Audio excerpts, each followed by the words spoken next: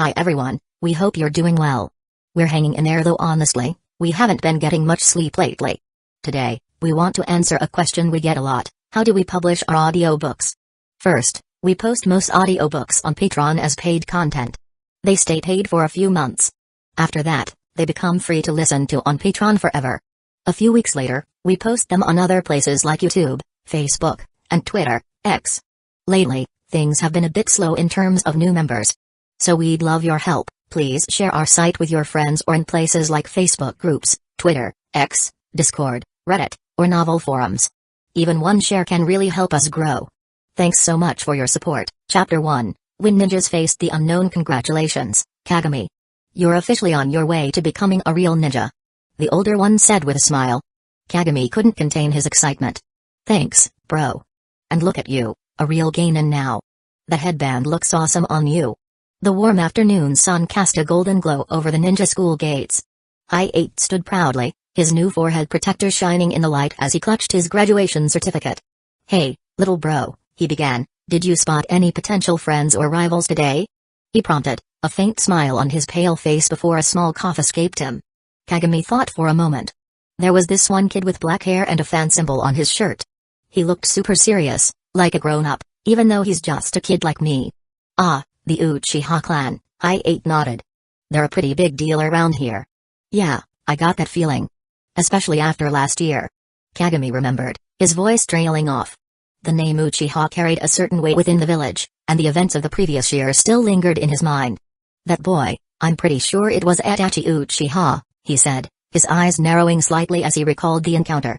I-8 leaned in, his voice taking on a more serious tone. Oh? What makes you say that? Kagami shrugged. Just a hunch. He seemed different from the other kids. He wasn't happy about making it to the academy, unlike the others. Not only that, but he was just quiet. Yo, I-8. Over here. Come join us. A green-clad ninja yelled, waving at them from a nearby dumpling shop. Beside him sat a red-eyed kunoichi and a burly male ninja. Is that? Kagami squinted.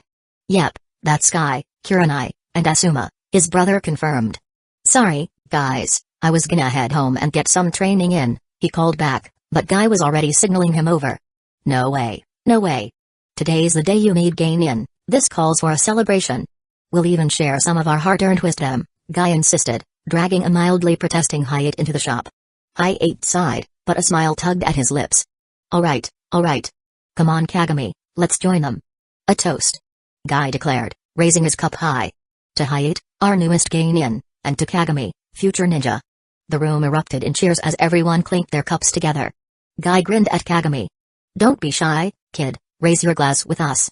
Kagami's face lit up as he clinked his smaller cup against the others. A warm feeling spread through him, and it wasn't just from the tea. When the laughter died down, Guy's face turned serious. I-8, there's something you should know. As your senpai, it's my duty to fill you in. I-8 leaned forward, his brow furrowed. What is it? Guy took a deep breath. It's about Team 3's mission, the one they took 2 days ago to deal with those bandits. Asuma nodded grimly. I heard they ran into some trouble. Only Motaki made it back, and he's in the hospital now. Kurenai gasped. The others? They didn't. Guy shook his head. We don't know the details yet. The village is still investigating. Kurenai looked slightly relieved but still uneasy. Ninjas were known for their efficiency. When a mission went wrong, delays often meant the worst. But if Motaki is back, surely he can tell us what happened, right? Kagami piped up. Guy's expression turned grave as he turned to the young boy. If only it were that simple. Motaki. He's not himself. Kurenai and Hyatt exchanged a glance. What do you mean? They asked in unison. Guy's arms crossed over his chest. The truth is, Motaki didn't make it back on his own. He was found collapsed in the forest of death by some other shinobi returning from a mission. And when they found him, he was covered in bugs. I was on gate duty when they brought him back, Guy said. Motaki was lying limp on his rescuer's back. When they got the bugs off him, he just started screaming, thrashing around like a maniac. His eyes. I've never seen anything like it. Bloodshot, bulging, darting around like he was seeing things that weren't there. Kurenai shuddered. That's awful. Some people tried to calm him down, but he just lashed out with his whip made of bugs, keeping everyone at bay, Guy continued. Then, just as quickly as it started, he went still. Slumped right down, knees to his chest. And those bugs, They swarmed out, covering every inch of him. Guy paused, collecting his thoughts. It gets even weirder. Those bugs didn't behave like normal bugs. They formed this shell around him, like some kind of... He searched for the right words, his brow furrowed in concentration. A statue. Guy exclaimed. The bugs made Motaki look like that statue I saw on the ground. What kind of statue? Asuma prodded, thoroughly engrossed. It looked almost human, but with an octopus head. The bugs were hanging off his chin, wriggling in the air like tentacles. And it had these wings. Guy's voice trailed off. The statue. He whispered, lost in thought. Really? His gaze drifted away, his eyes seemed to stare at something in the distance. The others exchanged confused glances, wondering what had caught his attention. They followed his gaze, but there was nothing out of the ordinary to see. I-8 and the others looked back at Guy, puzzled. Hey, snap out of it. Asuma clapped his hands loudly, snapping Guy back to reality. You alright? Guy blinked, flashing his signature grin. Yeah, I'm good. So, what happened next? Asuma asked. Guy's grin faltered. The Aburame clan showed up, used their parasitic insects to draw the bugs off Motaki, and they then rushed him to the hospital. A wave of relief washed over the group, but his face remained troubled. When Motaki was trapped in that bug cocoon, I could have sworn I heard him chanting something. It was like Cthulhu, or something like that. The table fell silent, the weight of his words settling over them like a shroud. Each of them wondered what horrors Team 3 had faced on their ill-fated mission. Chapter 2, The Spider's Gaze. Cthulhu. What's that? I-8 repeated, his head tilted in confusion. Guy shrugged, his bushy eyebrows knitting together. I'm not entirely sure. Motaki's voice was so distorted, I could barely make it out. The others sat in silence, nibbling on their dumplings as they tried to process the strange conversation. The sweet flavors usually brought them comfort, but today they did little to ease their growing unease. I-8 suddenly stood up, his chair scraping against the floor. Well, as much as I'd love to stay and speculate about it, I should probably head back and get some training in. Thanks for the treat, senpai. Guy waved him off. No problem. You earned it. Just don't go pushing yourself too hard, yeah? Kagami hopped to his feet, bowing deeply to the older shinobis, before following his brother out of the shop. It was very nice to meet you all. Thank you for the food and the, interesting conversation. As the brothers made their way out of the shop, Kurenai couldn't help but smile. I-8's lucky to have such a polite little brother. Reminds me a bit of you, Asuma, before you discovered cigarettes and sarcasm. Asuma snorted, flicking a dumpling crumb at her. You're one to talk. Once the gecko siblings were out of earshot, the mood at the table turned serious once more. So, Asuma said, leaning forward, who do you think has the power to reduce a grown man to a gibbering mess like that? It's gotta be a ninja, right? Guy frowned, recalling the disturbing scene he'd witnessed at the village gates. I'm not so sure. What I saw. It didn't seem like something any ordinary ninja could do. Who else could wield such terrifying power? Asuma countered. Kurenai tapped her chin thoughtfully, her red eyes narrowing. It could be a Genjutsu. An incredibly powerful, long-ranged one. But even then, I've never heard of an illusion that could cause physical manifestations like those bugs. As the group's resident Genjutsu expert, Kurenai's words carried weight. If she believed it to be an exceptionally strong illusion, then it must be so. But if it is a Genjutsu, Kurenai continued, there's only one clan I know of that could pull off something like this. Guy and Asuma exchanged a knowing look. They didn't need Kurenai to say the name aloud. The relations between the village and the Uchiha had been strained since the Nine-Tails attack the previous year. In an effort to prevent further deterioration, the third Hokage had ordered all Hidden Leaf village shinobis to avoid discussing it and refrain from any actions that might escalate tensions. But these measures were merely a temporary solution. The growing distrust between the village and the Uchihas was an undeniable reality. Asuma rose to his feet, placing a comforting hand on Kurenai's shoulder. Hey, whatever's going on, I've got your back. We all do. Right, Guy? A blush crept up Kurenai's cheeks at Asuma's bold declaration, but a warm joy blossomed in her heart. Guy nodded, his trademark grin returning. Absolutely. The power of youth will prevail against any foe, be they man or beast. Just then, a flicker of movement caught Guy's eye. He turned to see a group of Anbu operatives leaping across the rooftops though their faces were hidden behind masks. Guy instantly recognized the silver hair that belonged to their leader. Kakashi. Guy murmured, his smile fading. Looks like something big's going down. The midnight moon cast its glow over the Gecko Dojo, where Hayate practiced his sword swings with intense focus. 998. 999. 1000. After finishing his swings, He sheathed his sword and grabbed a towel to mop the sweat from his brow. It had been over 7 months since his parents fell in battle against the Ninetales, leaving him the dojo's legacy. As the eldest son, he felt the burden of carrying on the family tradition, no matter how heavy it seemed. The Gecko Dojo was famous for teaching the Hidden Leaf Village-style Kenjutsu, a technique developed by the second Hokage himself. Though it was now considered a secret art of the Gecko family, any Hidden Leaf Village shinobi could learn it, for a price. But after the Ninetales attack, many began to question the effectiveness of the sword style. Hi-8's own parents had fallen to the beast before their blades could even scratch its hide. What good was a sword against a demon of pure chakra? As a result, enrollment at the dojo had plummeted. Now, only a single student remained. But Hi-8 refused to let the art die. As long as there was even one soul willing to learn, he would teach, even if that student was barely a year his junior. With his nightly training complete, he made his way to Kagami's room. He eased the door open, and was met with the sight of his brother's back, illuminated by the gentle moonlight. Relief washed over him at the steady rise and fall of his brother's chest. The memory of his brother's month-long battle with a mysterious illness still haunted him. The doctors had been unsure if Kagami would survive, leaving his fate in the hands of his own will to live. Hi-8 had spent every waking moment at his brother's bedside, praying to any god that would listen. And when Kagami finally awoke, it was as if he'd been reborn. Gone was the carefree child he had known, replaced by a more somber, mature version of himself. Though he still had his moments of childlike innocence, Hi-8 couldn't shake the feeling that it was an act put on for his benefit. He knew it was more than just the illness that had changed his brother. The loss of their parents had forced Kagami to grow up far too quickly. As he turned to leave, his gaze fell upon the large glass terrarium that sat on Kagami's desk. After his brother recovered, he went to the Aburame clan and spent his entire life savings on this peculiar purchase. But it wasn't the terrarium itself that gave him pause. It was the creature that resided within. Hi-8 suppressed a shudder. He'd never been fond of spiders, but this one. There was something deeply unsettling about it. Inside the glass terrarium, a palm-sized black spider was hard at work, weaving a web that stretched from corner to corner. Under the moon's glow, Hi-8 could make out the creature's details. Its dark form was covered in fine, silvery hairs. The spider's limbs, while structurally similar to its smaller kin, were grotesquely oversized. But it was the face that truly sent shivers down his spine. Set into the spider's bulbous abdomen was a disturbingly human visage, its features twisted into an unreadable expression, anger, confusion, or perhaps even sadness. As if sensing his gaze, the spider suddenly shifted, its joints cracking as it turned to face him head-on. Its unblinking eyes seemed to bore into his very soul, and for a moment, he forgot to breathe. His mind went blank as he stared into the spider's eyes.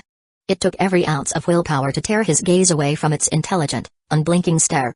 He'd made the mistake of meeting that gaze once before, and the memory still haunted him.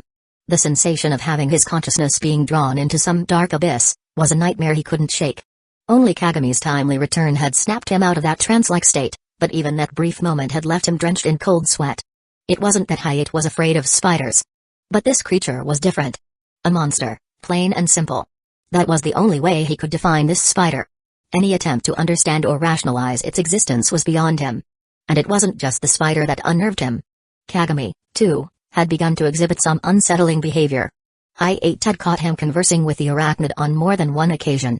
Not the simple exchange of information that the Aburame clan engaged in with their insect familiars, but a complex, almost human-like dialogue. The tiny minds of ordinary spiders were incapable of such communication. Yet he seemed to be getting answers, real answers, from his grotesque pet. The implications were too disturbing to contemplate. When Kagami realized Hi-8 was watching, he'd stopped having these one-sided conversations in his presence. But the damage was done. Hi-8 could not accept this abomination as a simple pet. Other children in the village kept cats, dogs, perhaps a mischievous monkey or brightly plumed bird. The Aburame, of course, bonded with their kika-ika from birth. But a human-faced spider? What purpose could such a monstrosity serve, beyond inducing nightmares and terrorizing the villagers? Still, he couldn't bring himself to deprive Kagami of his only companion. The boy had already lost so much, his parents, his innocence, nearly his life. If this creature, unsettling as it was, could provide some measure of comfort, who was he to take that away? Even if it meant living with the constant fear, the uncontrollable tremors that racked his body whenever he laid eyes upon it. He tore his gaze away, sliding the door shut with a soft click. Whatever his brother's reasons for keeping such a monstrosity, he trusted him. In a world filled with ninjas who possessed strange quirks and abilities, who was he to judge? He only hoped that, when the time came, he would have the strength to face whatever horrors it might bring. For Kagami's sake, if not his own. Chapter 3, The Silent Observer. As Yuma trailed behind the rest of the Anbu squad, he let out a frustrated sigh. The mission was simple enough, but something about today felt off. For starters, there were way too many spiders. Their webs crisscrossed the forest canopy like some kind of creepy decoration. "Hey, Inyo," he called out, his voice muffled behind his mask. "Is it just me, or are there a lot more of these eight-legged freaks out today?" Kakashi, leading the team from the front, barely spared a glance over his shoulder. "Focus on the mission, Taka. We can worry about the local wildlife later."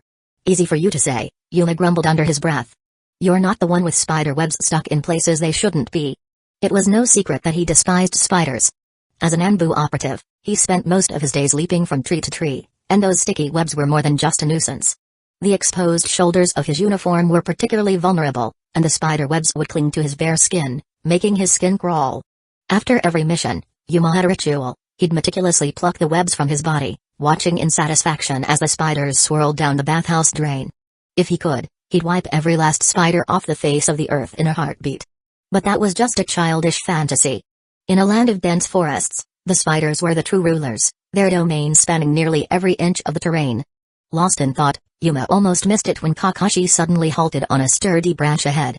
The other Anbu followed suit, their movements perfectly synchronized. "The bandits' hideout is just beyond that ridge," he explained. "Our primary objective is reconnaissance. Here's the plan." With a few quick gestures, the squad was divided. Yuma would accompany him, approaching from the front, while the other two circled around to the rear. Kakashi's tone turned grave as he outlined the strategy. "We have reason to believe they have a Genjutsu specialist on their team. If you encounter them, don't engage directly. Remember, gathering intel is our top priority." "A Genjutsu specialist, great," Yuma muttered. "Just what we needed. Those guys are always a pain to deal with." "That's exactly why we need to be cautious," Kakashi said, his one visible eye narrowing. "Underestimating the enemy is a recipe for disaster." The Anbu nodded in unison, the gravity of the situation not lost on any of them. "Move out." The four Anbu members vanished into the darkness, splitting off in opposite directions. As they approached the bandit camp, Yuma could sense Kakashi's mind was elsewhere, probably still processing the Hokage's briefing. "Kakashi, the task ahead of you is a delicate one," the third Hokage said, his pipe smoldering as he relayed the mission details. "So it's true then? The bandits have a Genjutsu specialist of considerable skill?" Kakashi asked, kneeling respectfully before the village leader. The third Hokage nodded. "I had my suspicions when I first assigned a mission. That's why I sent Motaki and his team, a chance for the newly promoted Chunin to prove himself. But I fear I underestimated the threat." "How is Motaki now?" Kakashi pressed, always one to gather as much intel as possible before embarking on a mission. The third Hokage's expression turned somber. "He's in the care of our medical corps, but his condition is concerning. The Genjutsu used against him is unlike anything we've seen. Our best minds are still trying to devise a counter." The third Hokage's gaze drifted out over the village, his shoulders heavy with the weight of responsibility. "This is a formidable foe, Kakashi. Don't take unnecessary risks." Kakashi nodded. "Understood, Hokage-sama." Now, as they approached the bandits' gate, Yuma felt a growing sense of unease. By all accounts, this group numbered no more than 50 strong, with no known shinobi in their ranks. It was a C-rank mission at best, the kind usually reserved for experienced Genin teams. So why had the Hokage assigned it to a Chunin? And why, after Motaki's team had been so thoroughly defeated, were they sending an Anbu, Kakashi, of all people?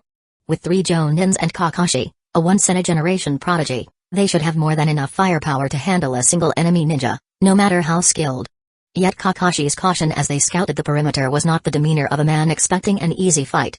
The lack of guards, traps, or even a single sentry posted was unsettling. It was as if the bandits were entirely unconcerned about retaliation for their attack on Hidden Lee Village shinobi. Yuma shifted uncomfortably, a pesky spider web clinging to the back of his neck. He just wanted to get this over with, to scrub his skin clean of this creepy sensation. "Let's move," Kakashi signaled, apparently satisfied with his reconnaissance. They dropped from the treetops, landing silently within the camp's walls. And that's when they saw the bodies. The first one lay crumpled against a wooden fence, a dark stain marring its throat. "Kunai wound," Yuma observed as he rolled the corpse over for a closer look. "Probably from a shinobi." "No shit," one of the other Anbu muttered, prodding another body with his toe.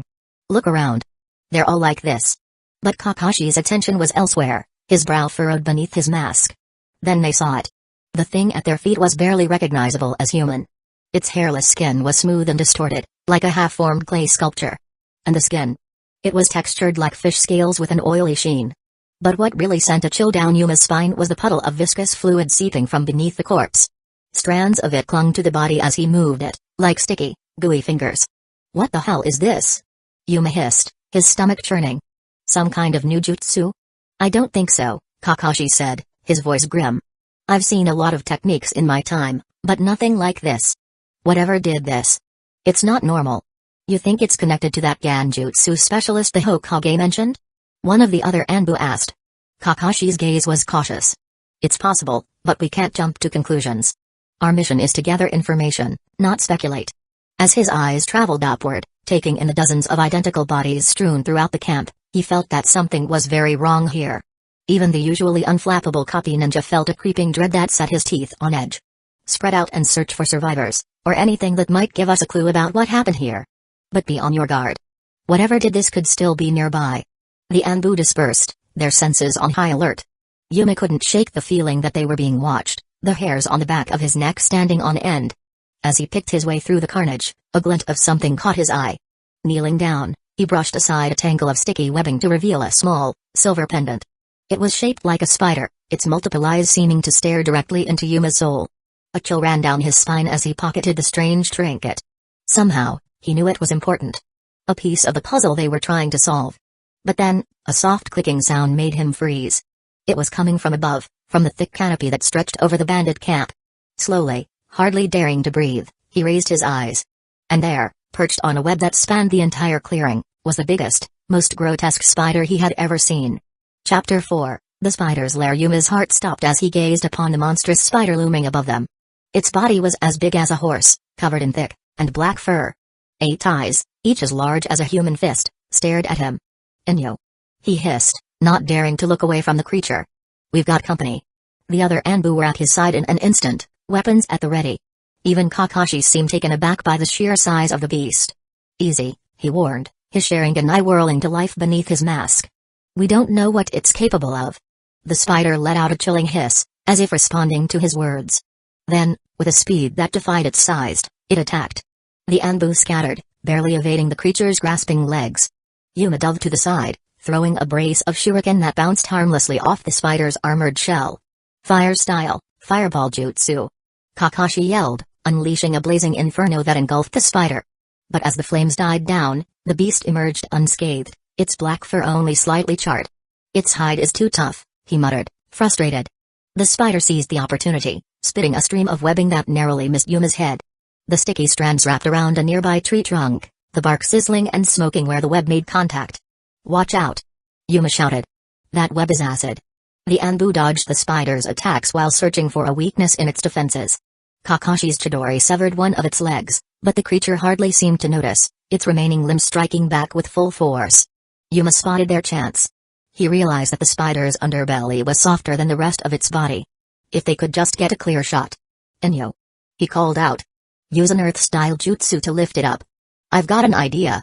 The copy ninja understood immediately, slamming his hands to the ground. Earth-style, mud wall. A massive pillar of rock erupted from beneath the spider, launching it into the air. Its legs flailed wildly, exposing its underside. Yuma was ready. Leaping high, he channeled his chakra into his kunai. Wind-style, vacuum sword. His kunai, enveloped in a vortex of razor-sharp wind, plunged deep into the spider's belly. The beast let out an agonized shriek, its innards spilling out in a gush of foul-smelling ichor. But as the spider's lifeless body crashed to the ground, a swarm of smaller spiders emerged from the corpse. The spiders poured out like a dark, living tide, their legs skittering against the ground as they spread out in all directions. You've got to be kidding me, Yuma groaned, readying his blade once more. The baby spiders swarmed them, their movements erratic and hard to predict. Yuma found himself back to back with Kakashi, fending off the creatures as they lunged from every direction. Any more bright ideas? Kakashi asked, his kunai flashing as he dispatched another spider. Just one, Yuma replied, gritting his teeth. Don't die. The spiders were relentless, their numbers seeming to multiply with each passing moment. One of them managed to latch onto Yuma's arm, its fangs sinking deep into his flesh. He cried out in pain, frantically stabbing at the creature until it released its grip, leaving behind a burning, Throbbing wound. Taka. Kakashi called out with concern. Are you alright? I'll live, Yuma grunted, pushing through the pain. But we can't keep this up forever. Kakashi's eyes scanned the area, his mind racing for a solution. Suddenly, an idea struck him. The webs. We can use them against the spiders. Yuma's face lit up with understanding. The acid in the webs. If we can lure them in. Exactly, Kakashi confirmed, already forming hand seals. Fire style, phoenix flower jutsu. A barrage of small fireballs burst from his mouth, setting the webs ablaze. The spiders, drawn to the heat and movement, scurried towards the flames. Yuma and the other Anbu took advantage of the distraction, herding the creatures towards the burning webs. As the spiders made contact, the acidic strands began to dissolve their exoskeletons, their agonized shrieks filling the air. It was a gruesome sight, but the acid webs alone weren't enough to turn the tide.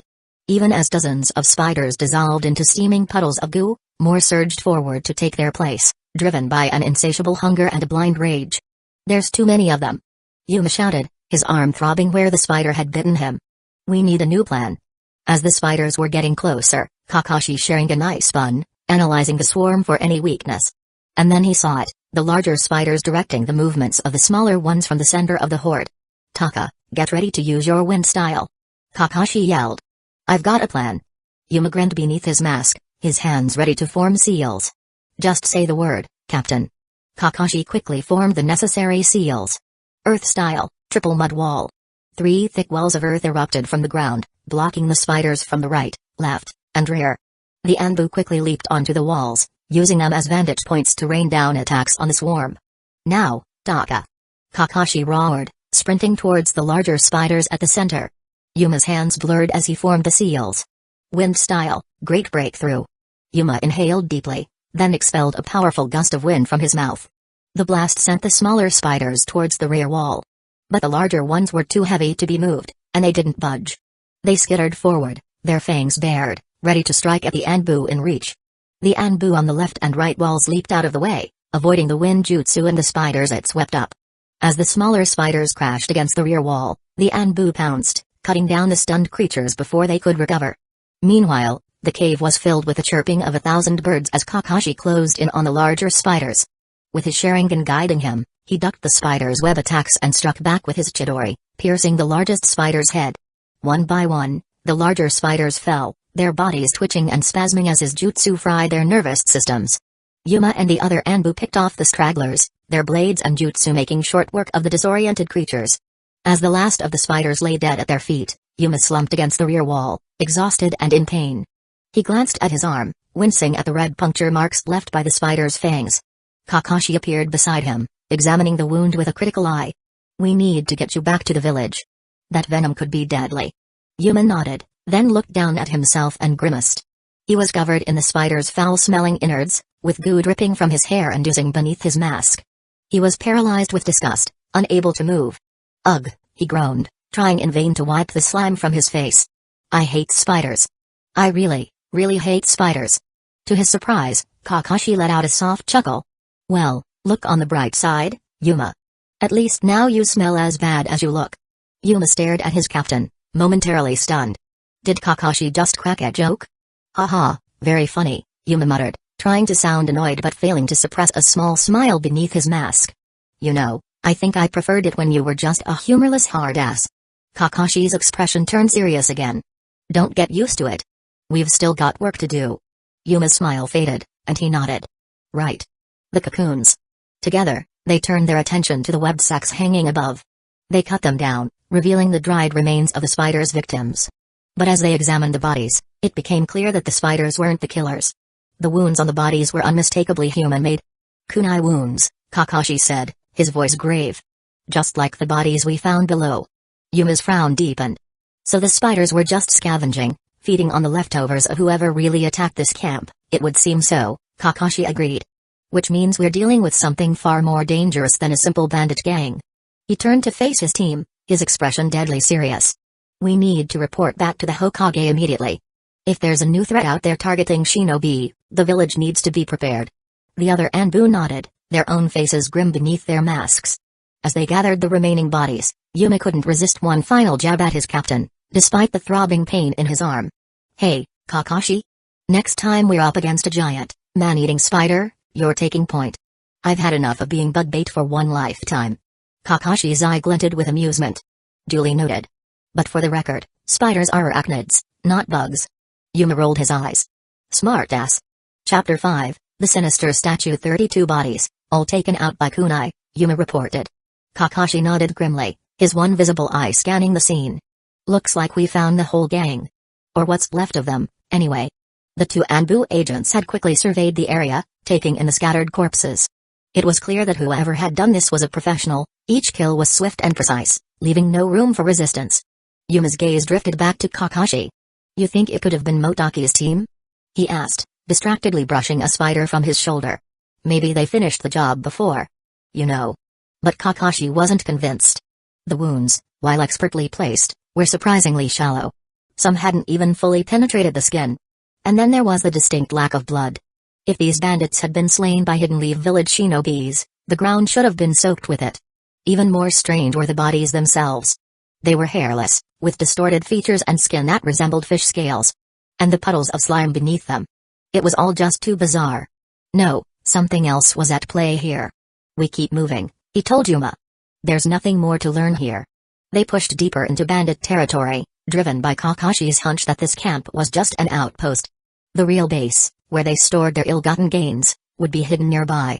It didn't take long to find it, a cave, its entrance concealed by a tangle of branches and boulders. To the untrained eye, it would have been invisible. But to a pair of elite Anbu, it might as well have been marked with a neon sign. Just as they prepared to enter, a flurry of movement above caught their attention. Figures dropped from the trees, landing silently on the rocks that flanked the cave mouth. Kakashi's blood ran cold as he took in their appearance.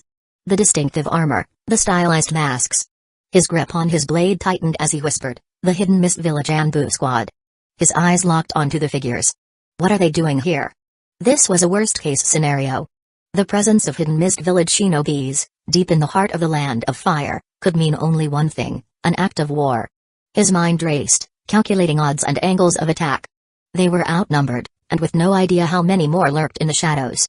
A direct confrontation would be suicide. Their only chance was to fall back, to warn the Hokage of this new threat. But before he could signal Yuma to retreat, the lead Hidden Mist Village ninja stepped forward, hands raised in a calming gesture. Stand down, he called out, his voice muffled behind his mask. We're not here for you. Kakashi hesitated, his instincts at odds with protocol. He knew the old code, a way for shinobis to avoid unnecessary conflict when their missions didn't align. But he couldn't shake off the feeling that something was off. This is the Land of Fire, he said evenly, letting his hand fall from his weapon. Your presence here is an act of aggression. The Hidden Mist Village leader paused, considering his next words carefully. In truth, he would have liked nothing more than to take advantage of their superior numbers and slaughter the Hidden Leaf Village Anbu where they stood. It would be fitting retribution for the 4 swordsmen of the Hidden Mist Village who had fallen to Hidden Leaf Village's Sannin 2 years prior. But the Mizukage's orders had been clear, deal with the missing ninja swiftly and silently. Completing that mission took priority over even the chance for revenge. And so, with great reluctance, the Hidden Mist Village leader held his bloodlust in check. We're pursuing a missing ninja from our village, he explained. Once we have him, we'll leave your lands immediately. It was a thin story, but one Kakashi couldn't openly challenge without risking an international incident. He glanced at the assembled Hidden Mist Village shinobis, taking note of their positions. 6 visible, guarding the entrance. Likely more inside. Even with Yuma and their hidden team member, the odds weren't in their favor. No, the smart play was to gather what intel he could and report back to the Hokage. Let the village leadership decide how to handle this unexpected presence of Hidden Mist Village shinobis in their territory. The bandits back there, Kakashi said, jerking his head towards the camp. Was that your handiwork? The Hidden Mist Village ninja shook his head. They were like that when we arrived. Figured it was your doing. Weren't they your mission? So, Motoki's team had taken out the bandits after all. But then they'd run afoul of this missing ninja, whoever he was. He opened his mouth to press for more details, but a blood-curdling scream from deep within the cave cut him off. In an instant, the Hidden Mist Village shinobis were on alert, weapons drawn. We need to move, their leader barked, already turning towards the cave. Came, heavy, with me. The rest of you, hold this position. Without another word, half the squad vanished into the darkness, leaving Kakashi and Yuma alone at the entrance. What's the play, Captain? Yuma asked worriedly. Kakashi frowned behind his mask. Every instinct told him to pursue, to unravel the mystery that had claimed Motoki's team. But charging blindly into unknown danger was a rookie mistake. Something he couldn't afford to make. "We wait," he said finally. "And watch. If the Hidden Mist Village come out with their missing ninja, we let them go. Our priority is getting this information back to the village." Yuma nodded, but then winced, rubbing his arm where the spider had bitten him earlier. "You alright?" Kakashi asked, his eye narrowing. "Yeah, just a bit numb. Don't think it was venomous." "I'll be fine," Yuma replied. They jumped into the trees, finding a vantage point that gave them a clear view of the cave entrance while keeping them hidden from sight. Minutes ticked by with no sign of the Hidden Mist Village shinobis. The forest was unnaturally still, as if even the animals were spooked by the atmosphere. "They're taking too long," Yuma muttered, shifting uneasily on his perch. Another spider crawled up his leg, and he flicked it away with a shudder. "I don't like this. Something feels off." Kakashi silently agreed. For an elite squad to take this much time subduing a single target, something wasn't right. Another scream echoed from the depths of the cave, followed by a silence that was somehow even more unnerving. "We're going in," he decided, dropping soundlessly to the ground. "But we take it slow. No unnecessary risks. Our mission is reconnaissance, not rescue." "Understood?" Yuma nodded. "Lead the way, Captain." Kakashi knew that although it may be very dangerous inside the cave, their mission was to obtain all the information. They had only obtained half of it so far, and it was definitely not enough to complete the mission. They had to press on, no matter the risk. The cave was dark and damp, the air thick with a foul smell that made their stomachs turn. Kakashi and Yuma moved silently, keeping close to the walls as they made their way deeper into the cave, every sense on high alert. As they rounded a corner, a faint light became visible ahead. He signaled for Yuma to hold position as he edged forward, using a small mirror to peer around the bend. What he saw left him confused and uneasy. The cave opened up into a large chamber, lit by flickering torches that cast shadows on the walls. Scattered across the floor were the unmistakable weapons of the Hidden Mist Village Anbu squad. They were all kneeling in prayer, facing towards the center of the room. Towards the statue. All except one, who moved as if in a trance towards the statue on the raised platform. The statue itself was a thing of nightmares. Carved from an unknown stone, it depicted a figure that was both human and something else. Its face was a twisted mass of tentacles, its body a grotesque hybrid of man and octopus. Kakashi tore his gaze away. Whatever this thing was, something didn't feel right. Chapter 6, The Cult in the Dimly Lit Cave. A group of ninjas gathered around a twisted statue on a raised platform. Kakashi's trained eyes scanned the uniforms, identifying 9 Hidden Mist Village Anbu and 2 Hidden Lee Village Chunins. They stared at the monstrosity with obsessive smiles, their eyes reflecting the statue's twisted form. Beside the platform stood a man in Hidden Mist Village Chunin attire, his expression the most composed among the group, yet still hinting at a deep-seated obsession. The statue itself was far from beautiful, its grotesque features seeming to draw the group in with an otherworldly power. Yet, despite its ugliness, it had captivated everyone present. "Rely, rely, rely," the Hidden Mist Village believers murmured, their words devolving into mindless chanting. The missing ninja's gaze swept across the new believers, and then he began to speak. "Hail great Cthulhu, the sleeping god, Lord of Rely," he declared. "He'll transform our bodies, grant us eternal life, and welcome us into the endless ocean.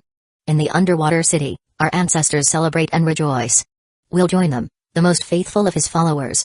We'll rest alongside our ancestors in Relia's vast vaults, protected by Cthulhu's power until the stars align, and we rise again in triumph. In his house at Relia dead Cthulhu waits dreaming." As the missing ninja's sermon reached a fevered pitch, a disturbing transformation began to take hold of his followers. Their hair fell out in clumps, and their skin turned a sickly pale, as if drained of all life. The believers' faces reflected a mix of emotions, awe, fear, and ecstasy. It was as if the missing ninja's words had shattered their sense of identity, leaving them lost and disconnected. Witnessing this from his hiding spot, Kakashi fought to keep his grip on reality. He bit down hard on his tongue, using the pain to ground himself and prevent his own mind from slipping into chaos. As he regained his composure, he tore his gaze away, catching a glimpse of the statue's edge, but strange images still flashed in his mind. He pictured the sunken city, Relia, hidden deep in the sea, where Cthulhu slumbered, waiting for the stars to align and bring disaster to the world. He pushed the revelation aside, knowing he'd have to process it later, if they made it out of this nightmare alive. Survival was their top priority now. He assessed their situation, sizing up the threat. He turned to Yuma, intending to order a tactical retreat. But Yuma was already rising to his feet, his face slack and expressionless, moving towards the statue like a sleepwalker. Kakashi lunged to grab him, But Yuma shrugged him off with an unnatural strength. "Snap out of it," he growled, trying to shake his comrade back to reality. But Yuma kept moving, his eyes fixed on the statue. Thinking fast, he clapped his hands over Yuma's eyes, blocking his view of the statue. Instantly, Yuma went limp, the strange force controlling him dissipating like a bad dream. Seizing the moment, he hauled Yuma back into the relative safety of the cave wall. Yuma's eyes fluttered open, confusion and fear written across his face. What happened to me?" he asked, his voice shaky. "The statue had you under its control," Kakashi said grimly. Yuma's eyes widened in horror. I don't remember. Kakashi, what do we do?" Kakashi weighed their options. A frontal assault was out of the question, they were outnumbered, and more importantly, they had no defense against the statue's power. He couldn't shake the feeling that he had been lucky to break free from the statue's control. Catching only a glimpse of the statue through the small mirror had likely saved him. Yuma, on the other hand, had looked directly at the statue and had fallen under its control almost instantly. Motaki's sunglasses, standard issue for his clan, might have slowed down the statue's effects, giving him a bit more time before he fell under its control. The nature of the threat was becoming clearer. The statue's influence seemed to require direct line of sight. As long as they avoided looking at it, they might be able to resist its allure. He searched his mind for any technique that might help them escape this nightmare. Then, an idea flickered through his mind. His Sharingan. Could its power be used to counter this power? As soon as the thought occurred to him, he dismissed it. If the statue could project its will across vast distances, trapping minds even from afar, what chance did his Genjutsu stand? It was absurd to even think about trying to hypnotize a statue. Kakashi almost laughed at the ridiculousness of it. "It's pointless," he muttered to himself, more than to Yuma. "We can't fight this, not here, not like this. We need to regroup, report back to the village." But before they could go, a mocking voice called out from deeper in the cave. "Hey, you two little mice hiding back there. Come out, come out. Let me introduce you to our Lord and Savior." Kakashi stiffened. It was the missing ninja, the only one of the fanatics who seemed somewhat sane. Was he behind this Genjutsu? The leader of this cult? Yet, despite his authority, he seemed like just another servant, trapped under the control of the one he called Cthulhu. Silence was their only response. Kakashi and Yuma remained crouched behind their meager cover, hardly daring to breathe. They remained frozen behind their cover, barely breathing. When it became clear they wouldn't take the bait, the missing ninja dropped the act. Kakashi heard the soft rustle of hands forming seals, and then, water-style, exploding water shockwave. A massive wave burst out of the cave, filling the small space in an instant. They were caught off guard and swept away like leaves in a flash flood. They tumbled through the air, barely avoiding being smashed against the trees as the jutsu violently expelled them from the cave. Finally, the waters dispersed as they reached the open area of the bandit camp. They stumbled to their feet, gasping for air and disoriented. As they surveyed the destruction, the tents and shacks of the camp reduced to splintered wood, Kakashi couldn't help but be amazed by the jutsu's sheer power. "What's the plan, boss?" Yuma asked, looking around nervously. They were alone and vulnerable, their teammates nowhere to be seen. Every instinct screamed at them to get out of there, to put as much distance as possible between them and the horror they'd just witnessed. Kakashi was about to give the order to retreat and regroup, but the words stuck in his throat. A strangled, agonized moan sounded from behind him, making him spin around. What he saw was unbelievable. One of the bandit corpses, pale and stiff, had somehow come to life and bitten down on Yuma from behind. Its teeth sank deep into Yuma's skin, refusing to let go. Yuma was paralyzed with fear, too scared to move in case he made it worse. The corpse's head, once misshapen and deflated, had somehow regained its shape. Beneath its waxy skin, sickly blue veins pulsed with a faint sign of life. Even more terrifying were the other bodies scattered around the camp. They, too, began to twitch and stir, slowly getting to their feet. Their dead eyes fixed on the two living shinobis with a predatory glare. Chapter 7, The Statue's Secret. As Kakashi drew his stando blade, the shambling corpses closed in, driven by a primal urge to feed. But instead of attacking right away, he took a moment to assess the situation. His earlier suspicions were confirmed. These weren't true corpses, but rather reanimated bodies trapped in a state of suspended animation. They were likely former bandits, transformed by some unknown process into these monstrous forms. When Motaki's team arrived, these walking dead must have fallen dormant en masse. That's why he and his team had let their guard down, thinking they'd won after inflicting what seemed like shallow wounds. But what really caught Kakashi's attention was that even the walking corpses with gaping wounds showed no signs of blood or internal organs. The gashes were just dark, empty holes. Now, revived by the water-style jutsu, They'd broken free from their deathly stillness, rising from their dormant state with a hunger for the living. He realized that ordinary wounds wouldn't be effective against these unnatural beings. The key to taking them down was to target their joints, immobilizing them, or removing their heads entirely. Just then, Daijuk and his partner appeared at Kakashi's side. "Captain, what's going on here?" Daijuk asked, his voice laced with concern. "Yeah, since when did our mission involve fighting zombies?" His partner added, eyeing the approaching corpses nervously. "Less talking, more fighting," Kakashi ordered. "Target their joints or go for a clean beheading. That's the only way to take them down for good." The three Anbu formed a defensive circle around Yuma, still trapped in the grip of the corpse clinging to his throat. Their priority was to protect their comrade from further harm. The walking dead shambled towards them in waves, their attacks clumsy and instinctual. For the elite Anbu, dodging such uncoordinated assaults was child's play. But the corpse's pale, waxy skin proved surprisingly resilient. Even direct hits from shuriken barely left a scratch. Brute force, applied with precision to critical points, seemed to be the only reliable way to take down the corpses. Kakashi gripped his tando with both hands, channeling chakra to enhance the blade's cutting power as he targeted the necks of the attacking corpses. Heads rolled, but instead of blood, a viscous, white mucus oozed out. "Ugh, gross!" Daijuk exclaimed, dodging a glob of the mucus. "What are these things made of?" "Forget that for now," his partner said, decapitating another corpse with a well-placed kick. "I want to know what's causing this. Is it some kind of jutsu?"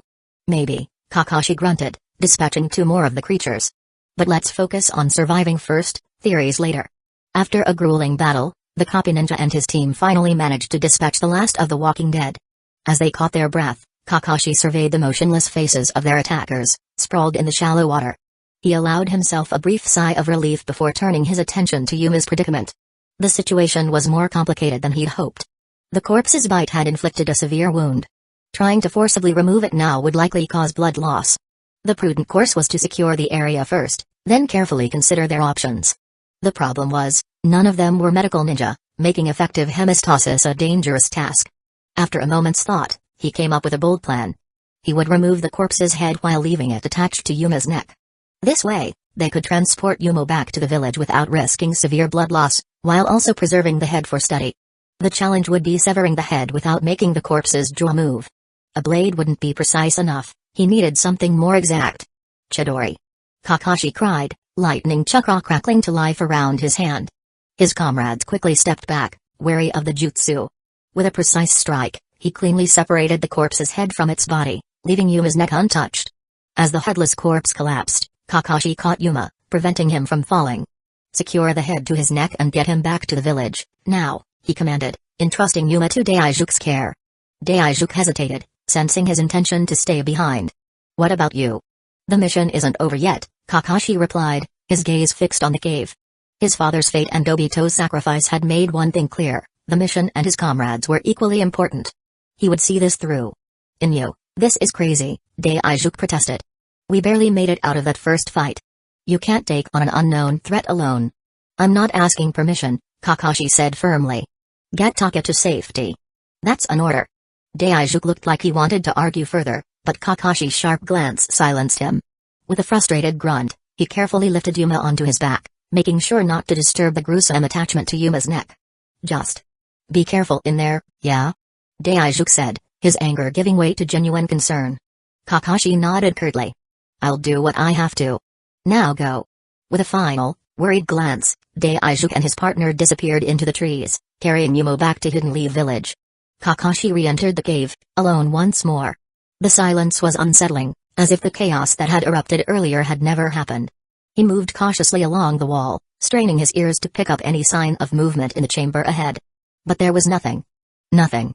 Not even a breath. Still, with the statue's power at play, he didn't dare look directly. Instead, he used a mirror to scan the area. He carefully scanned the area.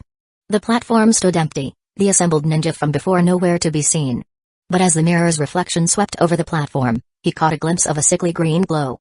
He let out a reflexive gasp and dropped the mirror, which shattered on the stone floor. They'd left the statue behind. Kakashi had been careful to avoid even a glance at the figure, but that flash of weird light confirmed its presence. Were the others still hiding in the cave, waiting to strike? Unlikely. His sharp senses would have picked up on anyone lurking in the confined space. For now, he was alone. But why had they abandoned the statue? Kakashi knew it was no ordinary statue, but a vessel for a powerful genjutsu. Wouldn't it be a prize worth claiming? It seemed like a valuable asset, one that could give them a significant advantage. Unless... His mind flashed back to Kiri's previous scheme with the three tails, sealing the beast within Rin and setting her on a collision course with Hidden Leaf Village, a ticking time bomb of destruction. Could this be a similar ploy? But upon further reflection, probably not. The statue's power was different, relying on direct line of sight. It could be neutralized by simply covering it up. His course was clear. He had to secure the statue and bring it back to the village. Even if it was too dangerous to study directly, it could at least be contained. Closing his eyes and trusting his spatial memory, he approached the statue. As his foot touched the platform, a sudden chorus of whispers filled his ears. The sighs and murmurs were nonsensical, sourceless, and in no language he could identify as human. But one word rose above the strange whispers, repeated like a dark mantra: Cthulhu. Cthulhu. There it was again. That name, the same one spoken by the missing ninja. What did it mean? Unnerved, Kakashi quickly wrapped the statue in cloth, muffling its power. As the last fold of fabric fell into place, the whispering stopped, leaving only silence. He lifted the shrouded statue, surprised by its lightness despite its stone-like construction. A mystery for the experts back in Hidden Leaf Village to figure out. Slinging it across his back, he made his way out of the cave. Chapter 8, Burning Questions. With the mysterious statue safely wrapped, Kakashi headed back to the bandit camp. As he approached the camp, he was met with a desolate and haunting scene. The floodwaters had drained away, leaving behind a gruesome sight, headless bodies scattered everywhere, like fish washed up on the shore. He let out a deep sigh. Even though the immediate danger had passed, he couldn't just leave these bizarre bodies for innocent civilians to stumble upon. Cleaning up was an essential part of any mission, no matter how gruesome. The severed head they'd used to treat Yuma's injury would be enough for study. The rest of these monstrous bodies needed to be disposed of, right away. He set the statue down and began gathering the scattered remains. It was a slow and tiring process, but he worked steadily, piling the bodies and their severed heads into a massive, towering bonfire that seemed to stretch up to the darkening sky. Once the last body was in place, he formed a series of hand seals, channeling his chakra. Fire-style, fireball jutsu. A blast of flames erupted from his lips, engulfing the pile of corpses in a raging inferno. As the fire crackled and roared, he retrieved the wrapped statue, his gaze fixed on the flames. The mission had left its mark, draining him both physically and mentally. Securing the statue felt empty, considering the missing ninja had escaped, and he'd been powerless to save his fellow Hidden Leaf Village ninja from its control. Now, all 9 Hidden Mist Village Anbu were likely under the same dark influence that had consumed their quarry. What drove them now? What terrors would they unleash? And what was this Cthulhu, anyway?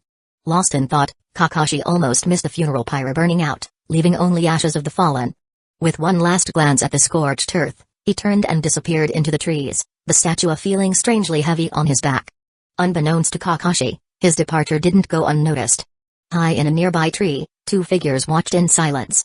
"Check it out," one of them said, holding up a severed head that matched their own pale features. "It's your cousin, Zetsu." The other figure swatted at the grisly trophy, unamused. "Hardly. If anything, it's your side of the family tree. I'm the good-looking one, remember?" The head's bearer caught it before it could fall, cradling it with mock-offended look. "Hey, watch it. This is a valuable research sample. No ruzzing with the goods. Why bother taking it in the first place? What if that Hotake kid notices he's 1 head short? We can't afford to tip our hand, not yet." The first figure shrugged. "Call it professional curiosity. Besides, Obito's gonna want to see this. Might even crack a smile for once, the miserable bastard." His companion nodded in agreement. "You're right. Too bad about the statue, though. That would have been awesome to bring back." The moon cast its glow through the trees, illuminating the figures as they stood there, identical in every way. "Win some, lose some," Zetsu said with a shrug, tucking the severed head under his arm like a trophy. "Let's get out of here. This place is dead." He turned to leave, but paused, a wicked grin spreading across his face. "Oh, by the way. There's a spider on your shoulder." The other's eyes went wide with alarm, frantically brushing at his pale skin. "What? Where? Damn it, Zetsu, you know I hate those creepy little..." "Wait a second. There's no spider, is there?" Zetsu burst out laughing, already leaping through the treetops. "Oh man, your face. I can't believe you fell for that again. You prick." His companion cursed, giving chase. "Just wait till I get my hands on you." Their bickering faded into the night, leaving the forest silent once again. The third Hokage stood on a platform, addressing the new students of the Ninja Academy. Congratulations, everyone, on your acceptance. I hope you'll all work hard to become exceptional ninjas and dedicate yourselves to your studies. The entrance ceremony was in full swing, just a day after the previous class had graduated. The village needed new blood badly, especially after the recent war. But despite his inspiring words, the young students' attention wandered. They were more interested in sneaking peeks at their future classmates than listening to the familiar speech. Kagami was no exception. He scanned the crowd, recognizing the clan affiliations, Inuzuka, Okimaki, Hyuga. But most of the kids, like him, came from ordinary families. To his right stood a girl with long, dark hair. She was smiling and waving at someone in the second row. Following her gaze, he spotted a familiar face, Itachi. Ah, that must be Azumi, he thought, remembering the rumors about her close friendship with the talented Uchiha heir. As the Hokage's speech finally ended, Kagami looked back at the crowd of departing parents. Among the adults, his brother figure caught his eye. Though he couldn't hear the words, he could read the encouragement on his brother's lips. You got this. With a smile and a nod, Kagami silently promised himself he'd make his brother proud. Instructor Daiko led the class to the training field, where they'd learn to work together and hone their skills. Some of you may have already started learning ninjutsu at home, but here at the academy, you'll be working as a team. Remember, a strong foundation is key. Give it your all. The students lined up, eager to show off their skills with the provided shuriken and kunai. Most started with the shuriken, but a few, like those from established shinobi clans, went straight for the kunai, their prior training obvious. Itachi was one of them. With a smooth motion, he launched 4 kunais, each one hitting the bullseye dead center. The loud thud of metal on wood drew gasps of amazement from the onlookers. Wow, did you see that? He's incredible.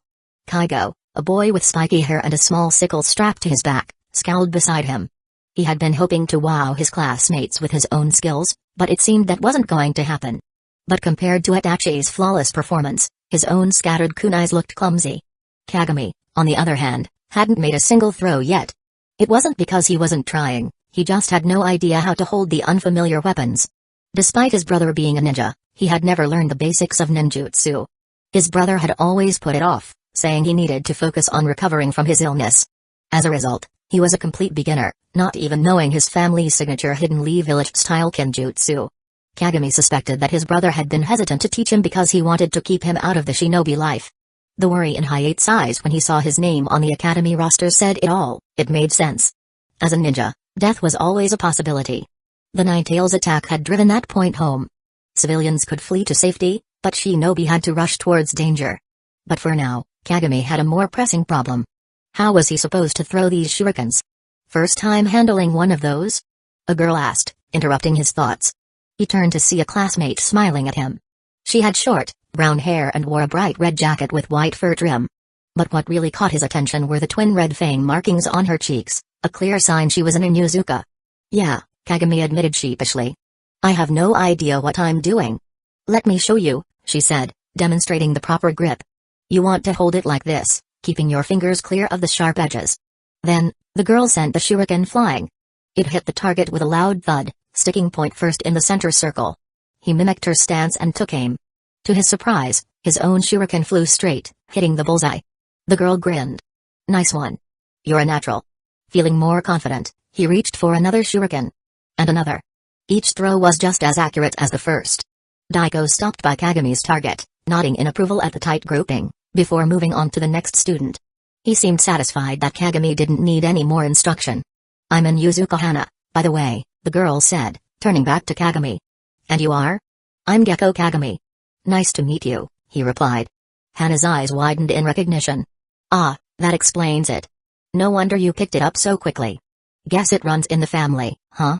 He smiled, choosing not to mention his brother's reluctance to teach him ninja skills. A few minutes later, Daiko called the class to order. Alright, everyone, gather around. Next up, we're doing some basic sparring. I want to see your combat skills. When I call your name, step forward. The students clustered around their teacher, an excited murmur running through the group. First pair, Itachi Uchiha and Inuzuka Hana. Daiko announced. Hana grinned as she made her way to the front, clearly eager to test herself against the acclaimed Uchiha prodigy. Chapter 9, Clash of the First Years. Itachi and Hana exchanged a surprised glance as their names were called. With a nod, they stepped out of line and faced each other before Daiko. As children of shinobi clans, they knew the drill. They raised their hands, formed the seals of confrontation, and waited for the signal. Begin. Daiko barked. In an instant, the two combatants sprang back, creating a safe distance between them. They began to circle each other, eyes locked, each waiting for the perfect moment to strike. Itachi fell into a classic defensive stance, knees bent, arms raised, weight balanced on the balls of his feet. Hana, on the other hand, opted for a more unconventional approach. She crouched low to the ground, one hand splayed in the dirt, the other curled into a claw. Her teeth were bared in a feral grin, and the red fang marks on her cheeks made her look like a wild beast ready to pounce. For a heartbeat, neither moved. Then, faster than the eye could track, Hana sprang into action. She darted in low and fast, lunging at Itachi like a wolf going for the throat. At the last second, she launched herself into a corkscrew jump, whipping her hand around in a vicious open palm slap. The girls in the audience gasped in shock. Some covered their eyes, unwilling to see Itachi's face bloodied. But he was ready. He leaned back at an impossible angle, and Hana's strike whistled harmlessly past his chin. Her arm was left hanging in empty air, completely unguarded. Itachi didn't hesitate. His hand shot out, clamping around Hana's wrist in an iron grip. In one swift motion, he twisted, using her arm to flip her over his shoulder. But Hana was quick to counter. Her free hand flashed out, striking Itachi between the shoulder blades, and his momentum stalled. He adapted instantly. He released Hana's wrist and launched into a lightning-fast flurry of punches and kicks. Hana matched him blow for blow, strike for strike. The sound of flesh hitting flesh echoed through the training field as they clashed, their movements almost too fast to follow. The onlookers were stunned. "These are supposed to be first years?" Someone whispered. "I can barely keep up with them." Another spectator exclaimed. As the fight wore on, Hana's aggressive pressure began to take its toll on Itachi. His blocks slowed, his dodges lost their finesse. Sweat dripped from his forehead as he struggled to keep up with Hana's intense attack. Her grin turned vicious. She sensed weakness and smelled victory within her grasp. One clean hit would seal the deal. She feinted left, then right, before unleashing a fast haymaker with every ounce of strength she had, aiming to take Itachi's head off his shoulders. But instead of connecting with his face, her fist crashed into splintering wood. "Stop." Daiko called the match. "Winner, Itachi." Hana spun around, her eyes locking onto Itachi's, his fist hovering mere inches from the crimson fang tattoos on her cheek. The spectators' confused chatter erupted as they lowered their hands from their faces, blinking in the sudden light. "What the heck just happened?" someone asked, bewildered. "How did he get behind her?" Another spectator wondered aloud. As a seasoned Chunin, Daiko had witnessed many battles, and he had seen it all. At the last possible second, just as Hana's punch was about to connect, Itachi had substituted himself with a log, allowing it to avoid the blow while he reappeared behind Hana. This was a masterful execution of the substitution jutsu, one of the three fundamental techniques that formed the basis of all ninjutsu. Impressive enough for a fresh academy student. What's more, unless his eyes had deceived him, Itachi had pulled off the jutsu without using any hand seals at all. He couldn't be certain if the boy was simply too quick to see, or if he had achieved such mastery that he could skip the signs altogether. Either way, if this was the level Itachi was starting at, he was destined for greatness as a shinobi. Perhaps the greatest of his generation. Hana may have been the only one to truly challenge him. Daiko filed that fact away for future reference as he called the next pair to the ring. As she rejoined the line, Hana's face was a picture of frustration. The top kunoichi of the Inuzuka clan had just been beaten in her first academy spar.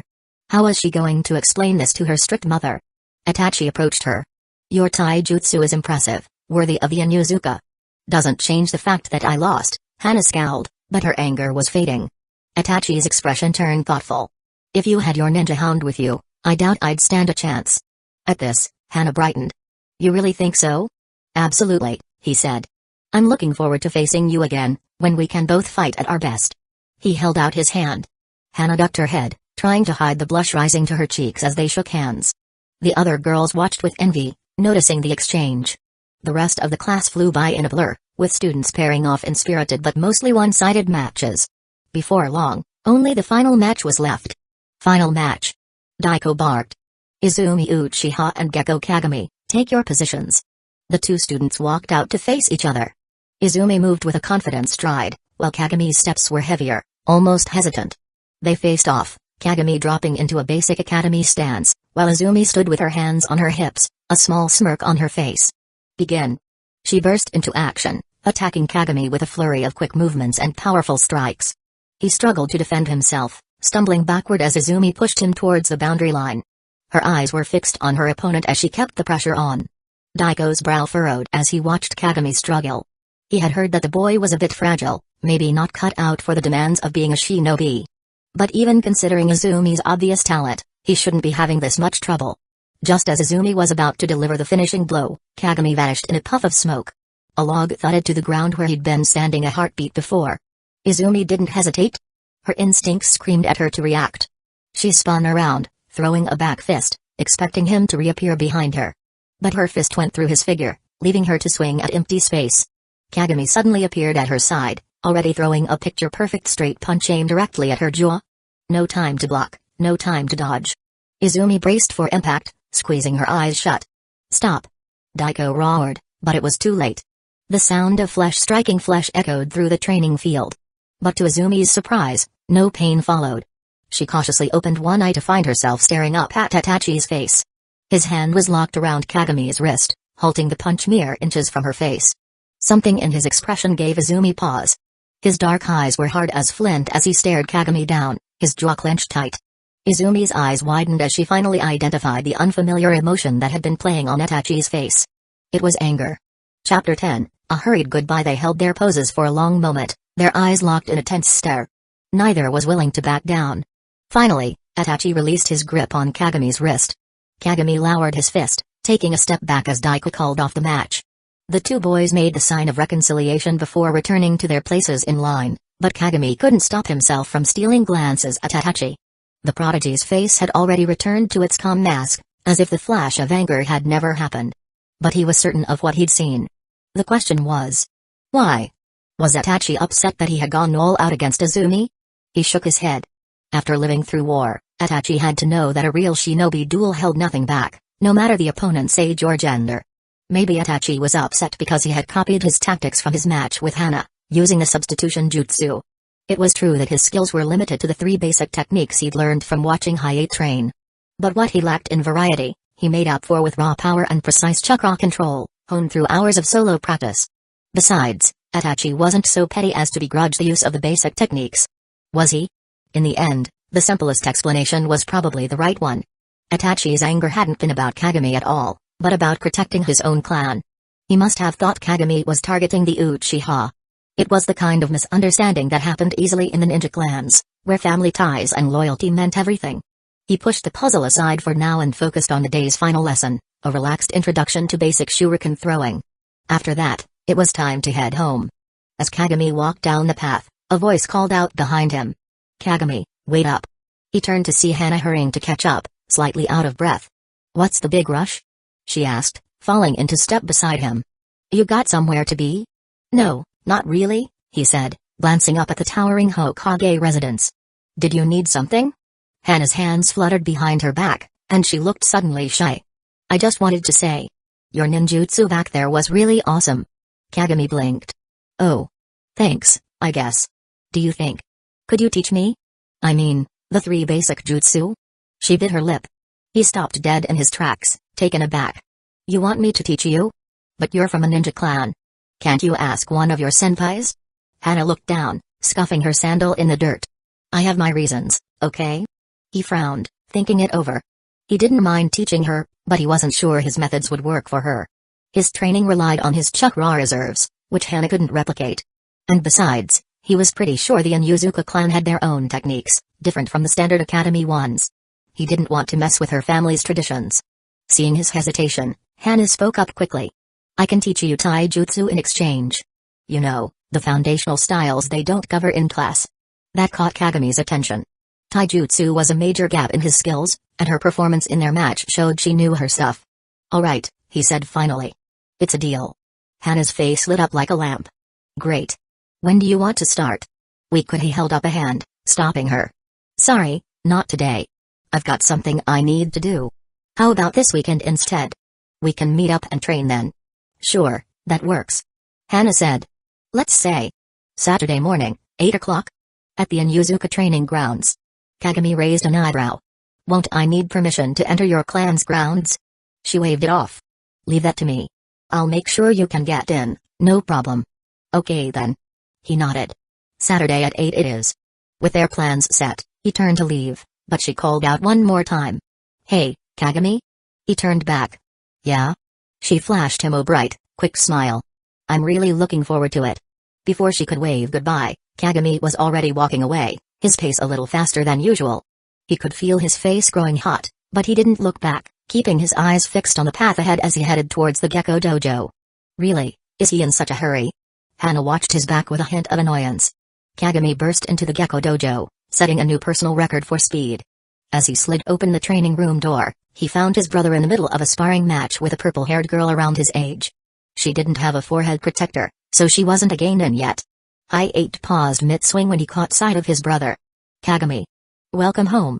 How was your first day? It was fine, Kagami said, pulling off his sandals.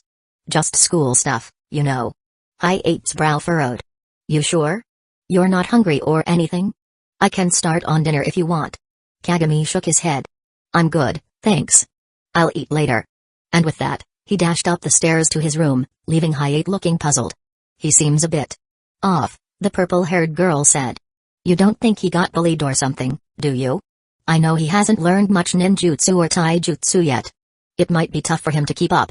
Hi-8's expression turned serious. I don't think so. And to be honest, I'm not even sure I want him to become a ninja in the first place. Not after everything. The girl's eyes softened in understanding, and she fell silent for a moment.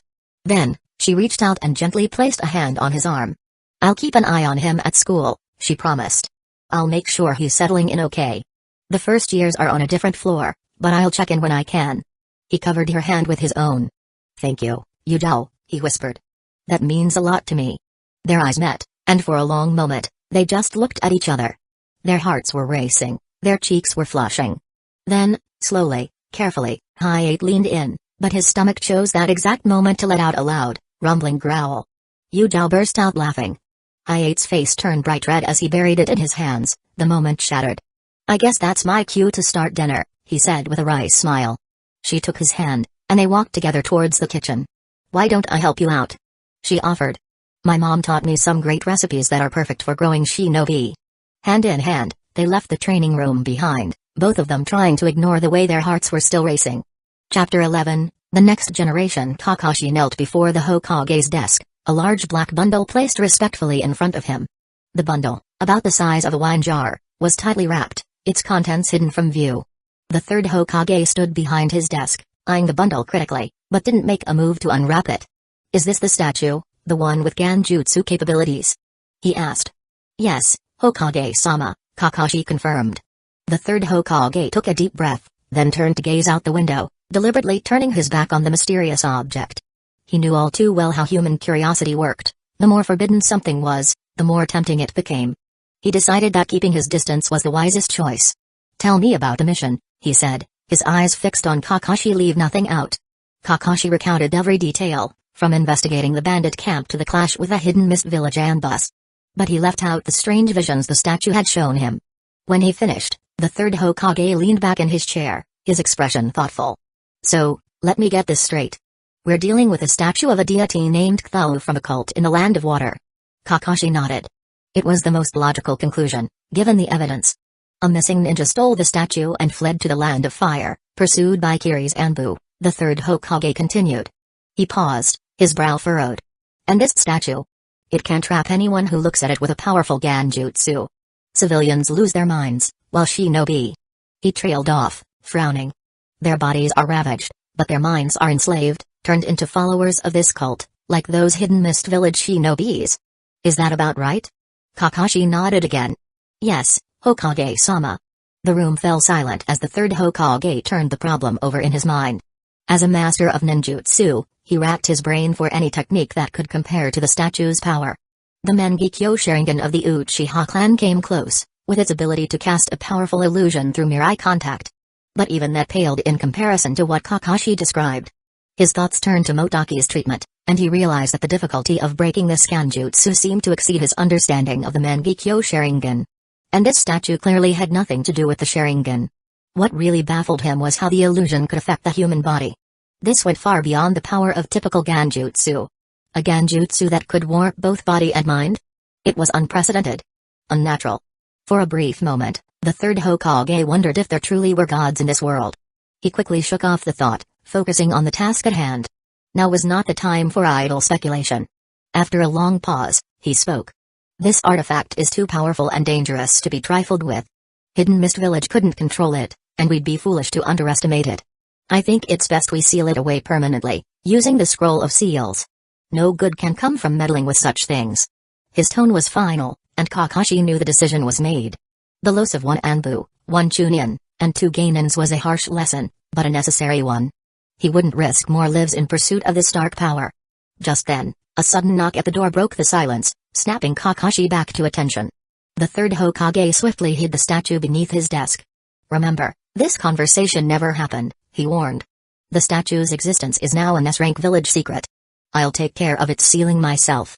You're dismissed, Kakashi. Good work. With that, Kakashi vanished from the room. The third Hokage cleared his throat. Enter, he called, leaning back in his chair. The door swung open, and Daiko, the academy instructor, stepped in. Hokage-sama, he said with a bow, I have the analysis you requested of this term's new students. Excellent, the third Hokage said, his expression softening. Let's hear it. Daiko began his report, detailing the strengths, weaknesses, and potential of each young ninja in training. But the third Hokage's mind kept wandering back to the strange statue, and he only listened with half an ear. That was until Daiko mentioned two names that snapped him back to full attention. Two students of particular note, he was saying. Itachi Uchiha and Gekko Kagami. Both show remarkable potential. The third Hokage leaned forward, his interest piqued. Oh? Tell me more. Daiko's expression turned thoughtful. As per your instructions, I had Itachi Uchiha spar with Inuzuka Hana. Despite her clan's impressive beastly taijutsu, she only managed to gain the upper hand at the beginning. And then. He paused, a hint of awe creeping into his voice. Itachi used the substitution jutsu. Mid-fight, with no hand seals. It was astonishing, Hokage-sama. Then he added, the boy is only 6 years old. Even Kakashi couldn't manage such a feat until his second term at the academy. The third Hokage's eyes widened in surprise. While it was impressive for an Uchiha to display such skill, the clan was known for producing prodigies, after all. Considering Itachi's background, it wasn't entirely unexpected that he could use the substitution jutsu. His father, the Uchiha clan leader and head of Hidden Leaf Village's police force, would have likely taught him some basic ninjutsu from a young age. But to surpass even Kakashi, hailed as a once-in-a-generation genius, was a different story altogether. Could it be that Itachi was something even rarer, a genius the likes of which the village had never seen? As for him being outmatched in taijutsu by Hana, that wasn't surprising. She was a year older, and at that age, girls tend to develop physically faster than boys. So, it was only natural that Hana would have a physical advantage. Despite this, Itachi still managed to defeat her. Gears turning, the third Hokage motioned for Daiko to continue. And what of Kagami? How did he fare? Daiko hesitated, looking troubled. Kagami is an unusual case. From his bout with Izumi, it seems he has little to no taijutsu training. But he took a deep breath, as if to steady himself. Like Itachi, he used academy techniques without hand seals. But Hokage-sama. It wasn't just the substitution. He used the clone jutsu as well. In rapid succession. With no seals at all, the third Hokage finished, slumping back in his chair. The statue, the mission, all of it was momentarily forgotten in the face of this revelation. Chapter 12, A Brother's Concern. The third Hokage's eyes narrowed in thought. He can do both. Daiko confirmed it. Yes, Hokage-sama. And he executed them perfectly in the heat of battle. Mastery of the 3 basic jutsus was the standard for graduating from the academy. If the boy had already mastered 2 of the 3 without needing seals. He murmured to himself, with skills like that, he could pass the graduation exam today. Enroll in the morning, graduate by afternoon. It would be unprecedented. But he quickly shook off the thought. Being a ninja was about more than just ninjutsu. What about his other abilities? He asked, leaning forward. Daiko hesitated before responding. His throwing techniques were decent, on par with most clan children. The third Hokage's brow furrowed. And what about his combat instincts? How's his strategic thinking under pressure? Daiko's eyes lit up. That's where he really shines, Hokage-sama. The way he used those techniques in sequence to misdirect and confuse his opponent, it's not something you typically see in a beginner. It's as if. He paused, searching for the right words. It's as if he's no stranger to battle. As if he's witnessed true ninja combat and learned from it. The third Hokage leaned back, taking a moment to process this information. In his years of leading the village, he'd seen countless young shinobi train. He knew that real combat intuition, the kind Daiko was describing, couldn't be taught, it had to be earned through experience. For the boy to already possess such instincts raised questions. Ones that he wasn't sure he wanted answered. But that was a concern for another day. For now, there was a more pressing issue. Does anyone else know of this? He asked sharply. Has word begun to spread? Daiko shook his head. No, Hokage-sama. I came straight to you. Good. See that it stays that way. For now, this information is classified. The third Hokage steepled his fingers. Itachi and Kagami are to be treated like any other students. No special attention, no advanced training. Let them develop at their own pace. Daiko looked like he wanted to argue, but the third Hokage's stern look silenced him. If we push them too hard, we'll break them or drive them away. Hidden Leaf Village needs to be a safe haven for them, not a prison. Their loyalty must be genuine, not forced. Understood? Daiko bowed deeply. Yes, Hokage-sama. I understand perfectly. The third Hokage nodded. Keep a close eye on them, but be discreet. Report any developments to me. And Daiko? The teacher straightened up. Yes, Hokage-sama. For the first time since the conversation began, a hint of a smile touched the third Hokage's lips. Well done. Your service to the village will not be forgotten. With a deep bow, Daiko took his leave. Alone in his office, the third Hokage searched through the piles of paperwork on his desk until he found what he was looking for, Kagami's ninja recommendation letter. He scanned the page, his brow furrowing. The letter, written by his older brother Hayate, said the boy was too sickly to be a shinobi. It was a common excuse, especially after the Third Great Ninja War and the Nine Tails attack. Many families were hesitant to send their children into such a dangerous profession. But the village needed new blood to rebuild its strength. So, he had overridden Hayate's recommendation and admitted Kagami to the academy. Now, it seemed that decision had been more than justified. The boy was a prodigy, with the potential to become one of the greatest ninja the village had ever produced. And yet, he couldn't shake off the feeling of unease as he remembered Daiko's words. That uncanny combat sense, the way Kagami wielded advanced techniques with ease. The third Hokage stood up from his chair and walked to the window, gazing out at the village. For a moment, he thought he saw the face of his late wife, Biwako, in the distance, as if she were still watching over Hidden Leaf Village. What would you make of all this, my love? He whispered. These gifted children. Are they a blessing or something more? Lost in thought, he didn't notice the spider's web in the corner of the window frame at first. When he finally saw it, he frowned. When was the last time he'd opened this window and let in some fresh air? Too long, it seemed. With a sigh, he unlatched the window and pushed it open. The cool breeze that swept in was refreshing, carrying the scents of the village, cooking food, blooming flowers, and the faint smell of metal from the blacksmith's forge. The spider, startled by the sudden gust, scurried along its web and disappeared into a crack in the woodwork. Kagami? Hayate knocked on his brother's door. Dinner's ready. I made your favorite, broiled sori. No response. He frowned. His brother had been so excited about his first day at the academy. He'd barely been able to sit still long enough to eat breakfast. For him to skip dinner. Kagami, you in there? Is everything alright? Still nothing. He tried the door handle, found it unlocked. I'm coming in, okay? The door swung open, revealing his tidy room. The bed was made, books and scrolls lined up neatly on the shelves. And there, at the desk, sat Kagami himself. Hayate's relief was short-lived. He was leaning forward, his nose almost touching the glass of the spider's terrarium, his mouth moving as if he were talking to it.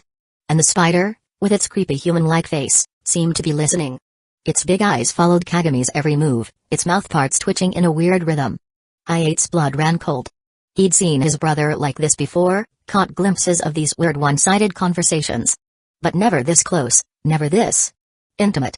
He strained his ears to hear what his brother was saying. But his voice was too quiet, the strange clicking noises he made too weird, for Hayate to understand. And then, suddenly, Kagami laughed. It was a sound unlike any Hayate had ever heard from his brother.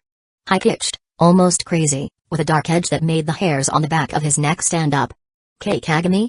Kagami spun around, his eyes wide. For a split second, Hayate could have sworn they flashed an inhuman silver in the fading light. But then he blinked, and a moment passed. His eyes were back to normal, his face calm and surprised. Bro. Sorry, I didn't hear you come in. Did you need something? Hayate swallowed hard, trying to calm down. Dinner's ready. I called for you, but... He trailed off, glancing past Kagami to the terrarium. The spider stared back at him, unblinking. He looked away quickly. Sorry, Kagami said again, standing up and stretching. Guess I got caught up in my studies. I'll be right down, okay? Hi-8 nodded, not trusting himself to speak. He watched as Kagami gave the terrarium one last look before heading for the door. As he passed Hi-8, he paused, placing a hand on his brother's arm. Hey. You don't have to worry about me, you know. I'm not going anywhere. The words were meant to be reassuring, but there was something in Kagami's tone, in the way his fingers dug into Hi-8's skin, that made them sound more like a threat than a promise. He forced a smile. I know. I want you to be careful, Kagami. The ninja world is tough. Kagami's returning grin was sharp, almost wild. Don't worry, big brother. I can handle myself. And with that, he was gone, his footsteps echoing down the hall towards the kitchen. Hi-8 stood there a moment longer, trying to shake off the chill that had settled deep in his bones. His gaze was drawn back to the terrarium, to the spider that watched him with a gaze that was almost too smart for any animal. Whatever dark path his brother was on, whatever secrets he kept, Hi-8 feared that this creature, this abomination, was somehow at the heart of it all. And for the first time since their parents' death, he found himself wondering if he truly knew his brother at all. Chapter 13, The Forbidden Tome. In the dim, flickering light of the laboratory, a figure slumped into a chair, exhaustion etched into every line of his pale face. This was Orochimaru, one of the most brilliant minds Hidden Leaf Village had ever produced. And one of its darkest. Before him, a young test subject lay lifeless on the operating table. Blood seeped from the child's eyes, the only sign of life in an otherwise still body. A few final twitches, and then nothing. He gazed at the corpse with cold detachment. To him, the child had ceased to exist the moment they'd outlived their usefulness. They were just a failed experiment, nothing more. In his world, life had no inherent value. Its only worth lay in its potential for extension, for immortality. Mourning the dead was pointless. The deceased existed to be used, not mourned. And he had used them. In the past 3 days, 13 subjects had died in his pursuit of greatness. 13 lives lost in the name of his grand ambition. Orochimaru's voice was a soft hiss in the silent lab. Pathetic, he muttered. Are human bodies really so fragile? It was a question he already knew the answer to. He was well aware of the limits of mortal flesh. But to achieve his goal of eternal life, he needed more than the weak villagers he'd been experimenting on. He needed strong shinobis. A cold, sharp smile spread across his face. If only I had a village of my own. Drip. Drip. The sound of dripping blood pulled him back to reality. The test subject was dead, their blood staining the floor crimson. Orochimaru didn't rush to clean up the mess or move on to the next subject. He needed time to think, to review his research and find a way to overcome this latest obstacle. He rose from his chair and wandered over to a bookshelf, his fingers tracing the titles he knew by heart. The shelves were lined with texts on ninjutsu, kinjutsu, fuinjutsu, all fields he'd long since mastered. His hand stopped mid-trace as he scanned the bookshelves. Tucked between 2 massive tomes was a slim volume he'd never seen before. The single word etched in faded silver leaf on the spine caught his attention. Necronomicon. He whispered the word. When had he acquired this book? He carefully pulled the book from the shelf, and a thick layer of cobwebs clung to the cover, revealing how long it had sat untouched. Well, he purred, his interest sparked. What do we have here? He brushed away the webs and opened the cover. The flyleaf was mostly blank, except for a single line of text in the center. Orochimaru read it aloud, his voice a low, rasping whisper in the dimly lit lab. That is not dead which can eternal lie, and with strange eons even death may die. Below the quote was a name, Abdul Alhazred. His eyes widened, his pupils shrinking to pinpricks. It was as if a door had swung open in his mind, revealing a new world of possibilities. Eternity. That was what he'd been searching for all along, wasn't it? The driving force behind his experiments, his sacrifices. But now, faced with these words, his efforts seemed laughable, childish even. Stealing bodies to extend his life was a pale imitation of true immortality. But this spoke of an eternity beyond mortal comprehension. An eternity where even death itself could perish. Ultimate eternity. A grin stretched Orochimaru's face, his lips curling up in an unnatural smile. His hands trembled as he turned the page, his heart racing with excitement. This was no ordinary book. It was a treasure beyond measure, beyond imagination. And it was his alone. As he devoured the cramped, spidery script, he felt his worldview crumbling, reshaping itself to accommodate the revelations before him. This was knowledge unknown to any shinobi. Forbidden knowledge, ancient and terrifying in its implications. The tome revealed secrets of beings that existed long before humanity. These beings, known as the Great Old Ones, possessed immense power and alien intelligence. They ruled over all creation in the primordial darkness before time began. These entities were composed of matter beyond human understanding, untouchable by physical laws. They could only be glimpsed in the deepest, darkest corners of the human mind, their true forms hidden behind the lens of humanity's deepest fears. Above them all stood Ephoth, the blind idiot god, a chaotic force at the center of infinity. Its mindless piping shook the very foundations of the cosmos. From its amorphous mass sprang three powerful progeny. There was Shub-Niggurath, the black goat of the woods with 1,000 young, born from darkness. Yog-Sothoth, the all-in-one and one-in-all, spawned from nameless mist. And Nyarlathotep, the crawling chaos, was vomited forth from the gibbering madness of its progenitor. Together, this unholy trinity of Ephoth, Shub-Niggurath, and Yog-Sothoth brought order to the void, creating the fabric of space and time. They shaped matter and energy to their will, forming the universe as humanity knew it. But even now, the Great Old Ones lurked in the shadows, beyond the boundaries of reality. Unseen and unbound, they moved with serene and primal power, waiting for the stars to align in their favor. For though humanity might rule the earth for a brief moment, the Great Old Ones had ruled before. And would do so again. The seasons would turn, civilizations would crumble, and the elder gods would reclaim their rightful place as masters of all. Orochimaru devoured the words like a starving man at a feast, his mind racing with dark possibilities. The secrets of immortality, of transcending the mortal plane. Could it be that the answers lay not in ninjutsu, but in the worship of these ancient beings? He turned another page, his breathing quickening. The cramped writing seemed to writhe before his eyes, pulsing with an otherworldly light. As he read on, delving deeper into forbidden knowledge, he began to transform. His body shook, racked by tremors that built in intensity until it seemed he would shatter apart. His skin rippled, his bones shifted beneath his flesh, warping his frame into new and terrifying forms. Orochimaru read on, lost in the world of forbidden knowledge, oblivious to the sounds of his own transformation. What was physical agony compared to the thrill of uncovering secrets? Only when the convulsions became too intense did he snap out of his trance. He slammed the book shut, his chest heaving, his yellow eyes blazing with a mad, feverish light. He staggered to his feet, steadying himself against the operating table. His gaze fell upon the lifeless body of his latest test subject, and he chuckled. It grew into a wild, high-pitched laugh, brimming with a terrible glee. For he understood now. He grasped the true path to immortality, to godhood itself. And with the Necronomicon as his guide, he would follow that path to its ultimate conclusion. The world of shinobi, with its petty struggles and fleeting lives, seemed so small now. So insignificant in the face of the cosmic truths he'd glimpsed. But it would serve its purpose. Orochimaru would use it, mold it, shape it to his will. And when the time was right, he would ascend, shedding his humanity like a snake shedding its skin. He would become one with the Great Old Ones, and rule for all eternity in their dread dominion. And heaven help anyone who stood in his way. Chapter 14, Unholy Obsession. Orochimaru's eyes locked onto the page, his breathing quickening as he devoured the words. Each new revelation sent a shiver down his spine. Fascinating, he murmured, his voice a soft hiss in the lab's silence. Absolutely fascinating. The Necronomicon was no ordinary book. It spoke directly to his soul, resonating with his deepest desires. Every sentence, every phrase, left an indelible mark on his mind, fueling his insatiable hunger for knowledge and power. As he read on, his body began to tremble, caught between excitement and numbness. He felt like he was standing on the cusp of a groundbreaking discovery, staring into the unknown. The possibilities both thrilled and terrified him, leaving him breathless and wanting more. As he delved deeper into the Necronomicon, he encountered beings that defied his wildest imagination. There was Cthulhu, the great dreamer, slumbering beneath the waves, and Haster, the unspeakable one, who whispered secrets on the windswept plains. Then there was Cthulhu, the living flame, and Shub-Niggurath. But one being in the Necronomicon captivated Orochimaru like no other, Yog-Sothoth.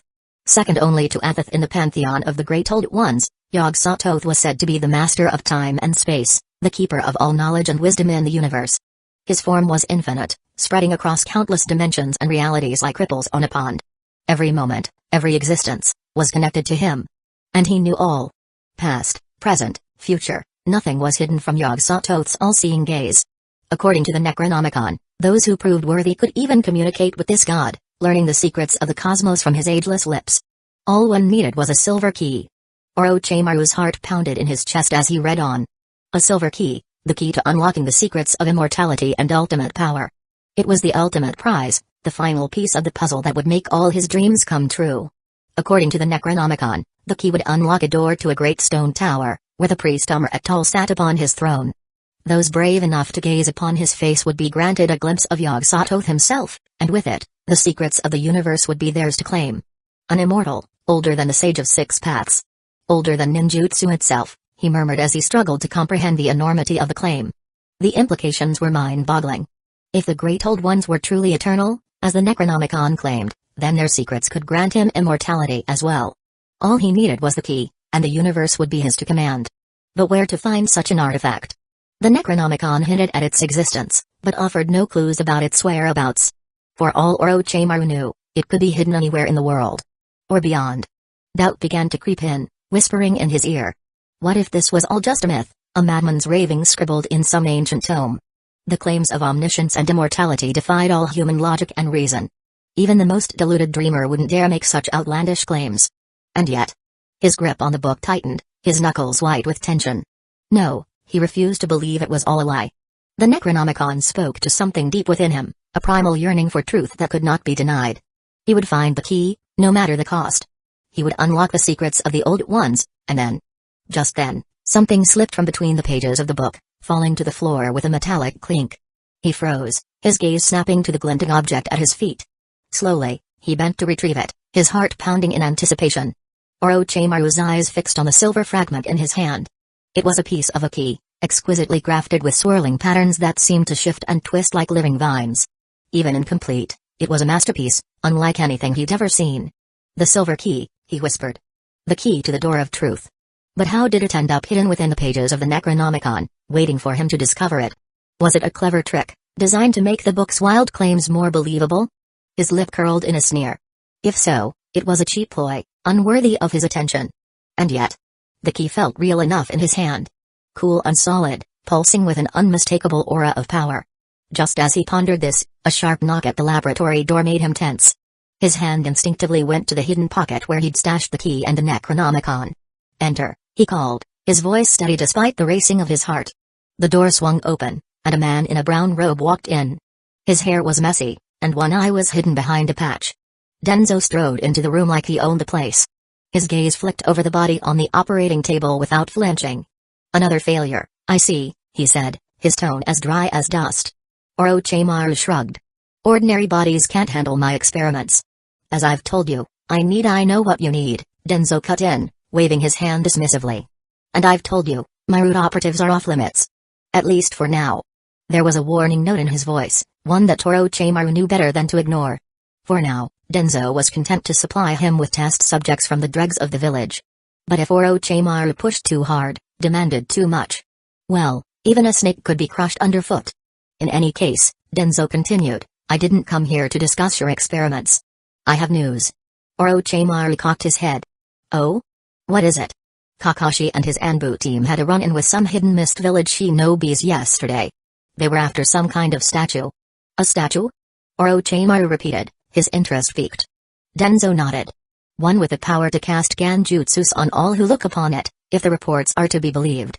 Kakashi brought it back to the village, but the Hiruzen has ordered it sealed away.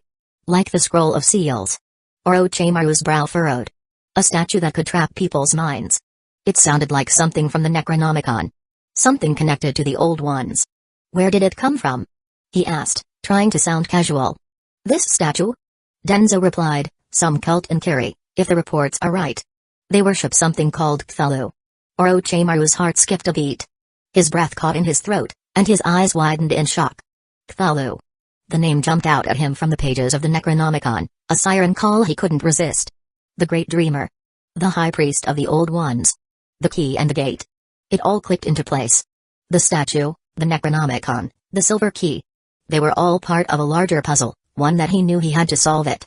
If he could unlock the secrets of the Old Ones, harness their power for his own, then immortality would be within his grasp.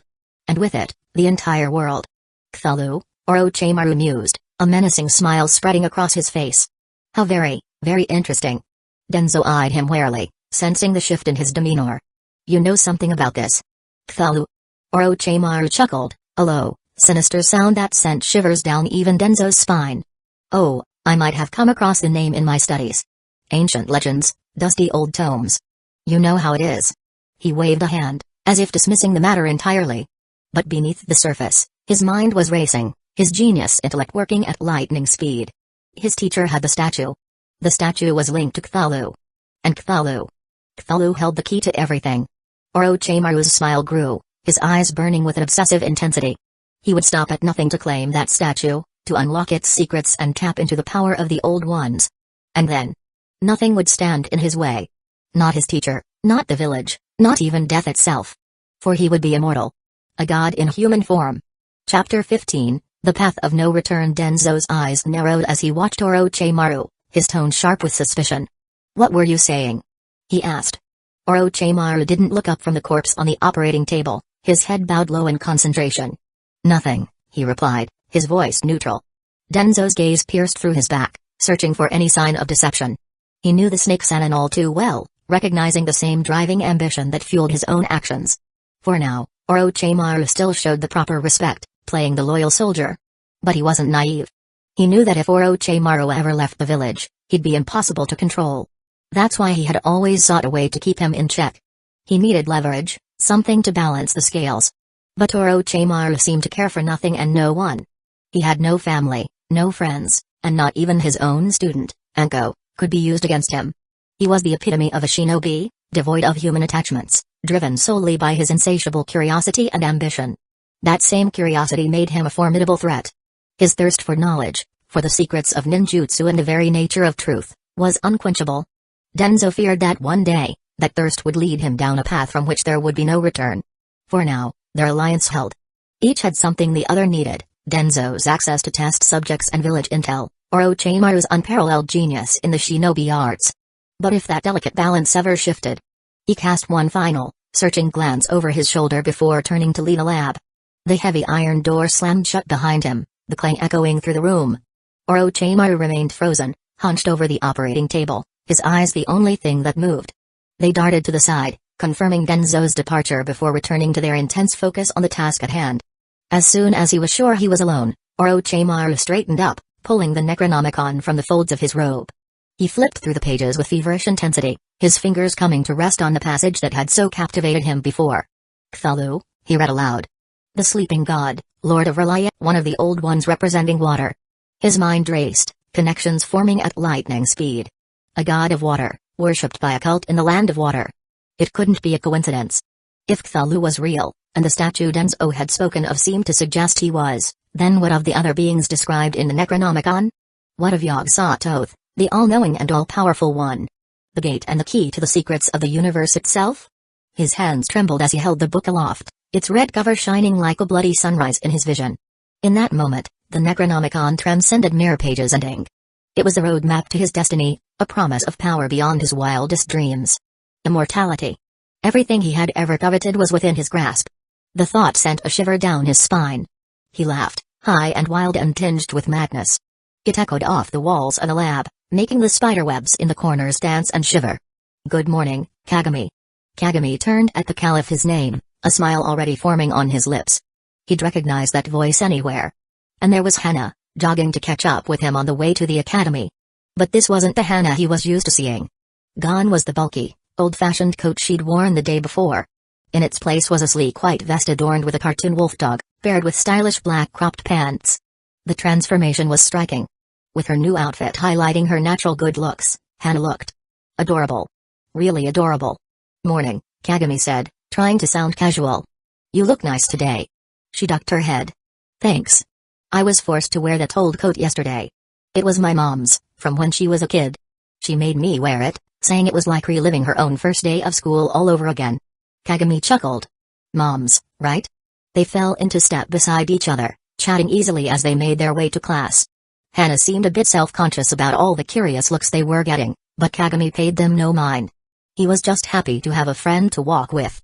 As they reached the classroom, they parted ways, with Hana heading to the front row of the girls' section and Kagami making his way to his usual spot near the back of the boys' section. Just as he sat down, a commotion erupted by the window. A group of girls were clustered there, giggling and whispering excitedly. "Look, it's Itachi." "Where?" "Oh, I see him. He's so cool, even just walking." "Ooh, he looked this way." Kagami rolled his eyes, already burying his nose in his textbook. He had more important things to worry about than schoolyard crushes. But the boys sitting in front of him had other ideas. They started muttering among themselves, clearly annoyed. "This is getting out of hand," one of them muttered. "Itachi's letting all this attention go to his head." "Yeah," another chimed in. "Someone needs to take him down a peg or two." Kaigo, the ringleader, turned to Kagami with a sly grin. "Hey, Kagami, you in on teaching Itachi a lesson?" Kagami looked up from his book, his expression blank. "What do you mean?" "Knocking some of that arrogance out of him," Kaigo said, as if it were obvious. Kagami just shrugged. "No thanks. I've got studying to do." Kaigo's face twisted in a scowl. "Fine. Be that way. We don't need you anyway." He turned back to his friends, huddling close to plot and scheme. Kagami tuned them out, focusing on the upcoming ninjutsu lesson. A few minutes later, Itachi walked into the room, surveying the seating arrangements before making his way towards the boys' section. Kaigo was quick to intercept him, blocking his path with a forced smile. "Sorry, this seat's taken." Itachi nodded calmly and moved to another desk, but Kaigo's friend beat him to it. "This one too," the boy said, not sounding apologetic at all. In fact, a third boy chimed in, "This whole row is full." The lie was blatant, and the attempt to ostracize Itachi was transparent. But the young Uchiha didn't rise to the bait. Instead, he turned and headed for the front of the room, his expression as calm and unruffled as ever. That was when Izumi called out to him from the girls' section. "Itachi-kun. There's a seat here, next to me."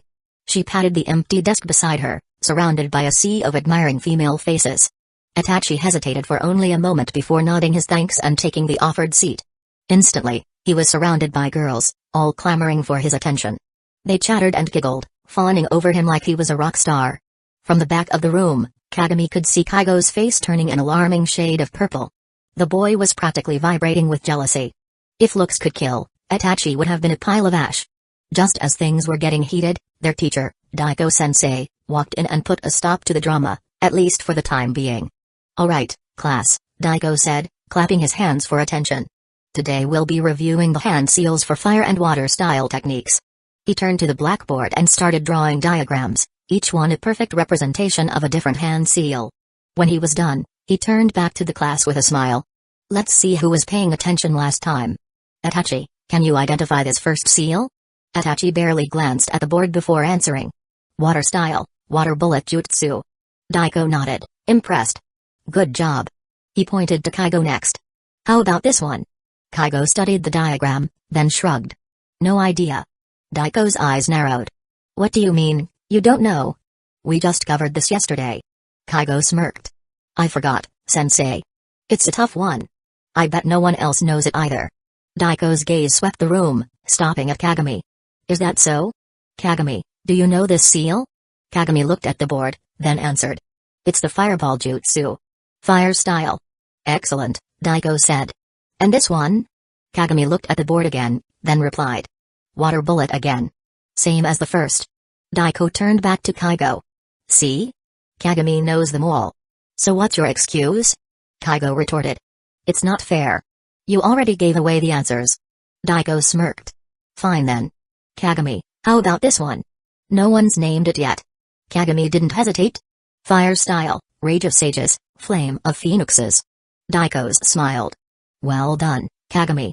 I can see someone's been studying." He turned to Kaigo. "As for you, since you seem to have trouble sitting still and paying attention, you can spend the rest of the class on your feet. Up. Now." Kaigo jumped up, his chair crashing to the floor behind him. For a moment, it looked like he might argue, but a stern look from Daiko shut him up. Muttering under his breath, Kaigo kicked his chair aside and stood stiffly beside his desk, his arms crossed and his glare fixed on the back of Itachi's head. Kagami just sighed and turned back to the lesson. This was going to be a long day. While the students were engrossed in their studies, a very different sort of education was taking place deep beneath the village. Orochimaru studied the Necronomicon with an intense focus. Every word, every syllable, etched itself into his mind, reshaping his understanding of the world and his place in it. He had always known he was destined for greatness. His genius, drive, and lack of limitations set him apart from the common crowd. But this was beyond even his wildest dreams. The secrets of the old ones, the true nature of reality itself, lay before him, waiting to be claimed. And claim it he would. No matter the cost. No matter who or what he had to sacrifice along the way. For Orochimaru had gazed into the abyss. And the abyss had gazed back. And in that infinite darkness, he had seen his future. A future of endless power, of immortal glory. It was a vision of madness. Of hubris beyond measure. But to him, it was a vision of pure beauty. And he would stop at nothing to make it real.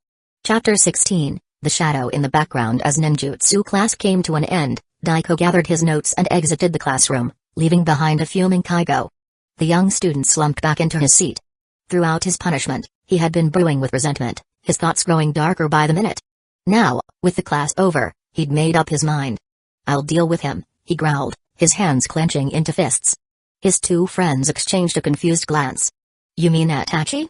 one of them asked. Kaigo shook his head, his eyes narrowing. "No, Kagami." "But why?" the other friend pressed. "What did Kagami do?" "What did he do?" Kaigo scoffed. "He didn't back us up against Itachi, for starters. And then he got me in trouble. He's going to pay for that." In his mind, Kagami's actions were unforgivable. He didn't care that his own ignorance and attitude had landed him in trouble. To him, Kagami was now an enemy. And enemies had to be dealt with. "Let's go," Kaigo said, rising from his seat. His friends followed, falling into step beside him as they strode out into the corridor. The three of them made an intimidating sight, walking abreast with their hands shoved deep in their pockets and their faces set in identical scowls. The other students, sensing trouble, quickly moved aside to let them pass. As they approached the teaching building's entrance, a tall figure burst through the doorway, blocking their path. The collision sent Kaigo and his friends flying, their feet leaving the ground as they crashed onto the hard tile floor. "Ouch," one of his friends groaned, rubbing at his bruised head. Kaigo, however, was already back on his feet. "Watch where you're going, idiot," he snarled at the newcomer. The figure stepped into the building, the bright sunlight behind him casting his features into shadow. As he moved closer, the boys could see that he was no student. He was a shinobi, a genin by the look of his vest, and he towered over them, his broad shoulders and muscular frame making them look like children in comparison. "Who are you calling an idiot, brat?" the genin growled, cracking his knuckles. Kaigo's tough talk evaporated, and he paled. He took a step back, his friends scrambling to hide behind him. You ran into us," he stammered, trying to muster some defiance. "We were just walking, and you," the genin laughed. "Walking? You were strutting around like you owned the place, is what you were doing." He took a step forward, standing over the terrified boys. "Looks like someone needs to learn some manners." And with that, he slammed his fist into the ground at their feet, the impact sending them sprawling once more. "Ah!" Kaigo yelped, scrabbling backwards on his hands and knees. His friends were already running, their footsteps echoing down the corridor as they fled. Kaigo stumbled to his feet and took off after them, the genin's mocking laughter chasing him as he ran. Ahead, he spotted a familiar figure, Kagami, with his dark hair, and calm, almost bored expression. At that moment, Kaigo saw his chance for help. Kagami was strong, one of the few students who could use ninjutsu. He'd surely help, would stand up to this bully of a genin. All thoughts of revenge flew out of Kaigo's head. If Kagami got him out of this mess, he'd gladly do anything he wanted. "Kagami!" Kaigo shouted, his voice high and desperate. "Help us!" Kagami turned, his eyebrows rising slightly as he took in the scene. Kaigo and his friends, running for their lives. The angry genin, hot on their heels. For a moment, their eyes met. And then, to Kaigo's horror, Kagami turned and ran. No shout for a teacher, no attempt to reason with the genin, no backward glance. Kagami just ran, leaving him and the others to their fate. Kaigo stumbled, nearly falling, but the sound of the genin's pounding footsteps drove him on. He had no choice. He ran, his breath ragged, his heart racing. Ran, until his foot caught on something, and he went sprawling, his chin cracking hard against the floor. Dazed, he looked up. And found himself staring at a pair of sandaled feet. He followed the feet up, past dark pants and a high-collared shirt, until his gaze landed on a face. A face he knew all too well. Itachi. The Uchiha prodigy stood calmly in the middle of the corridor, blocking the genin's path. His expression was unreadable, his posture relaxed, as if he faced down angry shinobi every day. "Out of the way, kid," the genin snarled. "Unless you want a beating too." Itachi didn't move. He raised his left hand, forming the seal of confrontation. The genin's eyes widened, then narrowed. "You little punk," he spat. "You think you can take me? You and what army?" Itachi remained silent, his hand still raised. For a long moment, no one moved. The only sounds were the genin's breathing and the muffled whimpers of Kaigo and his friends. Then, the genin charged. His fist flew towards Itachi's face, a blow that would have shattered bone and sprayed blood. Would have, if it had landed. But he was gone. Faster than Kaigo could blink, the Uchiha prodigy sidestepped the punch. His hands flashed out, grabbing the Geinin's wrist and shoulder. And then, with a twist of his body, Itachi threw the Geinin across the room. The Geinin crashed to the ground, his face a picture of shock. He didn't get up. Itachi stood over him, not even breathing hard. He nudged the fallen shinobi with his toe, nodded, and turned to the stunned students. "Someone take him to the infirmary," he said calmly.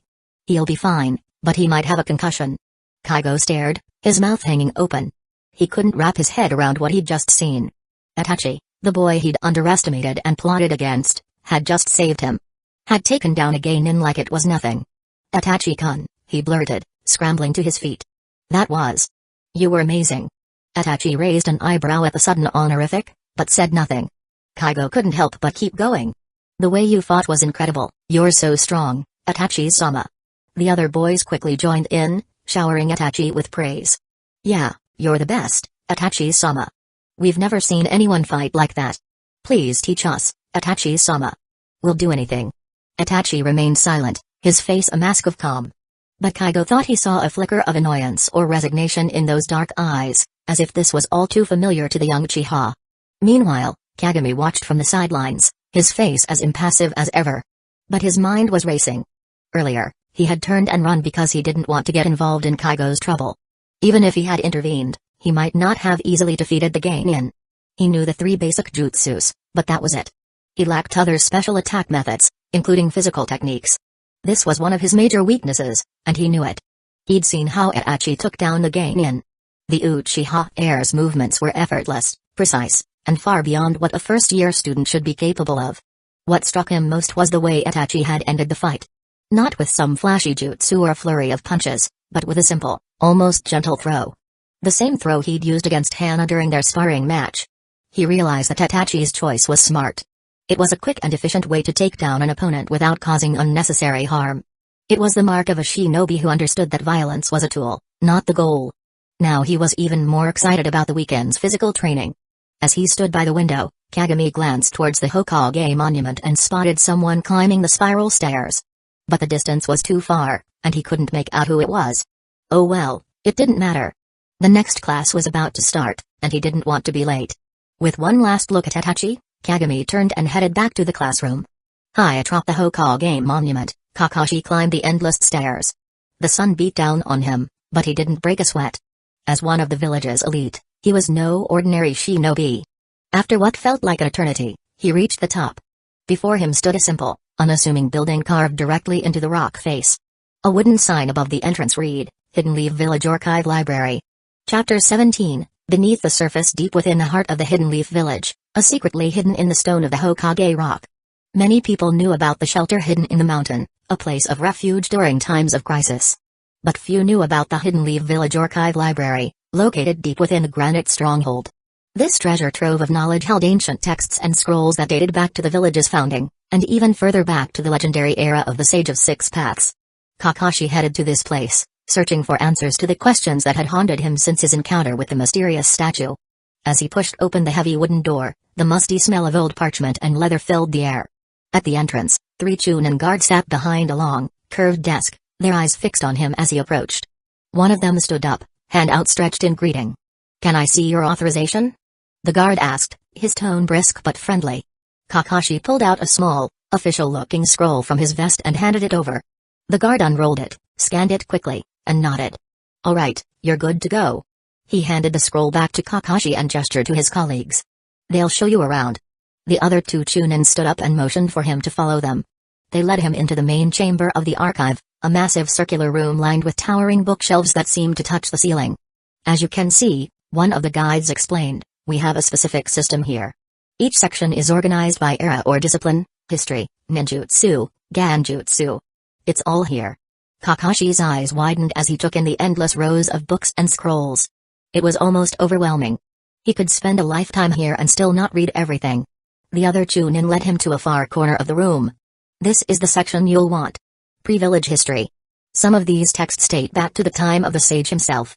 Kakashi's finger trailed along a shelf, tracing the faded gold lettering on an ancient-looking book. "Impressive," he whispered. The Chunin nodded. "We're here to help if you need anything. But let me warn you." His expression turned serious. These materials are priceless. Irreplaceable. Handle them with care, and only take what you need. Anything else is strictly off limits. Kakashi met the man's gaze, his own eye solemn above his mask. I understand. With that, the guide slipped away, disappearing into the stacks. Only one remained, a hooded figure who took up a position a short distance away, watching Kakashi with an unreadable gaze. A guard, or maybe a babysitter. Either way, he ignored them. He had more important things to focus on. Slowly, he reached for the first scroll. In his mind, Kakashi saw it again, the haunting vision that had plagued him since he first laid eyes on that cursed statue. An ancient city rose from the depths of a sea. Its architecture was bizarre and strange, making his skin crawl. At the heart of the city, a monstrous presence towered over everything. Vast, incomprehensible, and radiating an evil that made his soul shudder. The creature was vaguely human-like, but that's where the resemblance ended. And it had a name that echoed in Kakashi's mind. Cthulhu.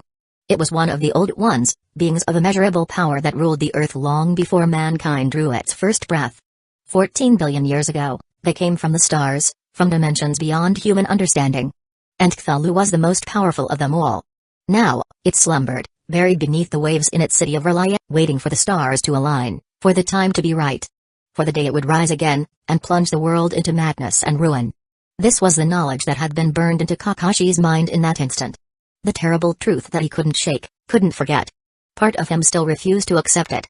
Still clung to the desperate hope that it was all just a Ganjutsu. But deep down, he knew better.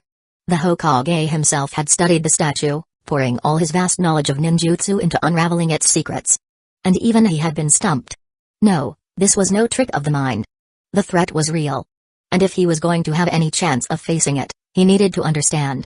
Therefore, he needed proof, evidence that they existed or didn't exist, to put his mind at ease.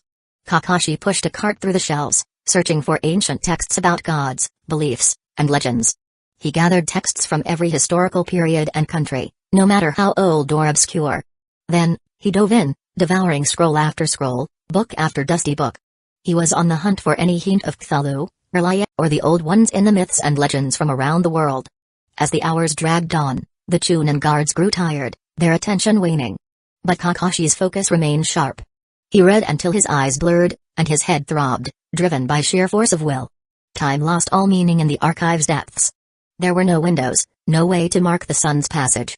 All that existed was the endless sea of words, and his commitment to uncovering the truth. Finally, as he set down the last scroll, the weight of his discovery hit him. Throughout all of history, in every legend and lore of the shinobi world, Kakashi found nothing. No mention of Cthulhu, no whisper of Relia, no hint of the Old Ones or their ancient cities. He thought it through, considering every possibility. The lack of information in Hidden Leaf Village's library was puzzling. One possibility was that this was a new cult, one that had emerged recently and hadn't yet made it into the history books. Cults often operated in secret, and their beliefs and practices might not be widely known or documented. Another factor to consider was the library's location. Hidden Leaf Village was in the Land of Fire, and its library focused mainly on the region's history and knowledge. If the cult or ancient cities from the visions really originated from the Land of Water, it was possible that the information hadn't reached Hidden Leaf Village's library yet. The distance and differences in historical records between the two lands could explain the absence of any mention of Cthulhu or Relia. Kakashi let out a sigh as he scanned the shelves. He closed the book in front of him and returned it to its place on the shelf. As he stood up to stretch, he realized he'd been too quick to judge. He'd been relying on limited information, and that wasn't enough. The library was vast, with countless books and scrolls waiting to be explored. He grabbed a nearby cart and began navigating the rows of shelves once more. Chapter 18, The Hidden Truth. Kakashi stared at the piles of scrolls and tomes scattered across the table, a sense of unease growing in his stomach. After hours of searching through the Hidden Leaf Village Archive library's ancient texts, he'd found nothing.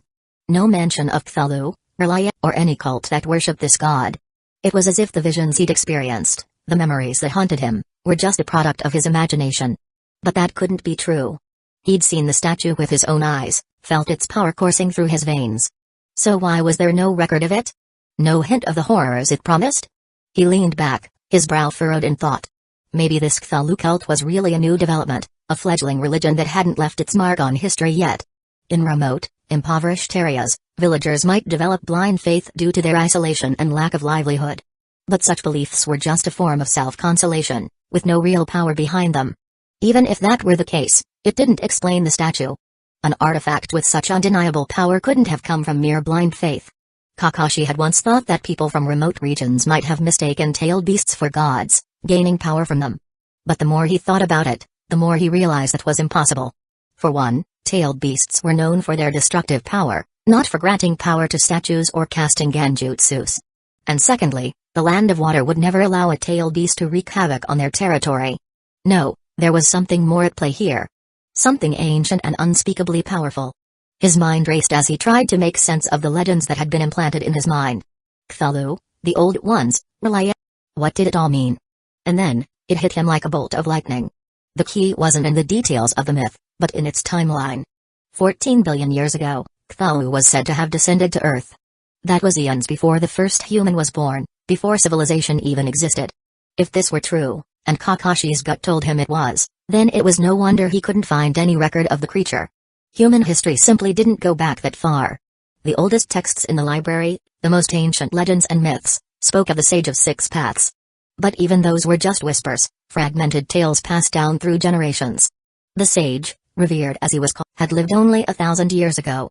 A blink of an eye compared to the vast expanse of time that separated the present from Cthulhu's arrival. If beings like Cthulhu had walked the earth in those primordial days, then who was to say they were gone for good? Maybe they just slumbered, waiting for the stars to align, for the time of their return. It was a chilling thought. But it wasn't entirely new to him. He remembered the scroll he had read, the one about the Kaguya clan. Their ancestors were said to have descended from the heavens, led by a princess of unearthly beauty and power. Could she have been one of them?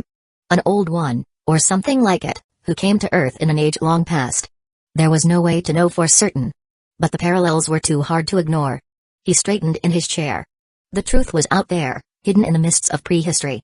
And if he was to have any hope of unraveling the mystery of the statue, he would have to find it. But he couldn't do it alone. The third Hokage had sealed the statue away, denying him his most direct avenue of investigation that left Kakashi with only two options. He could investigate the cult in the Land of Water, or he could go after the missing ninja. Pursuing the cult was a risky move. If Hidden Leaf Village was caught meddling in the affairs of another nation, especially one as volatile as Kiri, it could spark a war. But the missing ninja was fair game. And if his hunch was right, he might hold the key to everything. With his mind made up, he gathered the scrolls and returned them to their shelves. He nodded his thanks to the Chunin guards, ignoring their curious stares, and left the library.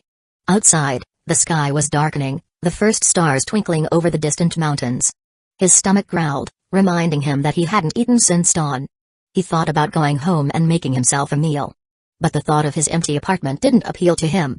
Instead, Kakashi's feet carried him towards the bustling heart of the village, where the smells of cooking food and the chatter of happy voices filled the street. As he walked past a lively barbecue joint, a familiar voice called out to him. Kakashi. Over here. He turned to see Guy waving at him from a large table, his grin wide and slightly flushed from drinking. Asuma and Kurenai were with him, along with two faces Kakashi didn't recognize, a serious-looking young man in a Genin vest, and a smaller boy who could only be his brother. Come on, pull up a chair. Asuma called, raising his cup in invitation. We're celebrating. Hi-8 here just finished his first mission as a Genin. The older of the two strangers, Hi-8, apparently, stood and bowed as Kakashi approached. It's an honor to meet you, senpai, he said, his voice earnest. I've heard so much about you. Kakashi waved off the formality. Just Kakashi is fine, he said, sliding into an empty seat. Congratulations on your mission. Hi-8 flushed, ducking his head. Thank you, Kakashi. It was nothing special, really. Nonsense. Guy exclaimed, slapping the young man on the back hard enough to make him wince. Every mission is a step on the path of youth. A chance to fan the flames of your, what Guy means, Kurenai cut in smoothly, is that we're all very proud of you and your brother. She smiled at them. The conversation flowed easily from there, with old friends and new acquaintances chatting comfortably. Kakashi let it wash over him, only half listening as he picked at his food. His mind was still racing, trying to make sense of the day's revelations. The archives had raised more questions than answers, and the path ahead was unclear. But he couldn't let it go. Not now, not when the stakes were so high. Kakashi? Kakashi? He blinked, realizing that Guy was talking to him, his bushy brows drawn together in concern. You okay there, rival? Guy asked. You seem a million miles away. Kakashi shook his head, forcing a smile beneath his mask. I'm fine, he said. Just thinking. About what? Guy asked. A new secret jutsu? A mission? Or maybe. He wiggled his eyebrows suggestively. A lady? Kurenai smacked him on the arm. Don't be crude, she scolded. Then, to Kakashi, but seriously, what's on your mind? You've been quiet all night. Kakashi hesitated. He trusted these people, but the weight of his knowledge was his alone to bear. Just some research, he said finally, shrugging one shoulder. I was in the archives today, looking into old myths and legends. It wasn't a lie, but it felt like one. He couldn't quite meet Asuma's gaze. If the others noticed his evasion, they didn't comment on it. The conversation moved on, to lighter topics and more sake, and Kakashi let himself be swept along. But even as he laughed and joked with his comrades, his mind kept circling back to the mystery. To Cthulhu, Erlia, and the statue that had started it all. And to the gnawing certainty that the truth was far more terrible than he could imagine.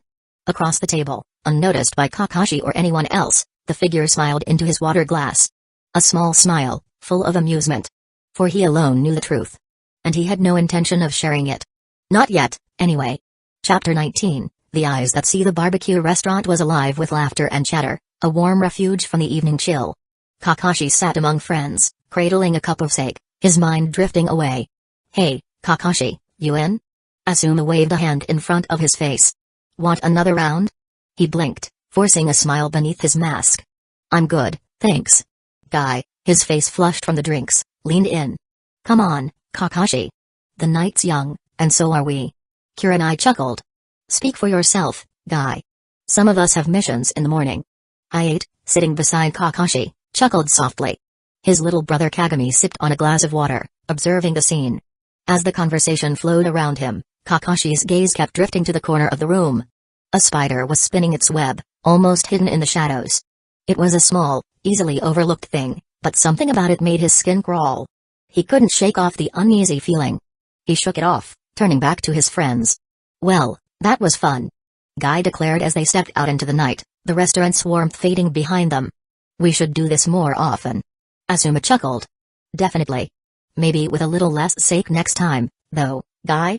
Guy grinned. Nonsense. Youth has no limits. Kurenai smiled, shaking her head. On that note, I think it's time we called it a night. Kakashi nodded, his mind already wandering back to the mysteries that awaited him. I Kagami, see you around. I bowed slightly, saying, good night, senpai. Kagami waved, a small smile on his face. As the group dispersed, Kakashi turned towards home, the cool night air enveloping him. The village was quiet, but his thoughts were loud.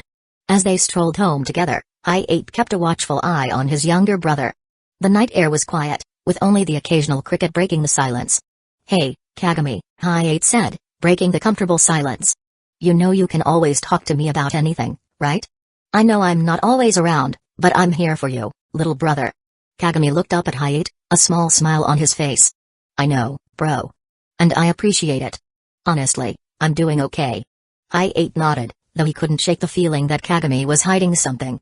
As they approached their house, he sensed that his brother was carrying a secret burden, one that he kept to himself. Kakashi's apartment was dark and still as he entered, the silence broken only by the soft click of the door closing behind him. He didn't bother turning on the lights, navigating the familiar space by memory and the faint glow of the moon through the windows. His gaze fell on a small picture frame on the shelf, and he paused. The faces of Obito, Rin, and himself stared back, frozen in a happy moment, with Minato-sensei standing behind them. He picked up the picture. Those had been simpler times, before the weight of loss and responsibility had settled so heavily on his shoulders. He wondered what Minato-sensei would make of the strange visions haunting him. Would he have answers, guidance, or be just as lost? Kakashi sighed, his finger tracing the frame's edge. That's when he spotted it, a small spider perched on the corner, watching him with glittering eyes.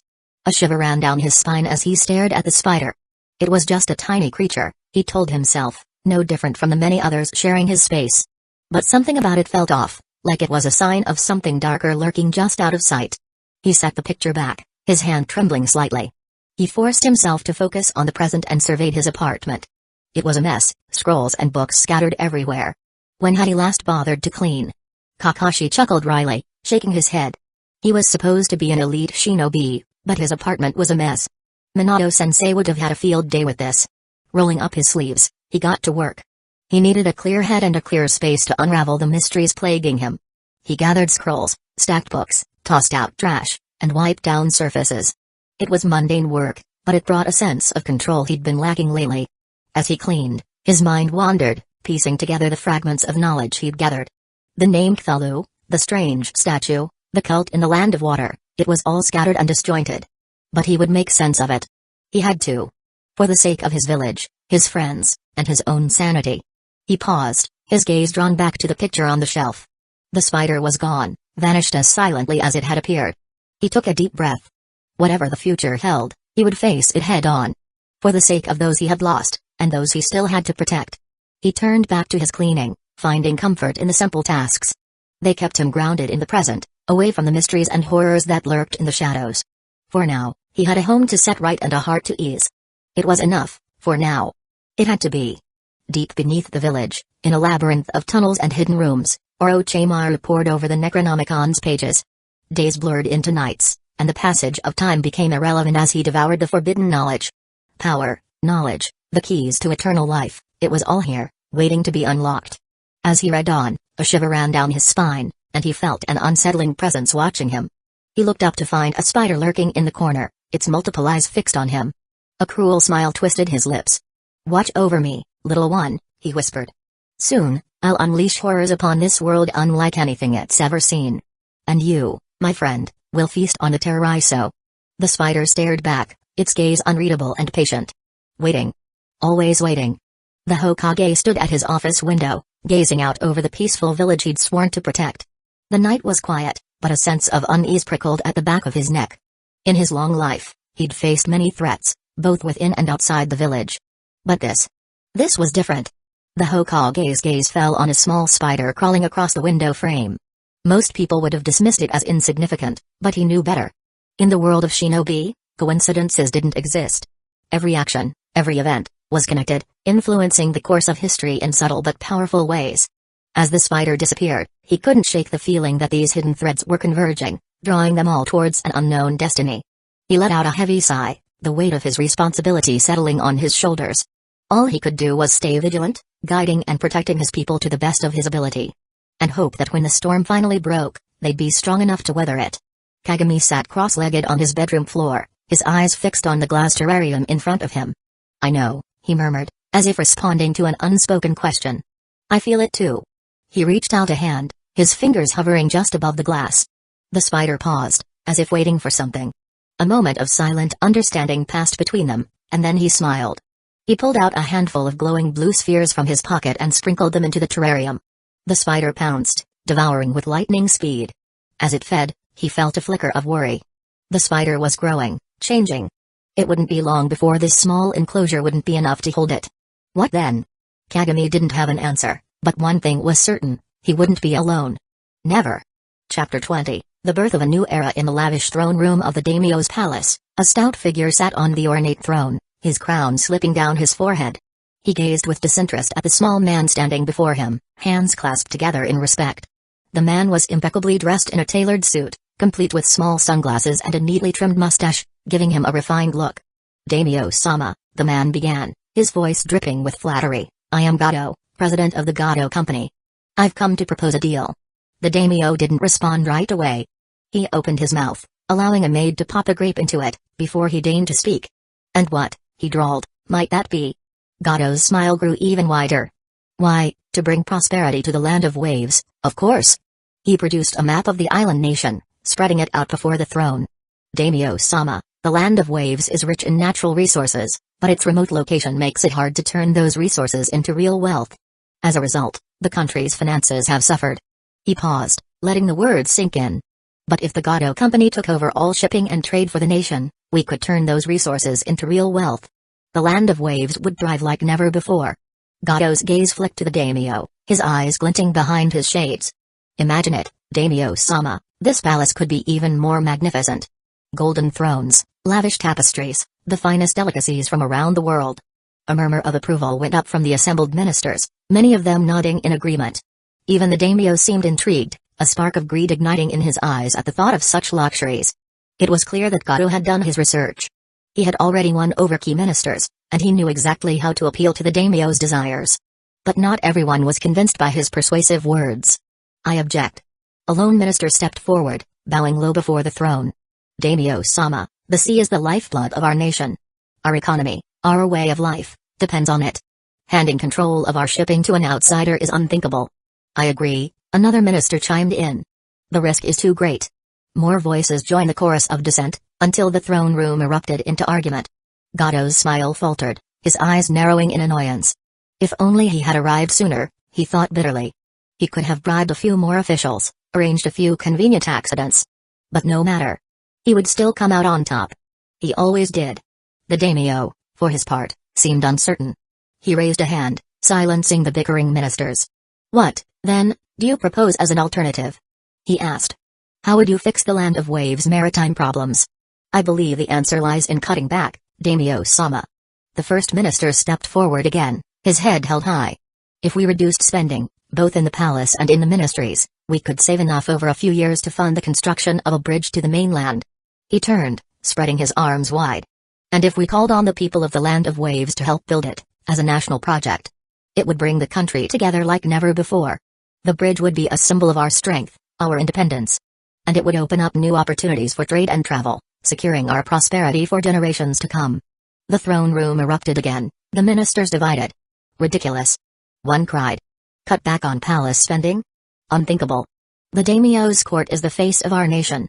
Another agreed. To scale it back would be to diminish us all.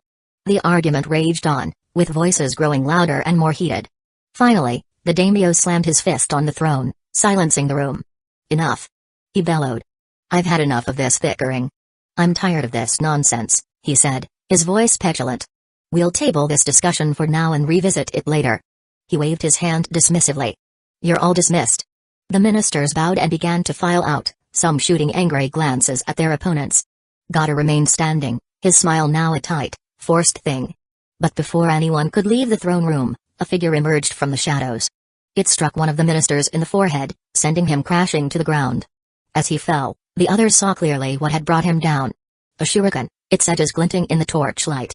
Assassins. Someone yelled. Guards. To arms. But it was too late.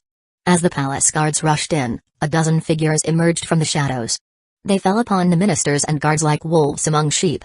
Blood sprayed everywhere, painting the walls and floor in a gruesome pattern. Screams echoed off the ceiling, the stench of blood and death filling the air. It was a scene from a nightmare. Gatto, paralyzed with fear, could only watch as the massacre unfolded around him. He had seen violence before, but this was something else. His bladder let go, a warm wetness spreading down his leg. He hardly noticed, his eyes fixed on the bald, grinning killer who now stood before him. The man was clearly from Kiri. He held a short curved blade, its edge still wet with blood. Please, Gatto begged, his voice trembling. Please, I have money. I can pay you. Anything you want. But the ninja's cold, cruel smile sent chills down his spine. Then, the blade sliced across Gatto's forehead, exposing the bone beneath. His high-pitched scream echoed through the room as blood poured down his face, blinding and choking him. He stumbled, tripped over a body, and crashed to the floor. As his face hit the marble, his teeth shattered. The ninja's blade struck again and again, biting deep into his back. And then, everything went black. The daimyo cowered by his throne, frozen in horror as the 12 assassins finished their brutal task. They moved methodically, ensuring no one was left alive to tell the tale, their blades rising and falling like scythes in a wheat field. And then, as one, they turned towards him. Wait. The daimyo cried, throwing up his hands. I am the daimyo of the Land of Waves. We can come to some arrangement, I'm sure. He fell to his knees, groveling shamelessly. Take the throne, the palace, it's all yours. Just spare my life, I beg of you.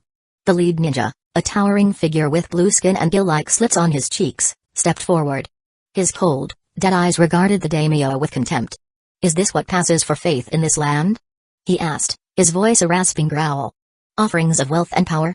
He shook his head, a sneer twisting his lip. Our great father, the savior, has no use for such petty offerings. Nor for such pitiful creatures as you. The daimyo's eyes widened in horror as the truth dawned on him. He opened his mouth to scream, to beg, to pray to gods who had long abandoned him. But all that emerged was a wet, choking gurgle as the ninja's blade sliced his throat from ear to ear. The daimyo collapsed, his lifeblood pooling on the cold stone floor. The ninja watched with a dispassionate gaze as the light faded from his eyes, as the last, fitful twitches stilled. And then, with contempt, he kicked the body aside and ascended the dais to take his place on the throne. Kojiro smiled out at the carnage he had unleashed. At the birth of a new era. This land, he declared, is now a holy place. A kingdom of the faithful, blessed by the touch of our Savior. He raised his blood-soaked blade to the heavens. In his house at Malayaded Cthulhu waits dreaming. And we, his chosen, shall pave the way for his glorious return. The silence that followed was broken only by the steady drip, drip, drip of blood. Something stirred in the shadows. Something ancient, and hungering, and unutterably evil. And it smiled. Chapter 21, The Value of a Good Partner. On a warm weekend morning, Kagami headed to the outskirts of the Inuzuka clan's training ground. As he approached, a familiar voice called out to him. Kagami, over here. He turned to see Hana waving at him, a bright smile on her face. She was dressed in a black tank top and capri pants, showcasing her athletic build. Good morning, he said, jogging over to her. Morning. She replied, bouncing on the balls of her feet with excitement. Ready to get started? Kagami nodded, but his attention was drawn to the three small, gray puppies squatting at her feet. They were almost identical, with fluffy fur and curious eyes.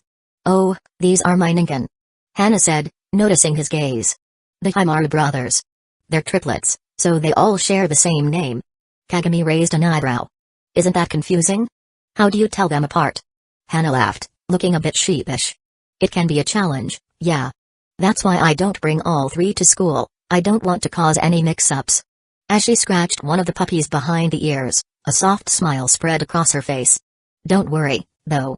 The more we train and bond, the easier it'll be for me to communicate with them. Eventually, I won't even need to use their names to give commands. He'd heard of the Inuzuka clan's partnership with Ninken, but he'd never thought about just how deep the connection ran. That's incredible, he said, genuinely impressed. I had no idea the bond could be that strong. Hana's grin grew wider. Just wait until you meet my mom's partner, Kiromaru. He's like a human in every way. It's amazing to see.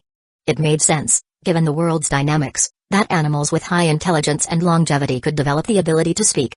It wasn't surprising at all.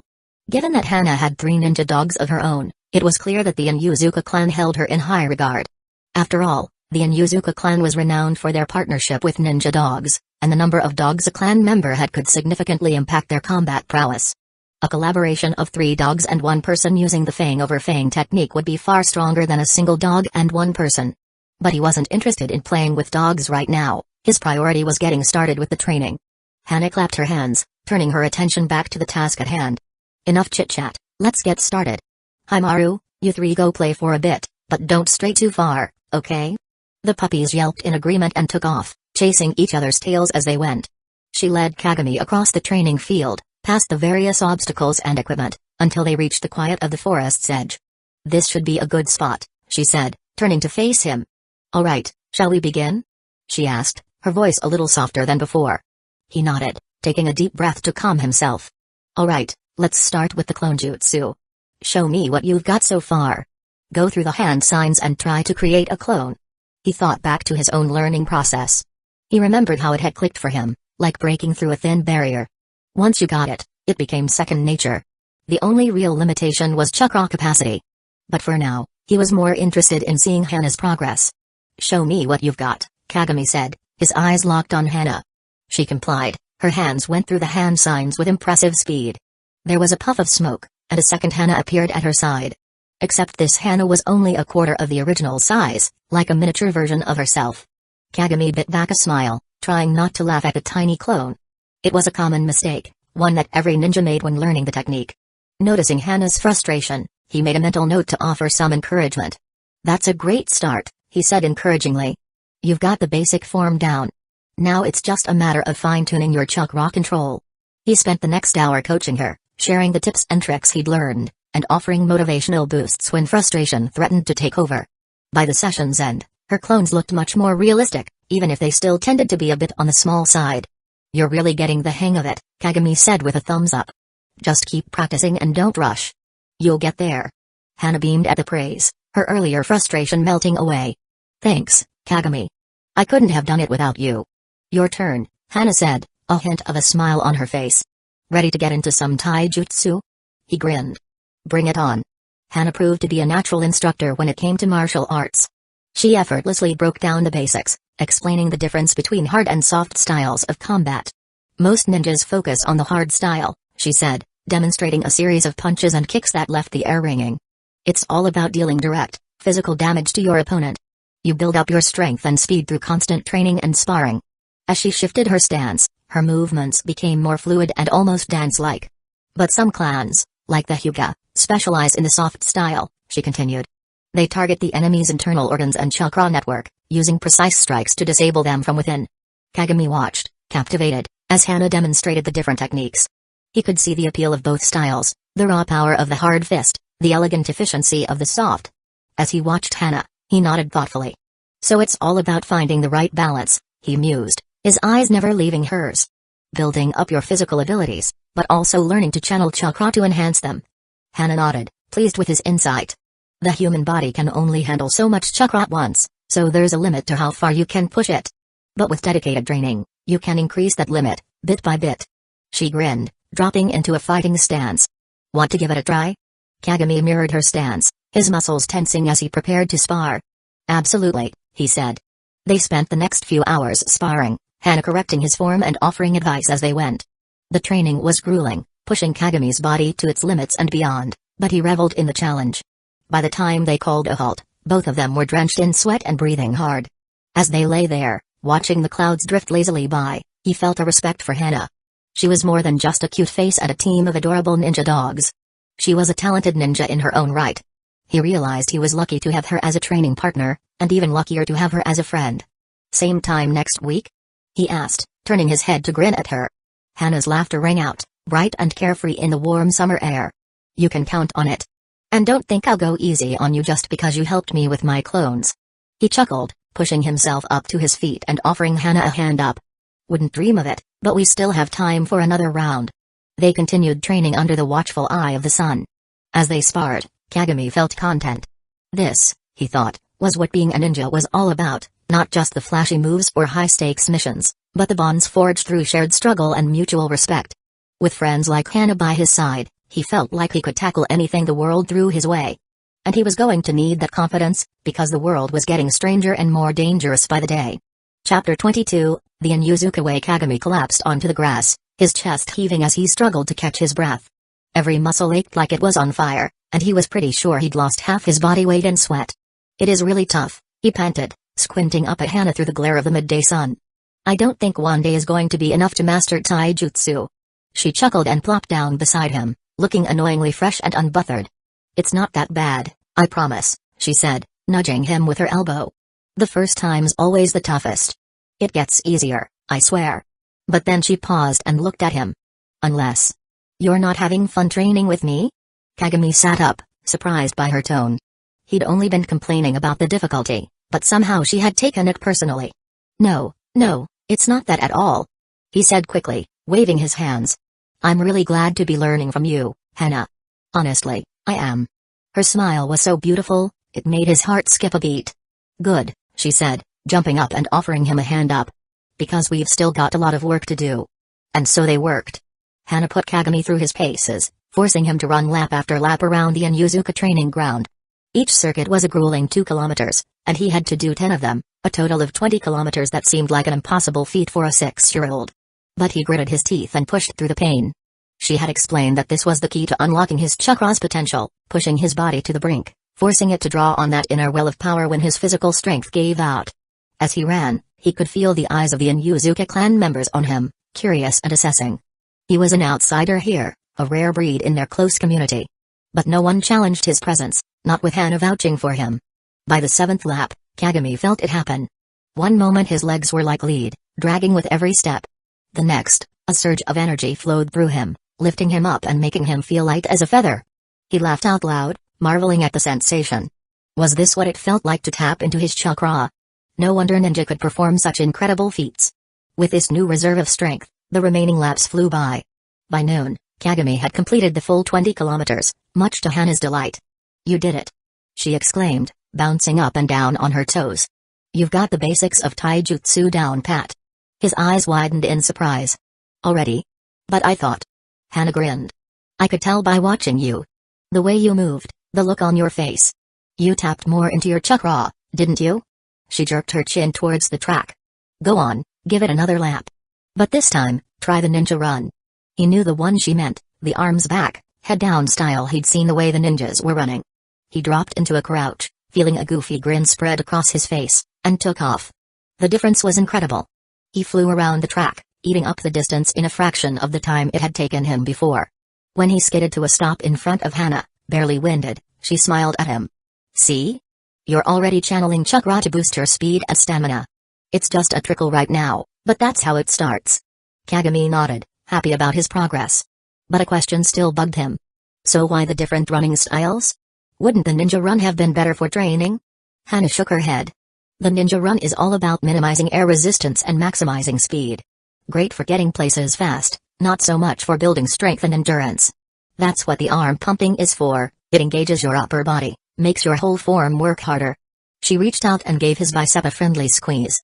Trust me, you'll be grateful for it the first time you have to throw a punch. As if on cue, the adrenaline that had been keeping Kagami going chose that moment to desert him. His knees buckled, and he plopped onto his rear, suddenly aware of just how tired he really was. She was at his side in an instant, hauling him back to his feet. Oh no, you don't, she said. No sitting down just yet. You do that now, you'll regret it when we start afternoon training. He groaned, but let her pull him upright. As he stood up, he couldn't help but notice the wiry musculature of her arm, the calluses on her palm that spoke of countless hours of training. He felt a flush creep up his neck that had nothing to do with exertion. When had Hannah gotten so grown up? Hannah! A shout from across the field interrupted Kagami's thoughts. A woman with wild, untamed hair and a bamboo basket in one hand, and a squirming bundle in the other, was approaching. Mom! Hannah exclaimed, taking the basket with a grin. This is my friend Kagami from the academy. Kagami, meet my mom, Tsume. Tsume thrust out a hand, expertly shifting the bundle, a baby, he realized, to the crook of her elbow. Good to meet you, Kagami, she said, her grip firm and calloused, just like Hannah's. I've heard great things about you. Before he could respond, the baby let out a wail. Tsume bounced it, her voice a gruff "Coo. Shh, little one. In Yuzuka men don't cry, remember? Hannah rolled her eyes and gently took the baby from her mom's arms. You're scaring him, Mom, she teased, jiggling the baby until his sobs subsided into hiccups. This is my brother, Kiba, she told Kagami, angling the baby so he could see a tuft of dark hair and chubby, tear-streaked cheeks. Isn't he cute? He nodded, though privately he thought all babies looked more or less the same. Hannah handed Kiba back to Tsume, shooing her mom off with a smile. Kagami's stomach suddenly remembered it was empty, and it let out a loud rumble, sending both of them into fits of laughter. Still chuckling, they sat down to eat, and the simple food tasted better than any fancy feast after their morning's hard work. But all too soon, it was time to get back to training. The afternoon was a blur of frog jumps, with his thighs screaming in protest after 10 more laps. But he pushed through, motivated by his earlier success and Hannah's constant encouragement. As the sun dipped below the horizon, Kagami finished his final circuit. Hannah pointed to a branch overhead, her grin daring him. Jump to it, she said. He crouched low, channeling everything Hannah had taught him. Then, he pushed off, feeling the chakra surge through his legs. And landed lightly on the branch, as easy as stepping over a puddle. Hannah whooped and applauded, her face glowing with more than the sunset light. You did it, Kagami. A perfect landing. He wanted to thank her, but before he could get the words out, a loud siren pierced the air. The wailing sound came from the direction of the village, making his teeth ache and sending a shiver down his spine. A Chunin burst into the training ground, his face pale and sweaty above his flak jacket. Emergency! He yelled, his voice strained. Orochimaru has betrayed the village. Kagami and Hannah stared at each other, their eyes wide with shock and disbelief. The Chunin's next words fell like a bombshell into the sudden silence. And he's stolen the scroll of seals. Chapter 23, Ninjas Honor. The Chunin's words left Kagami stunned, the implication slowly sinking in. One of the legendary Sannin, Orochimaru, had betrayed the village, and taken a priceless artifact with him. Around them, the Inuzuka compound erupted into a frenzy of activity. Clan members scrambled to follow the Hokage's orders, grabbing their Ninken partners and preparing to deploy. Kagami and Hannah found themselves stuck in the middle, unsure what to do or where to go. They were just kids, barely started in their training. What could they possibly do to help in a crisis like this? Just then, an older man with a weathered, scarred face appeared beside Hannah. She called him uncle, relief clear in her voice. Hannah, you and your friend need to stay put, he said firmly. We don't know what's going on in the village right now. It's not safe for you to be out there. Hannah protested, worry about her mother and infant brother clear in her eyes. But her uncle was firm. We'll take care of them, he promised. You two find a safe place to hide and wait for me to come get you. Got it? She nodded reluctantly, but obeyed. With a final, stern look, her uncle disappeared into the crowd of shinobi. In no time, the training ground was empty. Kagami and Hana stood alone, the sirens still wailing in their ears. We need to get out of the open, he said, scanning their surroundings with a wary eye. Let's head back to where we were training. The trees will give us some cover. Hana nodded, and they took off in a sprint, their chakra giving them a boost of speed and agility. They reached the copse in no time, scaling a leafy tree with ease. Perched on a broad branch, hidden from view by the dense canopy, he tried to wrap his head around what was happening. He'd heard of Orochimaru, a genius shinobi and one of the third Hokage's own students. The idea that someone like that would turn rogue was unthinkable. But the evidence was all around them. The blaring alarms, the scramble to organize search parties, the grim faces of the older shinobi. This wasn't a drill or a training exercise. This was the real deal. In the Hokage's meeting room, the atmosphere was tense.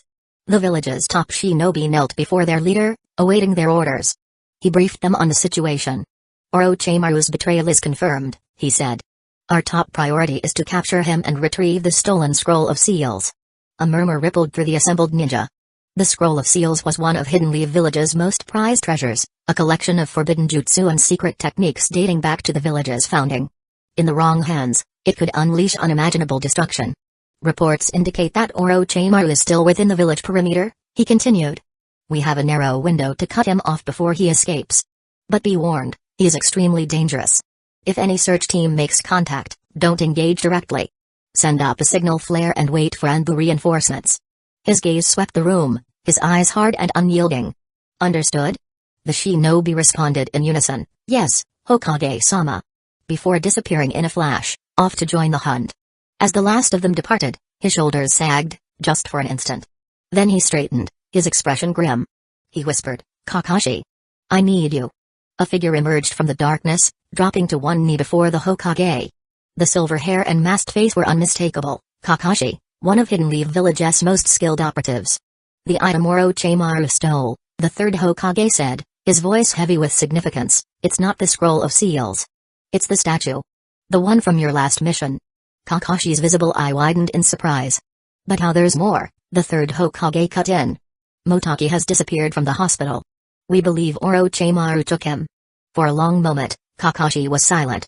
The statue, the abduction. What was Orochimaru planning? And how had he even known about the artifact's existence, let alone its location? I suspect, the third Hokage said, as if reading Kakashi's thoughts, that Orochimaru plans to escape to the land of water. Your experience with the statue makes you the perfect person to intercept him. Head to the eastern gate and support the search teams in that area. Kakashi bowed his head. Yes, Hokage-sama. And then he was gone. Himaru. Himaru, where are you? Hana's voice echoed across the training field, high-pitched and panicked. In the chaos, she had forgotten about her faithful Ninken companions. Now, with the reality of the situation sinking in, her only thought was to find them, to make sure they were safe. Hana, wait. Kagami called after her, torn between staying hidden and going to his friend's aid. Come back. It's not safe. But Hana was already gone. He muttered a curse under his breath, scanning the area for any sign of her return. He knew he should stay put, that his limited skills would be no match for a threat like Orochimaru. But the thought of Hana out there alone, searching desperately for her dog. A flicker of movement caught Kagami's eye. A figure, darting across the open field at incredible speed. It was only visible for a heartbeat, but he felt his blood run cold. Even at a distance, even at a glance, he recognized that silhouette.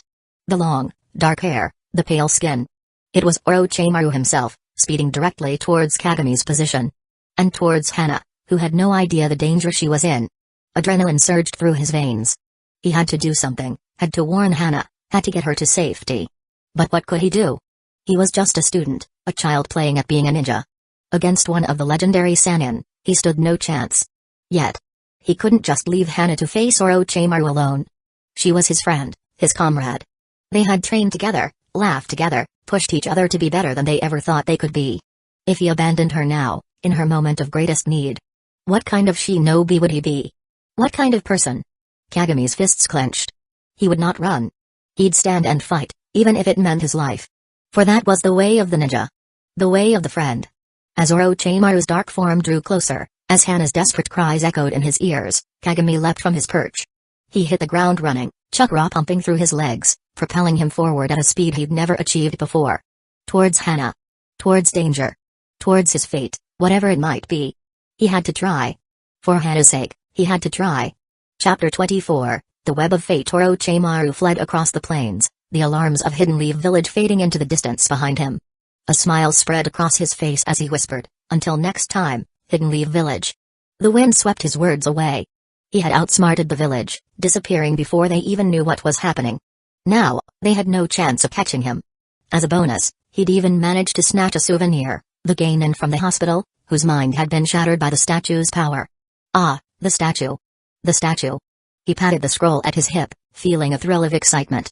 Inside, he had his greatest prize, the stolen statue. It held the key to unlocking the secrets he'd glimpsed in the Necronomicon. With it, he could unravel the mysteries of the statue's powers, which could reshape flesh and control the mind. If he could master that power, the possibilities would be endless. And if the visions granted by the statue were more than just wild fantasies, if its power was real, then the ancient beings of myth had to be real too. Cthulhu. Yog-Sothoth. The hidden secrets of the universe, the very fabric of creation itself, finally within his reach. He shivered, despite the warmth of the night. The mere thought sent a jolt of excitement through his veins. He just had to keep moving, no matter where it led. The dense forest closed in around him, blocking out the moonlight. Orochimaru moved forward, his pale form gliding through the shadows like a ghost. Suddenly, he stopped, his golden eyes narrowing. "I know you're there," he called out. "I can hear you breathing." The forest was silent, except for the sound of his own breathing. It was as if the trees themselves were watching him. He chuckled, a dry, rasping sound. With no sign of pursuit from the village, he could indulge in a little game. His eyes scanned the surrounding trees. His sharp ears had pinpointed the intruders, two of them, judging by their breathing patterns.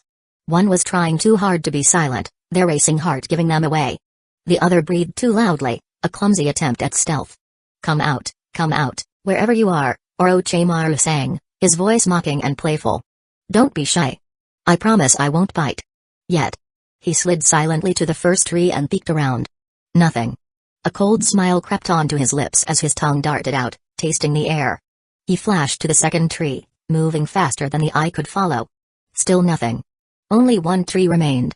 He readied himself to pounce just as a small metal object came flying out from behind the trunk.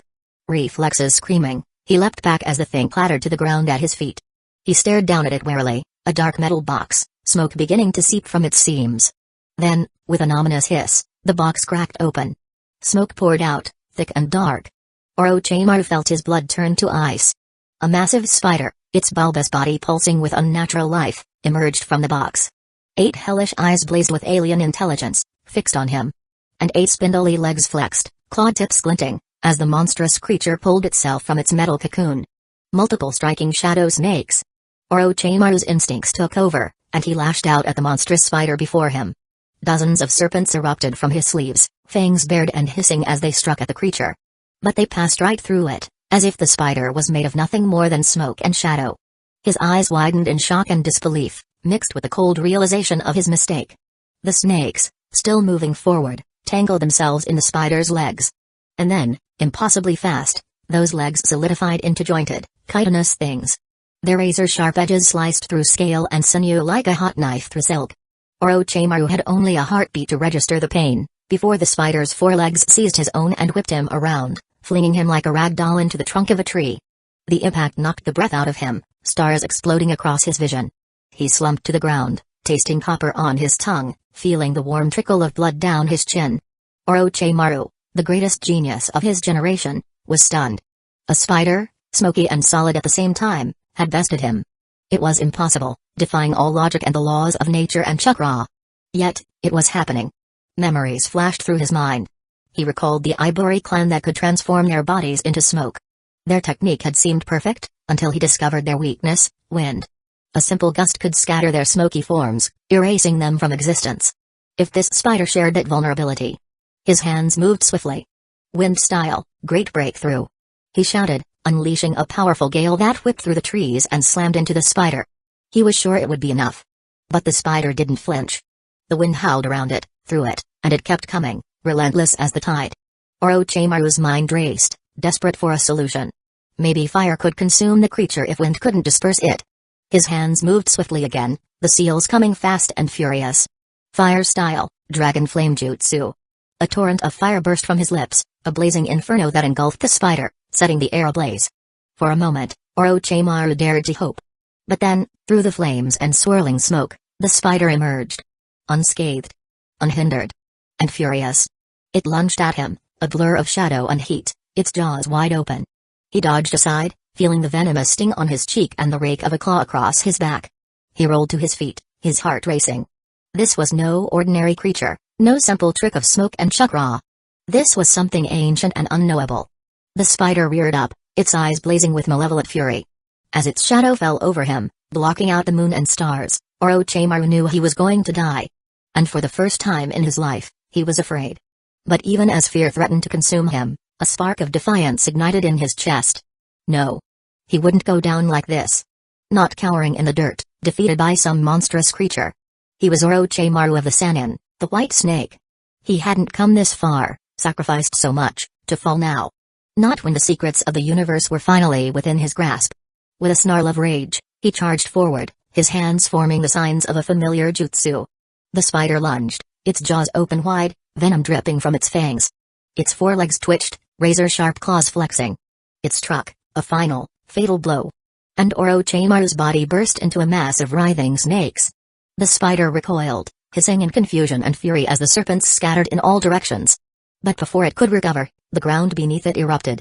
Orochimaru emerged from the ground, his mouth stretched wide in a grotesque grin. And from that gaping maw, the gleaming length of the Kusanagi sword extended, driven by the coiled strength of his serpentine body. The blade pierced the spider's underside, punching through its armor and into the soft flesh beneath. The creature shrieked, a sound of agony and rage that shook the stones around them. Orochimaru twisted the sword, his eyes gleaming with sadistic pleasure. He reveled in the spider's pain. With a final, wrenching pull, he tore the Kusanagi free, and a gout of thick, gooey liquid followed. The spider shuddered, its legs going limp, its eyes fading. And then, before his eyes, the creature began to dissolve. Its flesh melted away, sloughing off its bones in great, gloopy streams. Its exoskeleton crumbled, breaking apart into flakes of ash that drifted away on the night breeze. In moments, there was nothing left of the once mighty spider except a pile of fine, gray powder. He stood there, surrounded by the swirling ash, the Kusanagi sliding back into his throat. He had won. Because he was Orochimaru. And there was no monster, no obstacle, no power in this world or any other that could stand against his will. Chapter 25. The spider's game. Kakashi sprinted through the forest with his Ninken by his side, tracking the trail of destruction left behind by Orochimaru. The broken branches, scorched earth, and bloodstains showed that a battle had taken place, and only just been won. But who had come out on top? Who was strong enough to contend against Orochimaru? These questions burned in his mind as he burst into a small clearing. What he found there stopped him in his tracks. Orochimaru, wounded and leaning against a tree, was a shocking sight. But there was no sign of his attacker. Kakashi approached cautiously, his senses on high alert for any sign of an ambush. But all was quiet, except for the rustling of leaves and the distant hoot of an owl. His ragged breathing was the only other sound. As he drew closer, Orochimaru's head snapped around, his eyes widening in recognition. "You!"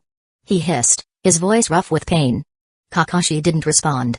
He just stared, taking in the sight of the man who had once been a respected ninja, now broken and defeated. A small part of him, the part that remembered the man the Sannin used to be, felt a pang of pity. But that was all it was, a small part. The man before him was a monster, and he needed to be stopped for the good of the village, for the good of the world. Without a word, he charged, his chidori flashing to life, casting sharp shadows across his mask. But Orochimaru was ready, even in his wounded state. He gritted his teeth, wincing inwardly as he grabbed Kakashi's forearm.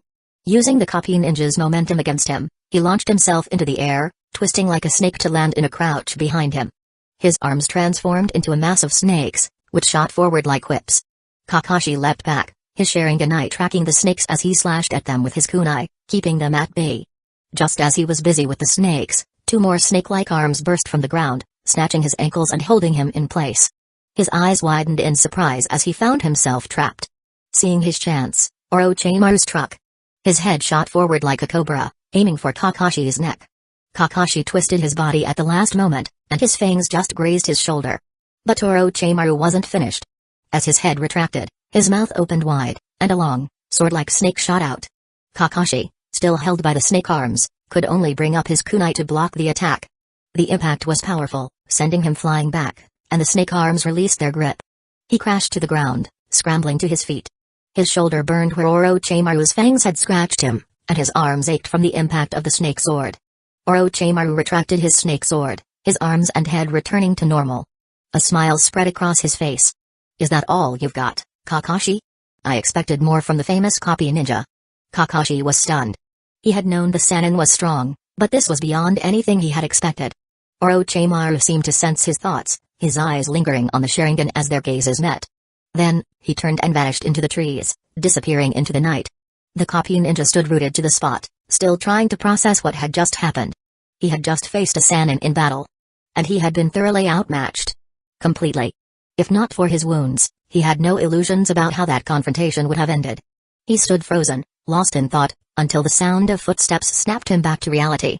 He spun around, hand instinctively reaching for his kunai, but relaxed as a familiar figure emerged from the trees. It was Kagami carrying an unconscious Hana and Yuzuka in his arms. "Kagami?" He blinked. "What are you doing here?" The boy shifted Hana's limp form, his face straining with effort. "We were training," he explained. "But then the alarms went off, and Hana's uncle told us to hide. We tried, but it was so dark." Hana tripped and hit her head. Kakashi frowned behind his mask. How had they managed to be here, in the middle of all that chaos and destruction, and yet remain unscathed? It seemed impossible, and yet, here they were. Hana had a bump on her head, but otherwise, they were okay. He couldn't help but wonder. There was something that didn't quite add up about the story. But that was a mystery for another time. Right now, he had a duty to perform. "The village is safe now," he told Kagami, bending down to scoop Hana into his arms. "Orochimaru's gone. I'll take you both home." The boy looked up at him, his dark eyes wide and innocent. "You promise? It's really over?" Kakashi nodded, trying to sound reassuring. "I promise. You were very brave, Kagami. Both of you. Now let's get you back where you belong." He tucked Hana close to his chest and set off through the trees, Kagami clinging to his back like a little monkey. They made an odd sight, but he didn't mind. There was something comforting about the weight of them, the warmth of their breath on his neck. A reminder of what he fought for, of the innocence he strove to protect. Even if, in Kagami's case, that innocence wasn't entirely genuine. They dropped Hana off first, leaving her in the care of her frantic mother. Then it was on to the gecko compound, where pale and anxious Hiate was waiting at the gate. "Kagami." Hiate's voice was filled with relief as he swept his brother into a tight hug. "Where have you been?" "I was so worried." Kagami wrapped his arms around his brother. "Sorry. We were training at the Inuzuka compound, and we lost track of time. It won't happen again, I promise." Hiate held him tighter. Over Kagami's shoulder, he met Kakashi's gaze, gratitude written all over his face. "Thank you," he said, his voice rough with emotion. "Thank you for bringing him home." Kakashi nodded, feeling a sudden lump in his throat. "It was my pleasure," he said softly. "You have a very special brother, Hiate. Take good care of him." With that, he leapt onto the nearest rooftop, leaving the Gecko brothers to their reunion. But even as he raced across the village, his mind was racing faster still, turning over the events of the night. As he walked away, he replayed the events of the night in his mind. Orochimaru's escape, the mysterious battle in the woods, the strange feeling he got whenever he looked into Kagami's eyes. It was all connected, he was sure of it. He just didn't know how. Not yet. But he would find out. One way or another, he would uncover the truth behind this night's events. In his room, Kagami stood before his terrarium, a grim smile spreading across his face. The spider inside scurried forward. "Well done," he murmured, reaching out to stroke one leg with a gentle finger. "You did well tonight." "Very well indeed." The spider seemed to enjoy his touch, its mandibles clicking in what might have been pleasure. Or hunger.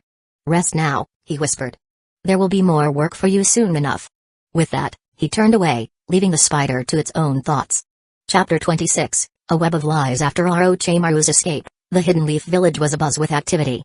Search parties scoured every corner of the Land of Fire, but the Snake Sannin had vanished into thin air, taking his stolen goods with him. With the immediate danger past, the village turned its attention to figuring out how the breach had happened in the first place. The Hokage's advisors worked around the clock, interviewing witnesses and poring over security logs to reconstruct the events leading up to the theft. Their top suspect was Denzo, the old warhawk with a known association with Orochimaru. His knowledge of the Cthulhu statue made him the prime suspect for the leak. When the third Hokage summoned him for questioning, Even the normally unflappable old man seemed on edge. The third Hokage's piercing stare locked onto Denzo as the old warhawk entered his office. "Denzo," he said, his voice firm but controlled. "I'm sure you know why I called you in." Denzo met his gaze head-on. "I have a pretty good idea, Hiruzen. This is about Orochimaru, isn't it?" The third Hokage leaned forward, his hands clasped together on his desk. "That's right. We've got evidence that suggests you shared classified information about the statue with him. Information he then used to steal the artifact." Denzo's expression remained impassive. "I won't deny discussing the statue with Orochimaru. But I had no idea he planned to steal it, and I certainly didn't help him." The third Hokage's frown deepened. "And yet, you didn't think to mention these discussions to me? You know as well as I do how dangerous Orochimaru has become. Any interaction with him is a threat to village security." Denzo's posture subtly shifted. "I thought I could bring Orochimaru back on track by keeping the lines of communication open. I was wrong." The third Hokage shook his head. "Your intentions might have been good, but that doesn't excuse the damage you've done. You put village security at risk and helped a traitor." Denzo bowed his head, accepting the criticism. "I take full responsibility for my mistake, Hiruzen. It won't happen again." The third Hokage leaned back in his chair, his gaze still firm. "See that it doesn't. I'm giving you a second chance, old friend. But I'll be keeping a close eye on you. One more mistake, and I won't be so forgiving." Denzo nodded, recognizing the dismissal. As he turned to leave, the third Hokage's voice stopped him. "Denzo, one more thing. If you have any information about Orochimaru, no matter how small, I expect you to bring it to me right away. No more secrets between us." He paused at the door. "You have my word, Hiruzen." With that, he left, the door closing softly behind him. The third Hokage watched him go, his expression troubled. He knew Denzo's loyalty to the village was firm. But his methods, his secrets thought they were becoming a liability. Next, the village turned its attention to Orochimaru's associates within the village. Mitarashi Anko, his former student, was at the top of the list. Kagami overheard his brother discussing Anko's case with some fellow genin. "I heard the Anbu took her in for questioning as soon as she got back from her mission," Hayate said, his voice low and worried. "They kept her for 3 days straight. When Anko finally emerged, her face was pale and her eyes haunted. But if she knew anything about her mentor's plans, she kept it to herself." As the investigation dragged on, the village's frustration grew. The focus shifted to Orochimaru's rumored network of hidden laboratories, which had long been suspected but never confirmed. Teams of shinobi combed through the forests surrounding the village, searching every hidden glen and twisting cavern. Within days, they uncovered 8 secret facilities, each one a disturbing example of his twisted experiments. But whispers persisted of a 9th lab, one that had somehow evaded detection. Rumors spread like wildfire about monstrous experiments and forbidden jutsu, about horrors that defied imagination. Kagami, always on the lookout for information, soaked up every scrap he could find. He had his own reasons for wanting to find this hidden lab, reasons that had nothing to do with village security. His constant companion, the spider, was outgrowing its terrarium. It needed a new home, a place where it could continue to grow and evolve. And what better place than a laboratory built for just such purposes? But he was patient. He knew the risks of moving too soon. For now, he would bide his time and watch the situation unfold. Besides, he had other matters to attend to. The chaos of Orochimaru's defection had created unexpected opportunities, chances to further his own training and growth. With the academy closed for a week and the teachers called away to assist in the search, Kagami saw his chance to sneak into the senior offices. It wasn't hard to find what he was looking for, a single sheet of chakra paper, the special material used to test elemental affinity. Back in the safety of his room, he held the paper between his fingers, feeling excited. This was a crucial moment, one that could shape the course of his entire shinobi career. He took a deep breath, focused his chakra, and let it flow into the paper. The reaction was instantaneous. The paper turned to dirt and crumbled to dust, falling away like sand through an hourglass. Earth. His affinity was earth. For a moment, he just stared at the remnants of the paper, his mind reeling. He had expected water, like his brother. Or perhaps fire, like so many in the leaf. But earth. Earth was a surprise. As he contemplated this new information, Kagami felt a bit disappointed. Earth wasn't a flashy element, not like the roaring flames of the Uchiha or the crackling lightning of Kakashi. It was solid, dependable, unyielding. But perhaps a bit dull. But then, a thought struck him. Earth was the element of endurance. In that moment, Kagami's perspective shifted. He saw his affinity not as a limitation, but as a reflection of his own nature. He had endured so much, had weathered hardships that would have broken lesser men. And he had emerged stronger for it, like a diamond forged in the heart of the mountain. Yes, Earth would suit him well. Now he just needed to find a teacher, someone who could help him unlock its full potential. His first thought was the third Hokage, the legendary professor who was said to have mastered all 5 elements. But the Hokage's time was valuable, and he was not known for taking on private students. Kakashi, the copy ninja, was another possibility. With his Sharingan, he could use any element with ease. But Kagami knew that true mastery came from understanding, not just imitation. No, if he wanted to truly excel, he would need to seek out a specialist. Someone who had dedicated their life to the study and application of earth jutsu. The problem was, there were no such specialists in Hidden Leaf Village. The village prided itself on its balanced approach, producing well-rounded shinobi rather than narrow experts. If he wanted to find an earth master, he would have to look beyond the village walls. He would need to search the other great shinobi nations, where the secrets of the elements were guarded and passed down through generations. Kagami knew it wouldn't be easy. He was young, untested, and lacked a great clan name or political connections to open doors. But he had never been one to shy away from a challenge. He would find a way, even if it meant carving his own path. That was his nature. With a small smile, he tucked the remnants of the chakra paper away and turned his gaze to the future. Chapter 27, A Slab of Promise. In the heart of Hidden Stones Village, a small group assembled on the training field, surrounded by towering stone spires. At the center of the gathering stood an unassuming figure, an elderly man with a triangular beard and a mustache. But don't be fooled by his appearance. This was no ordinary old man. This was Onoki the fence-sitter, the third Sushi Kage and the oldest of the current 5 Kage. A living legend, he was a master of the shinobi arts and a cunning politician. Before him stood 2 children, as different as night and day. One was tall and sturdy, with a round, friendly face and an easy-going smile. The other was small and lean, with a messy blonde mop of hair. These were Akatsuchi and Deidara, Onoki's newest disciples, handpicked for their potential. "Well, let's see what you've learned," he said. "Akatsuchi, you're up first." The larger boy stepped forward, his face set in concentration as he knelt down and started forming hand seals. His fingers, still a bit chubby, moved slowly and carefully through the sequence. Earth style, Terra Shield. He slammed his palm against the ground. For a moment, nothing happened. Then, with a loud rumble, a massive stone slab burst out of the earth, towering over the boy's kneeling form. "I did it!" Akatsuchi exclaimed, his face splitting into a huge grin. "I really did," but his celebration was short-lived. The slab, apparently unable to handle his excitement, crumbled into rubble. Onoki let out a deep sigh and shook his head. "A shinobi needs to be solid, like a rock." "That," he gestured to the pile of rocks, "isn't exactly what I had in mind." Akatsuchi looked down. "I'm sorry, Sushi Kage-sama. I'll do better, I promise." The old man's expression softened, just a fraction. "I know you will, my boy. Hidden Stones Village wasn't built in a day. It takes time to master Earth style. It's not something you can rush." He turned to the other child, who had been watching with an intense gaze. "Deidara, you're up next." The blonde boy stepped forward. He knelt down, his hands moving quickly and precisely as he formed the seals. "Earth style, Terra Shield."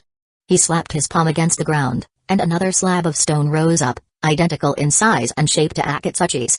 But while the other boy's creation had been rough and unstable, Deidara's was smooth and solid, with crisp, clean edges. Onoki walked over to examine the stone slab, running his hand over its surface. A few flakes crumbled off at his touch, but the structure held steady. "Impressive," the Sushi Kage said, his voice thoughtful. "And you used fewer seals than Akatsuchi, I noticed." Deidara shrugged, trying to look casual, but Onoki caught a glimpse of pride in his eye. As he looked at the boy, he felt a spark of something he hadn't felt in a long time: hope. Hope for the future of his village, for the legacy he would one day leave behind. Could it be? Could this boy, the son of humble artisans, be the genius Hidden Stones Village had been waiting for? The one who would lead them into a new era of strength and prosperity? Only time would tell. But for now, he let himself dream. Just as Onoki was lost in thought, a messenger shinobi arrived, kneeling before him with a serious expression. "Sushi Kage-sama," the man said, his tone urgent. "We've received news. Orochimaru has defected from Hidden Leaf Village." Onoki's bushy eyebrows shot up. "Orochimaru? That's unexpected." He fell silent. Orochimaru was a powerful shinobi, and his defection could tip the balance of power among the nations. "Do we know why he left?" Onoki asked, his tone sharp. The messenger shook his head. "No, Sushi Kage-sama. but our sources say he was last seen heading towards the land of water. The bloody mist, Onoki muttered. What could he want there? It was a question with no easy answer. The land of water was notoriously secretive, and ever since the rise of the fourth Mizukage and the brutal graduation ritual, information out of Hidden Mist Village had been scarce. One thing was certain, though. Whatever Orochimaru was planning, it didn't bode well for the other villages. For the world. Onoki dismissed the messenger with a wave of his hand, his expression grim. He needed to gather his advisors to discuss this development and its potential consequences. But first, he had to finish the lesson at hand.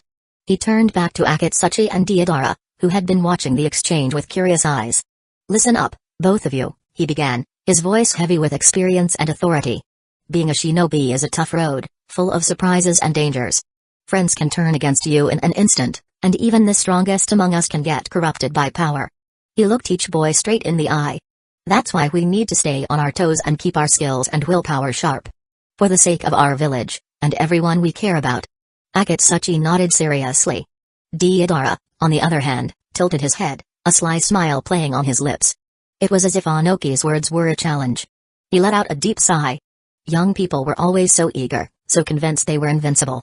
He could only hope that the lessons he taught them now would stick, would guide them through the tough times ahead. Keep practicing, he said, turning to leave. Focus on the Earth-style Terra Shield. A strong defense is the foundation of everything else.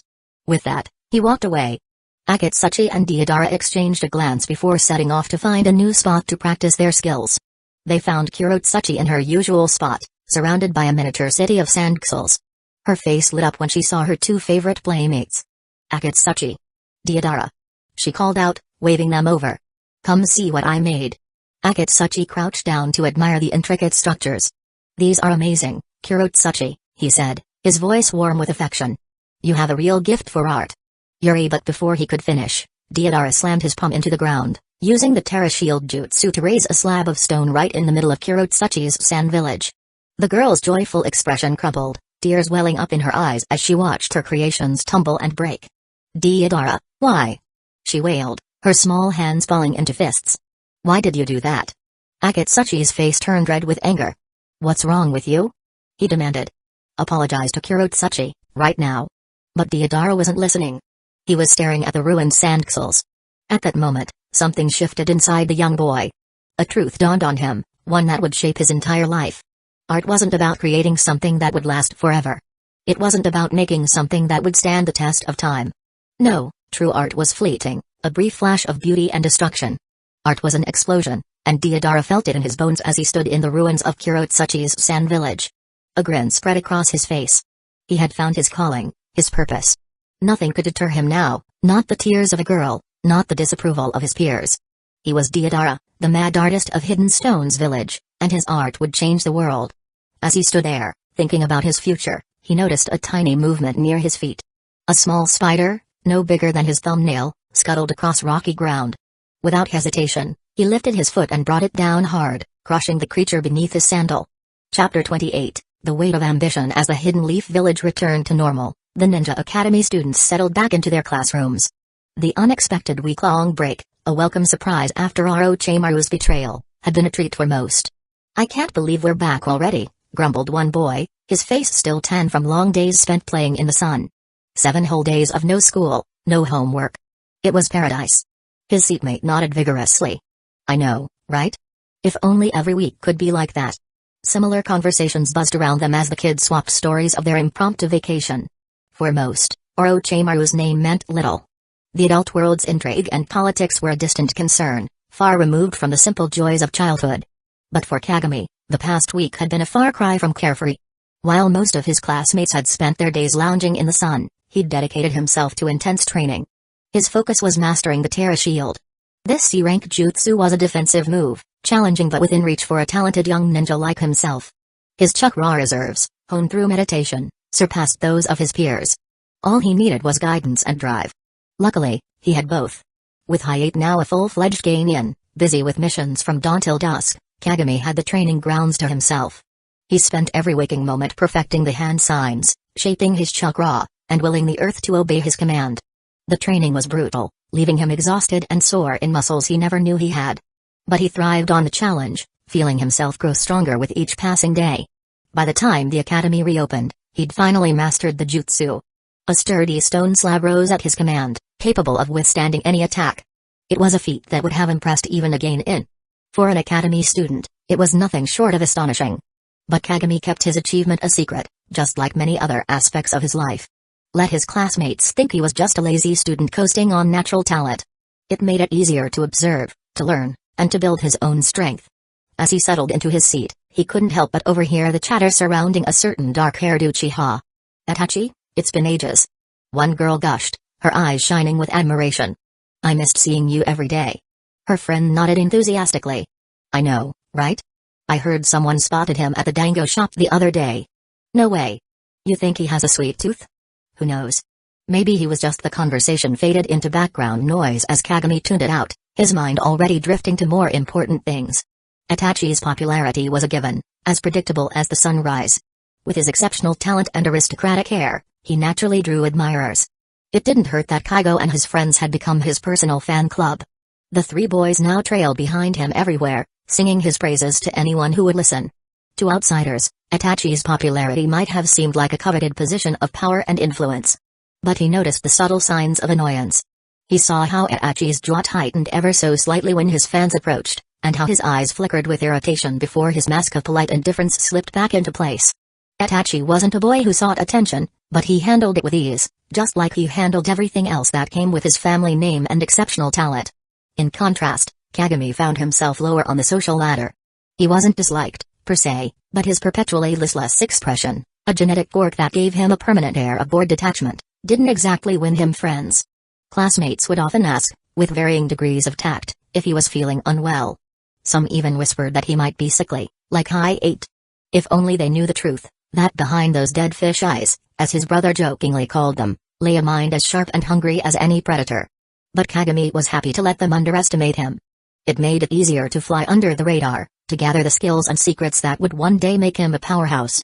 Of course, his relative anonymity didn't shield him from all the drama and politics that came with being in a classroom. Kaigo and his friends, still smarting from their failed attempt at retaliation, had made it their mission to spread rumors about the creepy loner kid. And then there was Izumi and her clique of Itachi fans. Ever since that first sparring match, when Kagami's fist had come close to Izumi's face, they had viewed him with hostility. In their eyes, he was the bad guy, the brute who had dared to raise a hand against their beloved idol. Never mind that it had been a sanctioned match, or that Itachi himself had shown no hard feelings over the incident. In the world of high school drama, perception was everything. But Kagami didn't let them get to him. He had more important things to focus on, like his taijutsu training with Hana. The Inuzuka girl was refreshingly uninterested in the petty squabbles and rivalries that consumed their classmates. All she cared about was getting stronger, pushing herself to be the best kunoichi she could be. In that, at least, they were on the same page. As Daigo-sensei called the class to order, he cracked a small, sly grin. Let the others have their popularity contests and schoolyard dramas. He had his eyes fixed on a higher prize. The future was a blank slate, and he intended to leave his mark on it. One jutsu, one secret, one small step at a time. As the sun dipped below the horizon, Kagami trudged home from another grueling day of training. His muscles screamed in protest, and his chakra reserves were running on fumes, but he felt a deep sense of satisfaction in his exhaustion. Today had been a breakthrough. He'd felt the earth respond to his will, trembling and shifting beneath his feet like an eager servant. It was as if the land itself recognized him as its master. As he approached the gecko compound, he spotted a familiar figure waiting by the gate. I-8, still dressed in his mission gear, looked worn out, but his eyes lit up with a warm welcome. "Kagami." I-8 called out, raising a hand in greeting. "You're running late. Been training again?" He nodded, a small smile playing on his lips. "Yeah. I think I'm finally getting the hang of that Terra shield." I-8's eyebrows shot up, surprise and pride flickering across his face. "Already? That's incredible. Most Genins would struggle with a technique like that." He reached out, ruffling Kagami's hair with a calloused hand. "You never cease to amaze me, little brother. Keep this up, and you'll be giving me a run for my money before long." Kagami ducked away from the affectionate gesture, his smile spreading into a grin. "You better watch out, bro. I'm coming for that top spot." They laughed together, the sound echoing off the compound walls and filling the evening air with warmth. For a moment, all the cares and burdens of the shinobi life fell away, leaving only the simple, perfect joy of brotherhood. As they turned to go inside, Kagami felt a shiver of unease. It was a vague feeling, but it was insistent, A sense that this peaceful moment was just a brief calm before the storm. He knew, deep down, that his path wouldn't be easy. The power he sought would come at a cost. But he was willing to pay it, no matter what. For power was the only thing that mattered. It was the only way to protect what he cared about and shape the world to his will. He vowed to himself, in the secret places of his heart, that he would get that power, no matter the cost. His brother might not understand, but he was determined. In the shadows of his room, the spider in its cage stirred, its eyes glinting with a hungry light. It was as if it too sensed the path ahead, and the darkness that waited at the end. That darkness called to Kagami, like a siren song. He knew that in that darkness lay his destiny, his truth. And the truth, as they said, would set him free, even if it destroyed him in the process. Chapter 29, A Bond of Trust. The first period of the day was ninjutsu class with Daiko, and as usual, it began with a round of questions to test the students' knowledge. His gaze swept the room, settling on the group led by Kaigo. Those guys had a reputation for slacking off, and the teacher expected them to struggle with the answers. But to his surprise, Kaigo was ready. He answered each question confidently. When he finished, he returned to his seat with a swagger, shooting a proud glance at Kagami. The other boy, however, was lost in his own world. His nose was buried in his textbook, his eyes scanning the pages with an intensity that bordered on obsession. Daiko shook his head, a small smile playing at the corners of his mouth. Those two were always at odds, always trying to one-up each other. It was a rivalry that could push them to great heights. Or lead them down a dangerous path. Only time would tell which it would be. Daiko cleared his throat to get the class's attention. Today, we begin our study of ninjutsu in earnest. And we start with one of the most fundamental techniques, the transformation jutsu. He stepped out from behind his podium, his hands moving through a series of signs almost too fast to follow. The transformation jutsu lets an ita change their appearance, taking on someone else's form. Like this. With a puff of smoke, he vanished. In his place stood Itachi, his dark eyes scanning the room with a cool, appraising gaze. As you can see, he said, his voice a perfect imitation of the young prodigies, the transformation is complete. Not just in looks, but in mannerisms and speech too. The class erupted into excited chatter, the students marveling at the sudden appearance of their classmate at the front of the room. But for Kagami and the real Itachi, this was old news. They had mastered the transformation jutsu ages ago, along with the other two basic techniques. The textbook in Kagami's hands was open to the final pages, the sections on advanced ninjutsu that were still years beyond their classmates' grasp. He glanced over at Itachi, wondering if the Uchiha heir was as bored as he was. But his gaze was distant, his eyes fixed on some point beyond the classroom window. Daydreaming, Kagami thought. Even a genius could get lost in his own thoughts, it seemed. A rustle of paper caught his attention. A note had appeared on his desk, slipped there by the person sitting in front of him. He unfolded the paper, his eyebrows rising as he read the short message. Meet me in the woods by the school's west gate after class. There was no signature, but he had a pretty good idea who had sent it. Hana, the only person in class who regularly talked to him. But why the secrecy? Why the need to meet in private? His mind raced, trying to piece together the puzzle. And then it hit him. The day of Orochimaru's escape. They had been in the forest together. And when the alarms had sounded, when the danger had become clear, he had knocked Hana out cold. A single, precise blow to the back of the head, just enough to knock her out without causing lasting harm. He had told her she had fallen, that she must have hit her head in the chaos. But Hana was no fool. She knew she had been struck from behind, and with Kagami the only other person in the woods. The note wasn't an invitation or a confession. It was a confrontation. A demand for answers. He sighed, slipping the paper into his pocket. It seemed his peaceful school life was about to get a lot more complicated. Should have come up with a better excuse. He thought to himself. The woods were quiet, the only sound the soft rustle of leaves in the breeze. Kagami made his way to the clearing, his footsteps silent on the mossy ground. Hana was already there, sitting on a worn wooden bench. She looked up as he approached, her eyes dark and serious. Kagami, she said, her voice low. Hana, he replied, his tone equally quiet. They stood there for a moment, the silence between them thick and heavy. Then Hana patted the bench beside her. Join me? She asked, her voice soft and gentle. Please. He hesitated, then nodded. He took a seat, keeping a small distance between them. Hana took a deep breath, her hands fidgeting in her lap. I wanted to talk to you about that day, she said. Last weekend. His face remained calm, but his eyes gave away his unease. You knocked me out, didn't you? Hana asked, her words direct. After the alarms went off, and we realized something was wrong. You hit me from behind. He searched for a way out. A lie, an excuse, anything to deflect the truth. But before he could speak, Hannah continued.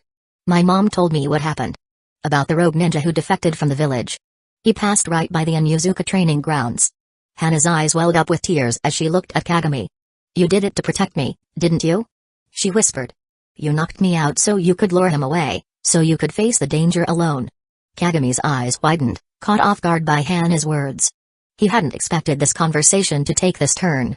Hannah, He started, but his words trailed off. He didn't know what to say. But she wasn't finished. Tears streamed down her face, leaving shiny trails on her cheeks. Promise me, Hannah urged, her voice shaking but firm. Promise you won't put yourself in danger like that again. Not for me, not for anyone. She reached out and grasped his hand, her fingers wrapping tightly around his. Promise me, Kagami. Please, she whispered. He looked at Hannah, at the girl who had become his friend. She cared for him, not for his skills or potential, but for who he was. Just him. Okay, he said, his own voice rougher than he would have liked. I promise, Hannah. Hannah's face broke into a smile as she scrubbed at her cheeks with her free hand, wiping away the tears. Good, she said, giving his hand a final squeeze before letting go. Because if you ever do something like that again, I'll kick your butt myself. Kagami couldn't help but laugh, a real, genuine laugh that he rarely allowed himself. I don't doubt it, he said, grinning. You're kind of scary when you're mad. Hannah's giggles echoed through the quiet woods. She stood up, brushing off her pants, and held out a hand to him. Come on, she said, her eyes sparkling with mischief. Let's grab lunch together. Kagami-kun. He groaned at the honorific, but he took Hannah's hand anyway, letting her pull him to his feet. As they strolled back towards the school, their shoulders bumping companionably, he felt a strange warmth spreading through his chest. It was an unfamiliar feeling, but not an unpleasant one. In the forest shadows, a figure lurked, hidden from the two children. It was a massive spider, unlike any natural creature. 8 beady eyes followed the boy and girl as they made their way back to the academy. The spider had been watching for a long time. Watching, and waiting. For now, it would continue to observe, biding its time. And when the time was right, when the moment came, it would. For the spider served a purpose beyond human understanding, and the boy was the key to it all. The key to a future of darkness and terror, of madness and despair. The old ones would rise again, and the spider's twisted mandibles curled into a grotesque smile. It could afford to wait. It had all the time in the world. Chapter 30, The Summoner's Quest in the Damp Hideout. Orochimaru hunched over a worn, leather-bound book. The flickering candlelight cast shadows on his pale face as he pored over the ancient text. The Necronomicon, a tome that had consumed him, lay open before him. At first glance, it seemed like he was deeply engrossed in study, his eyes scanning the cramped script with an intensity that bordered on obsession. But the truth was, he had long since memorized every word, every syllable. For him, reading the Necronomicon had become a ritual, a reaffirmation of the path he had chosen.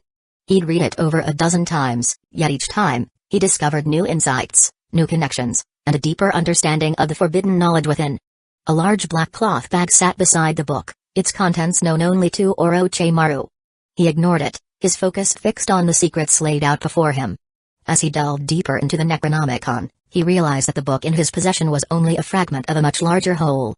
The gaps in the story hinted at the existence of other volumes, scattered across the world. Even incomplete, the Necronomicon was a treasure trove of knowledge. Its pages revealed tales of beings beyond human understanding, ancient gods and monsters from the farthest reaches of space and time. Alongside these cosmic horrors, the book detailed the rituals to summon them. The so-called spells were unlike anything Orochimaru had learned in his ninja training. They were divided into elemental magic, fire, wind, water, and earth, each corresponding to one of the old ones. But unlike the precise hand signs and chakra manipulation of ninjutsu, these magics relied on ancient incantations, chanting words in long-forgotten tongues. The prospect was incredibly enticing. A new path to power, one that could potentially surpass the limits of chakra. His blood raced with excitement at the thought of unlocking this secret. But what really got his heart racing was the promise of summoning. The Necronomicon revealed ways to call forth creatures from beyond, bringing them into the world of flesh and blood. There were 2 types of summoning jutsu in the ninja world. One involved signing a blood contract with a summoning beast, allowing the beast to be summoned when needed. The other was a non-blood contract summoning, which only summoned inanimate objects, merely transporting items from elsewhere. However, this magic was different. It didn't rely on pre-existing contracts and blood pacts like the summoning jutsu. Instead, It could reach into the unknown, pulling beings from their cosmic realms without their consent. Orochimaru knew the risks. The creatures that could be summoned were not tame or loyal servants. They were ancient, unknowable beings with motives beyond human understanding. Summoning such a being was to invite madness, risking one's own mind and soul being consumed by the very power one sought to control. His mind drifts to Manda, his own unruly summon. Despite their blood contract, the giant snake dares to speak to him with disrespect. But with the magic of the Necronomicon, he could summon beings far more powerful and far more obedient. The methods of summoning vary greatly. Some require complex magic circles inscribed with runes, while others demand sacrifices to appease the summoned beings.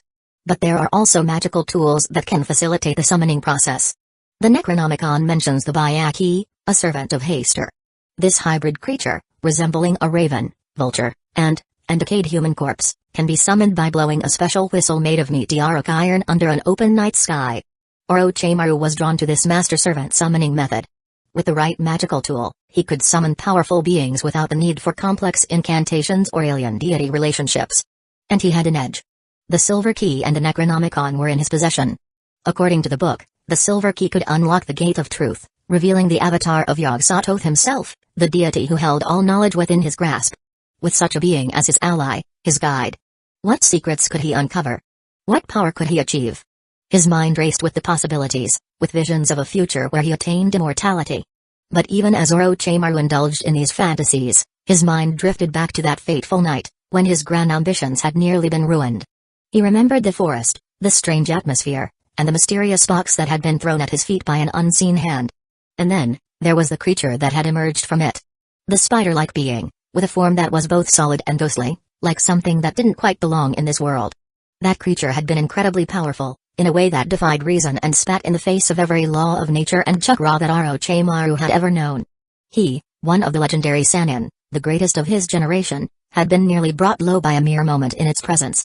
He was convinced, the box was a tool, a means of summoning, just like those described in the Necronomicon. And it had been in the hands of someone in Hidden Leaf Village, someone who'd been in those woods that night.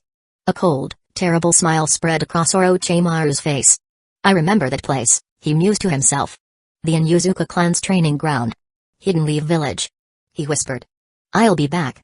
Someone in Hidden Leaf Village held the key to unimaginable power, and Orochimaru would stop at nothing to claim it. No matter the cost. Orochimaru-sama. Just then, a muffled voice echoed through the cavern, breaking into his thoughts. It was Giran, his loyal subordinate. I've brought the test subjects you requested, Orochimaru-sama, she called out, her voice respectful. A diverse group, just as you specified, men, women, children.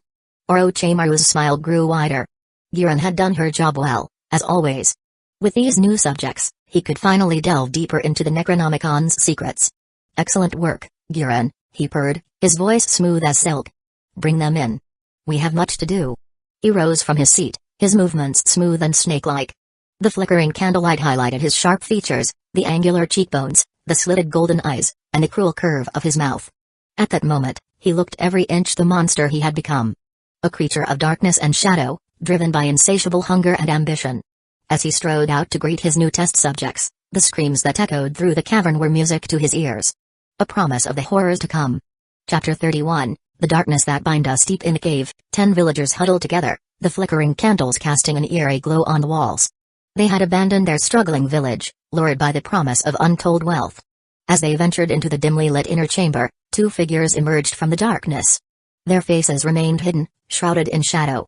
Giran stepped forward, bowing slightly. Orochimaru-sama, here they are, she said, before stepping back into the darkness. The villagers huddled together, their anxious whispers filling the air. They all came from the same poor village nearby, where every day was a struggle to survive. One of the villagers, a middle-aged man, spoke up, his voice shaking. What's going on? Why did they bring us here? I heard they're going to pay us a fortune, a young woman replied, her eyes wide with hope. An elderly woman frowned, her brow furrowed. But why us? What do they want from us? Who cares? A brash young man interjected. If they're offering money, I say we take it and don't ask questions. The chief, who had been quietly observing the exchange, finally spoke up. Let's not be too hasty. We need to be careful. Giran is a powerful kunoichi, and her offer might come with hidden dangers.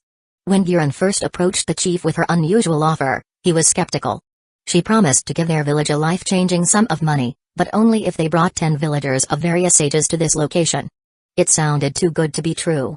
The chief knew their small village didn't have much to offer, except for the labor of its people. And her specific request for a diverse group raised his suspicions. But the chance to alleviate his people's suffering was too tempting to resist. Moreover, Guren had recently helped their village by killing a monstrous wild boar that threatened their food supply. Although she claimed it was a coincidence, her incredible strength and unintentional act of kindness didn't go unnoticed. In the end, the chief decided to trust her, despite his reservations. He wasn't naive enough to think he could refuse her suggestion anyway, given her overwhelming power. Whether driven by desperation, gratitude, or greed, he took the risk. But now, standing before her even more intimidating master, the chief's unease grew. The mysterious figure's presence sent a chill down his spine. The chief took a deep breath and stepped forward, addressing the man. Ninja-sama, as requested, we've brought 10 villagers of different ages.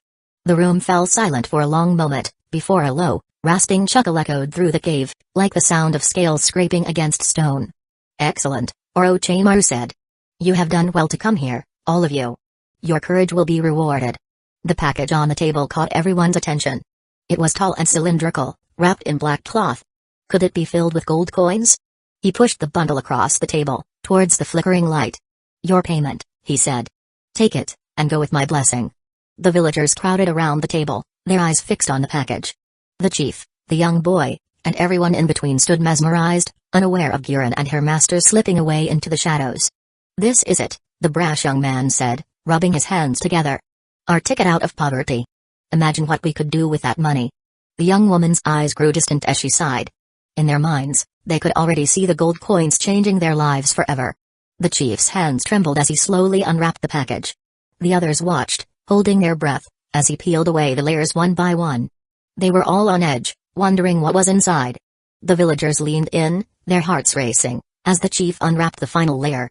And then, with a sudden tug, the last of the fabric fell away. They recoiled in horror, their faces twisted in disgust. It wasn't gold that glittered in the candlelight. It wasn't the promise of wealth and prosperity. Instead, a twisted, grotesque statue seemed to pulse with a sickening life of its own. Its bloated body was curled in on itself, an octopus head grafted onto a humanoid torso, with deformed wings protruding from its neck. What is this? The middle-aged man's face twisted in disgust. It's hideous, the elderly woman whispered, unable to tear her gaze away. The young boy inched closer, morbidly fascinated. It looks alive. As they gazed at the statue, it seemed to grow more lifelike by the second. Its slimy green skin pulsed with a sickening rhythm, like a mass of mucus. The bulges on its body moved up and down, as if it were breathing. The villagers' disgust turned to fear as they realized the statue wasn't just grotesque, it seemed to be alive.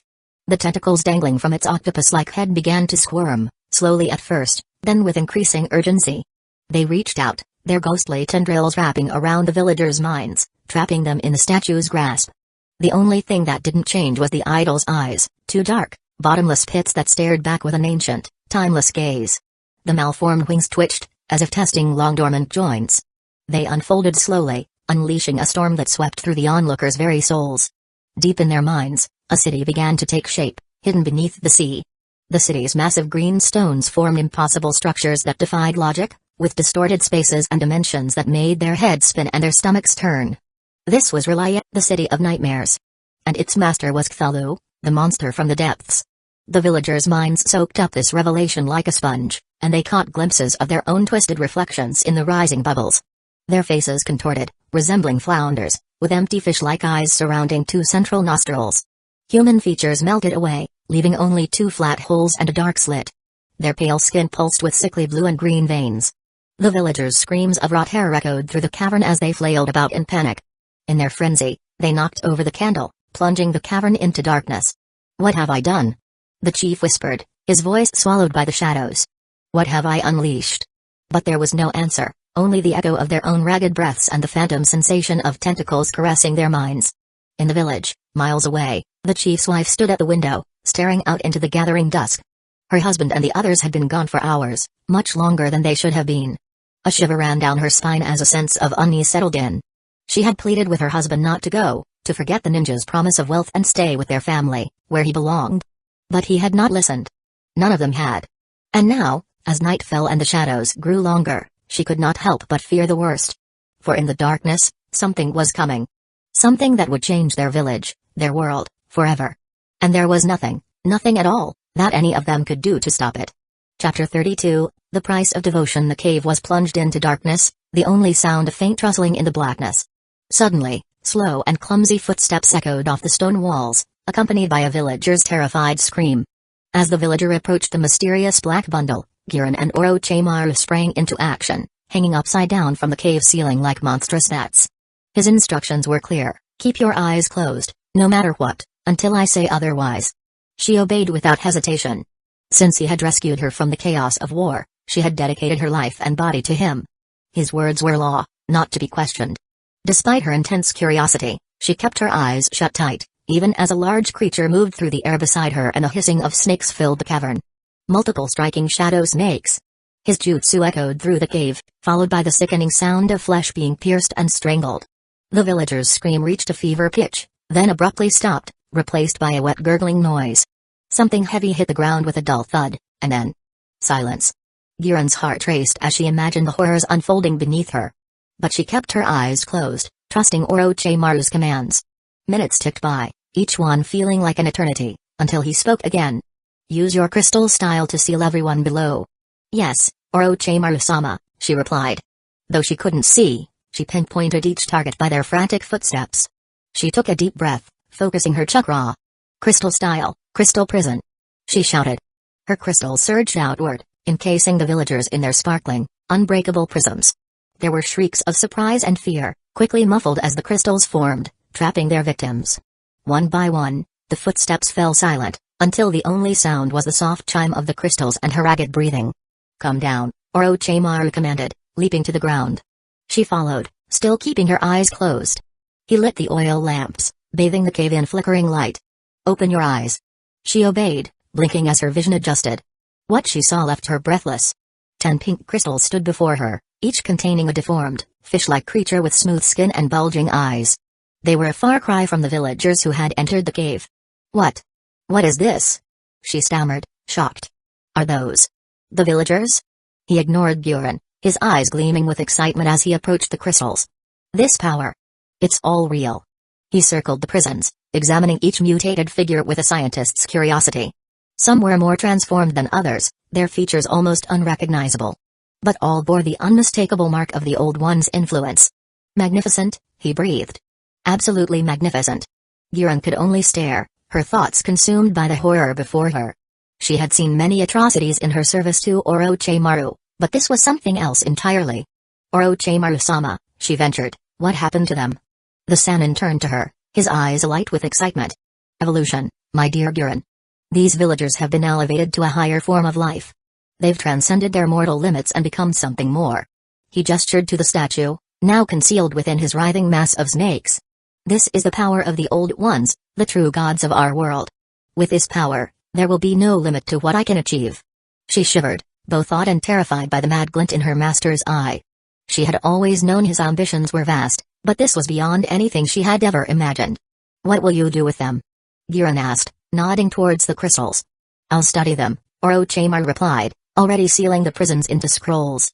Unlock the secrets of their transformation. And then. He smiled, a cold, cruel smile that sent a chill down her spine. I'll create an army of these evolved beings. An unstoppable force that will reshape the world. Her mouth went dry. An army of those things? The thought was terrifying. But she knew better than to question his vision.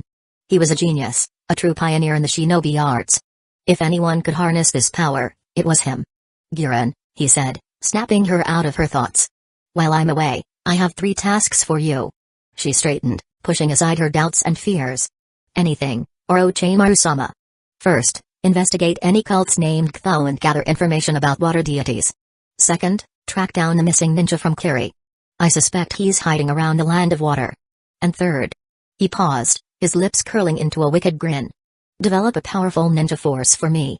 The stronger, the better. Yes, Orochimaru-sama. She knelt, bowing her head. I won't let you down. See that you don't, he said, his voice cold as ice. I have high expectations for you, Giran. Fail me, and, well, I think you know the consequences. Her heart skipped a beat, but she kept her face steady. I understand, Orochimaru-sama. I won't fail. Good. He turned to leave, his form already melting into the shadows. I'm heading north. I have an old friend to visit, someone who can help me with my experiments. She bit her lip, a flash of jealousy surging through her. She wanted to be the one at his side, aiding him in his grand ambitions. But she knew her place. She was a tool, a weapon to be wielded at her master's command. And she would fulfill that role to the best of her abilities, no matter the cost. Safe travels, Orochimaru-sama, she said, bowing low. I'll be waiting for your return. The Sannin paused, glancing back over his shoulder. For a moment, his eyes seemed to soften, a hint of something almost like affection flickering in his golden eyes. But it vanished, replaced by the cold, calculating stare she knew all too well. Remember, Giran, he said. Your life, your loyalty, they belong to me. Never forget that.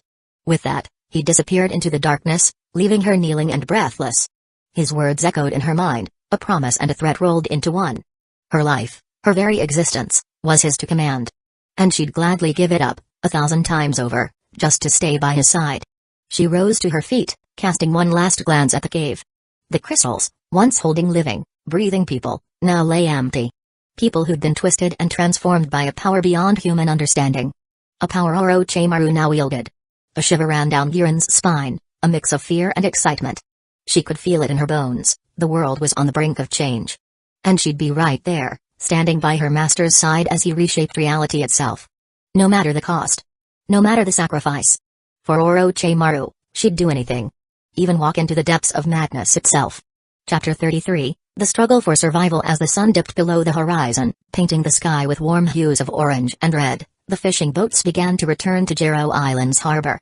The island's small harbor was bustling with activity, as the local villagers relied on the daily catch to make a living. One of the boats chugged into view, and a rugged, suntan man in a bamboo hat and straw raincoat jumped onto the dock, waving enthusiastically. I'm back. He called out, his voice carrying across the water. On the shore, a young woman in a simple gray dress stood with a little girl, her short purple hair blowing in the sea breeze. The child's face lit up at the sight of her father, and she broke free from her mother's grasp, running towards him with outstretched arms. Daddy! She squealed. The man scooped her up in a tight hug, lifting her high into the air as she giggled with delight. Toka, did you behave for Mom today? Yes. The little girl nodded eagerly, her smile as bright as the setting sun. The woman approached, her eyes shining with affection. Welcome home, dear. The man set Toka down and wrapped his arms around his wife, pulling her close for a warm kiss. The little girl covered her eyes with a giggle. Mommy and Daddy are kissing. The woman smiled, her cheeks flushing, as the man whispered something in her ear, making her blush even more. Let's head back, the man said, settling Toka onto his broad shoulders. I'm starving. Together, the happy family made their way towards the village, looking like they didn't have a care in the world, despite the hardships that plagued their simple life. Kyuzen, Tanimai, and Toka were just one of the many families that called the fishing village on Jero Island their home. Kyuzen had named his daughter with a special meaning in mind. He hoped she'd bring him good luck on his fishing trips and guide him safely back to shore. As they walked into their cozy home, the delicious smell of dinner greeted them. The table was set with a warm fish soup, some vegetables, and a small salted fish for each of them, accompanied by steaming bowls of rice. It was a simple meal, but the love and laughter they shared filled the room. You could see how much they cared for each other in every gesture and word. After dinner, Kyuzen called his daughter over and kneeled down to her level. Mom and I need to go out for a bit. Can you stay here by yourself and be a big girl? Toka bobbed her head, her expression serious. I'll be good, Daddy. With a kiss on her forehead, Kyuzen and Tanimai headed out into the dark night, making their way back to the harbor under the starry sky. The couple climbed aboard their small fishing boat, the torchlight flickering as Kyuzen lifted the lid of the central hold. The meager catch, just 3 small, unremarkable fish, was a harsh reminder of their struggles.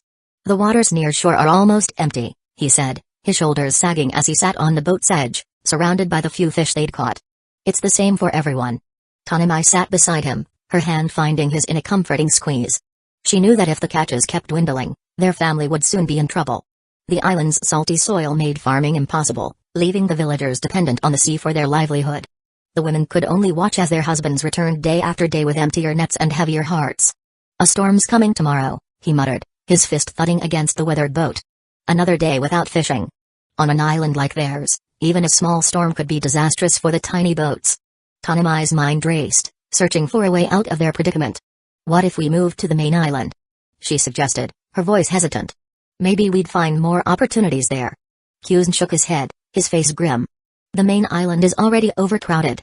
The Lord would never allow it. He gazed out at the dark sea, his eyes distant. Many have tried to leave Jiro over the years. Only one person ever made it out, Mashiro. There was a hint of admiration in his voice as he spoke the name. Mashiro was a local legend, a boy from their humble village who had risen through the ranks of the Gado Company, a prominent shipping enterprise. Now, he commanded his own merchant vessel, trading with the maritime nations surrounding the land of water. They call him Captain Mashiro these days, he said, a wistful smile on his lips. If I'd followed him when he left, maybe. He trailed off, the unspoken regrets hanging in the air. Tanami leaned her head on his shoulder, her voice soft and reassuring. Don't dwell on the past, love. We'll get through this, together. She gazed up at the cloudy sky, an idea striking her. Since we can't fish tomorrow, why don't we visit the temple? The whole village will be there, praying for the sea god's favor. He nodded slowly, drawing strength from his wife's steady faith. All right. Maybe the gods will hear us this time. The next day was gray and ominous, with strong winds blowing across the harbor and rain pounding the decks of the moored fishing boats. Not a single fisherman dared to venture out into the rough sea, their vessels creaking and swaying in the growing storm. But the villagers didn't stay hidden in their homes, waiting for the storm to pass. Instead, they gathered in the temple at the heart of the village, seeking comfort and hope in the face of their struggles. The temple was a simple building, but it was the largest structure in the village, big enough to fit the entire community. Over 100 villagers knelt before the statue of the sea god, their heads bowed, and their backs bent in prayer. The offering plate at the deity's feet was empty, a sign of the village's poverty. They had nothing to give but their prayers and their pleas. The village chief led the congregation, his voice rising above the howling wind outside. Great sea god, we beg of you. Bless us with abundant catches. As one, the villagers bowed, their foreheads touching the worn wooden floor. Great sea god, we beg of you. Calm the raging seas. Another bow, another fervent prayer. But just as the villagers straightened up, a loud crack of thunder shook the temple, lightning flashing through the high windows. The storm, it seemed, was only getting stronger. The temple doors burst open with a loud bang, and a sturdy figure stood in the entrance, outlined against the stormy sky. The villagers turned, their eyes wide with fear and surprise. The stranger walked into the temple, his steps confident and purposeful. Some of the men near the entrance moved to stop him, but as they saw his face, they froze, recognition dawning in their eyes. Mashiro? One of them whispered, hardly daring to believe it. He's back. Another exclaimed, joy and disbelief mixing in their voice. Mashiro has returned. As the news spread through the crowd, the villagers parted, making way for the man who had once been one of their own, the boy who had dared to dream of a life beyond their small island. Mashiro had finally come home. Chapter 34, The Fisherman's Bargain. As the villagers gathered around, their voices erupted in a joyful chorus. Mashiro's back! They exclaimed, thrilled to see him. He's finally returned. Years had passed since Mashiro left their small fishing village, but he'd built a reputation for himself as a trader on ships that sailed the coast and visited island towns. To the villagers, his homecoming was like a hero's return. Kyuzn stood up, a broad smile on his face, ready to welcome him back. But his wife, Tanami, tugged on his sleeve, her eyes filled with concern. She nodded toward their young daughter who trembled in her lap, intimidated by Mashiro's imposing figure. Kyuzn's smile faltered as he sat back down, comforting his child.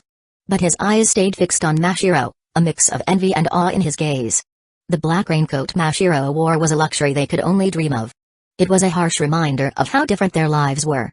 Mashiro looked more robust than Kyuzn, despite being older. His face was smoother, without the deep lines that had formed on his face from years of hardship. But what really fueled Kyuzn's jealousy was the implication of Mashiro's arrival. To have braved the raging storm, he must have come in a large merchant ship, a vessel that could weather the fury of the sea. It was a dream that Kyuzn, and every other fisherman on Jiro Island, had long since given up on. As Mashiro walked down the center aisle, the villagers parted to let him through. The chief felt a knot in his stomach as he watched him approach. He was angry, resentful, and more than a little envious. When Mashiro had first said he was leaving the island, he had been against it. But now, as Mashiro returned in triumph, he could only marvel at the twist of fate that had left his village struggling while Mashiro thrived. Mashiro ignored the chief, his eyes fixed on the statue of the sea god at the far end of the temple. With a scornful sneer, he spat on the ground in front of the statue. "What's the point of worshipping this thing?" he sneered, his finger jabbing at the statue. "You call this faith? Groveling before a chunk of stone?" The villagers recoiled, shock and outrage written all over their faces. The village chief jumped to his feet, his voice shaking with anger. "Shut up!" he bellowed. "How dare you disrespect the sea god?" But Mashiro ignored him. "Has your precious sea god ever helped you out?" he taunted. "Has your faith made your lives any better? Look around. You're still struggling to survive, still scraping by on whatever the sea gives you." He shook his head, his laughter harsh and mocking. "The sea god doesn't care if you live or die. He is happy to let you suffer, to let you starve. But I know a god who can really make things happen." He raised his hands to the heavens, his voice rising to a fevered pitch. "Follow me," he yelled. "Believe in the true god of the sea. He's the one who can give you endless fish and limitless gold. He's the one who can make you his chosen people, destined for his kingdom. And in his kingdom, eternal life awaits the faithful." As if in answer to his call, a bolt of lightning split the sky, bathing the temple in an eerie purple glow. At that moment, the villagers saw Mashiro's face transformed, his eyes bulging and bloodshot, his grin twisted into a mad, grotesque smile. Children screamed, burying their faces in their mother's skirts. The village chief, shaken from his stupor, pointed a trembling finger at Mashiro.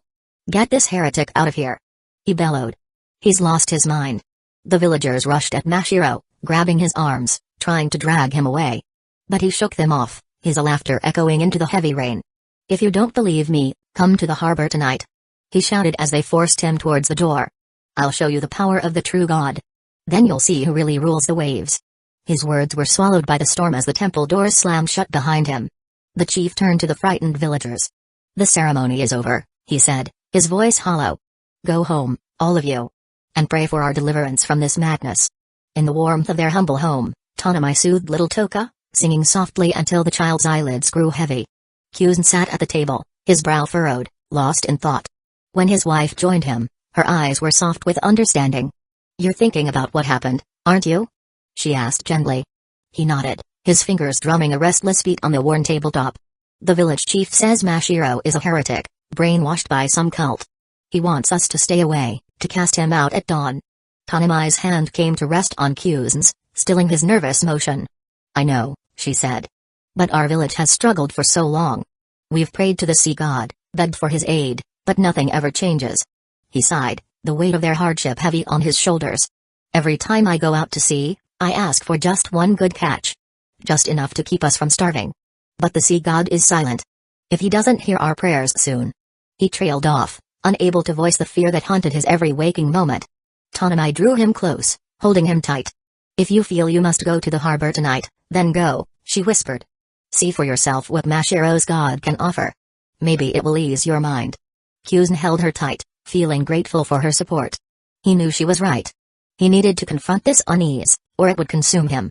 He hugged her one last time, then let her go, his eyes glinting with determination in the flickering candlelight.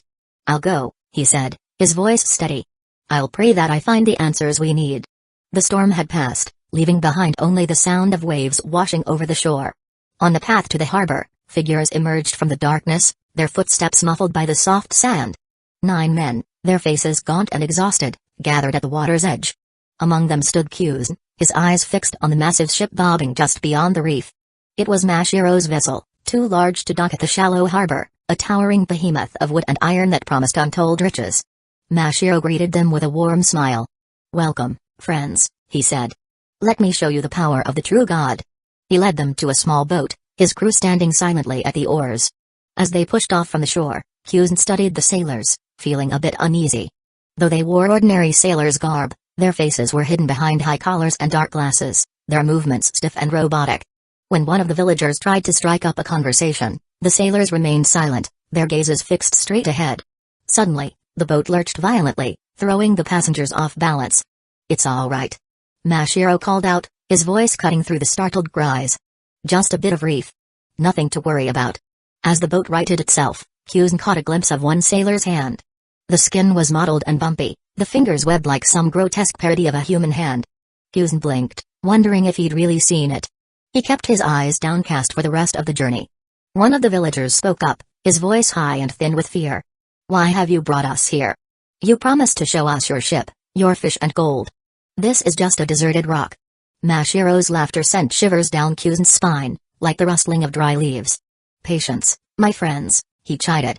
"I brought you here to prove not what I have, but what you can gain by believing in the true God. Follow me, and I'll show you how to claim the riches that are your birthright." The villagers huddled together, their whispers buzzing like angry insects as they followed Mashiro up a winding path. At the top of a rocky hill, he turned to face them, a strange golden amulet glinting in his hand. "Behold!" he cried. "The sign of the true god, he who rules the waves and all that swims beneath." Mashiro began to chant. As his voice grew louder, the wind whipped into a frenzy, howling around them like a wounded beast. Kyuzen felt terror seize his chest, his hairs standing on end. He wanted to run, to flee this accursed place and the madman who had brought them here. But his legs remained rooted to the spot, his eyes fixed on the amulet that burned like a miniature sun in Mashiro's grasp. Mashiro's voice reached a fever pitch. And then, from the waters below, came a sound that froze the blood in Kyuzen's veins. A bubbling, hissing noise, like the breath of some monstrous creature rising from the deep. The villagers panicked, dropping their torches as they scrambled back from the edge. The flames sputtered out as they hit the water, plunging the scene into darkness. But Mashiro's voice still rang out, wild and uncontrolled, summoning something from the depths. As dawn broke over Jiro Island, the sun's gentle light exposed the chaos on the shore. The village chief, flanked by a crowd of angry villagers, marched towards the harbor, set on driving Mashiro and his heresy from their community. But Mashiro's response was not one of fear or apology. Instead, he flashed a cold, savage grin that left the villagers breathless. Just then, someone shouted, "Look!" and pointed to the shallows. "The tide's gone out. And there, in the rocks. It's fish. More fish than I've ever seen." The villagers surged forward, their anger forgotten as they splashed into the receding waters. Everywhere they looked, there were fish. Kyuzen was among them, scooping up the wriggling creatures into his shirt, hardly daring to believe his eyes. But as he reached for another, his hand closed around something cold and hard, buried in the sand. He pulled it free, his breath catching in his throat. It was a golden amulet, identical to the one Mashiro had wielded the night before. The surface was etched with strange symbols, depicting a creature that was half man, half fish, its features twisted in a grin. "Gold!" Kyuzen shouted, his voice trembling with wonder. "I found gold!" The villagers swarmed around him, their eyes aglow with greed. And then, like a fever breaking, the cries began to echo up and down the shore. "More gold, over here! I found a piece, too! The true god has blessed us!" Kyuzen clutched the amulet to his chest, the events of the previous night fading like a half-remembered dream. All that mattered was the treasure in his hands, the promise of a life free from worry. As the villagers scrambled in the sand, lost to their gold lust, only little Toka remained on the shore, her eyes fixed on the lone figure by the harbor. Mashiro stood at the water's edge, his lips moving silently. And there, bobbing gently in the waves, was a dark green shape. Chapter 35, A Hidden Leaf Village Spy's Mission, Infiltration. The old mountain path wound its way through the foggy hills, its stones worn smooth by generations of travelers. A trading caravan crawled along, the creaking of wagon wheels and a steady clip-clop of horses breaking the silence. "Next hill and we'll see Kiri." The lead driver yelled back. "Let's move, folks. We need to reach the village before nightfall." He cracked his whip, and the horses picked up their pace. The wagons behind lurched forward. On one of them, a sandy-haired man in porter's clothes looked up at the sky with a frown. The fog had gotten thicker since they'd entered Hidden Mist Village territory. It wasn't enough to block the path completely, but it made it hard to see what was around them. The man, whose name was Kamade, felt uneasy. But he wasn't really a porter. He was actually a special jonin from Hidden Leaf Village on a secret mission. Just over a month ago, the third Hokage had called him in and given him a job that brought him all the way out here to the Land of Water. He could still picture the Hokage's serious face, wrinkled with worry as he puffed on his pipe. "Kamade," the old man had said quietly, "I've got a mission for you. I need you to sneak into Hidden Mist Village and gather information. In other words, I need you to be a spy." Kamade's stomach had dropped. He knew exactly how dangerous spy work was. Going into enemy territory alone, trying to get information while always at risk of being caught. It was the kind of job you did on your own, with no backup. And if you got caught, you were on your own end too. Everyone knew spies were dealt with harshly, no matter who sent them. It was the most dangerous job a ninja could get. And Kiri, the village of the Bloody Mist, was one of the most dangerous places to do it. A couple weeks ago, the Hokage had continued, "Orochimaru betrayed us and ran off toward the Land of Water. I don't think it's likely, but I need you to find out if he's made contact with Kiri, or if they're working together at all." "Yes, sir." Despite how scary the job was, Kamade had agreed right away. It wasn't his place to say no.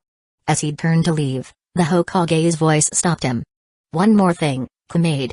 The Hokage's eyes locked onto his, ensuring he had his full attention. We've heard rumors about a cult in the land of water that worships something called Cthulhu. Kumaid's interest was piqued, but the Hokage's tone made it clear this was secondary to his main mission. If you can, try to gather information about this group. But your primary objective takes priority. I understand. Kumaid had bowed.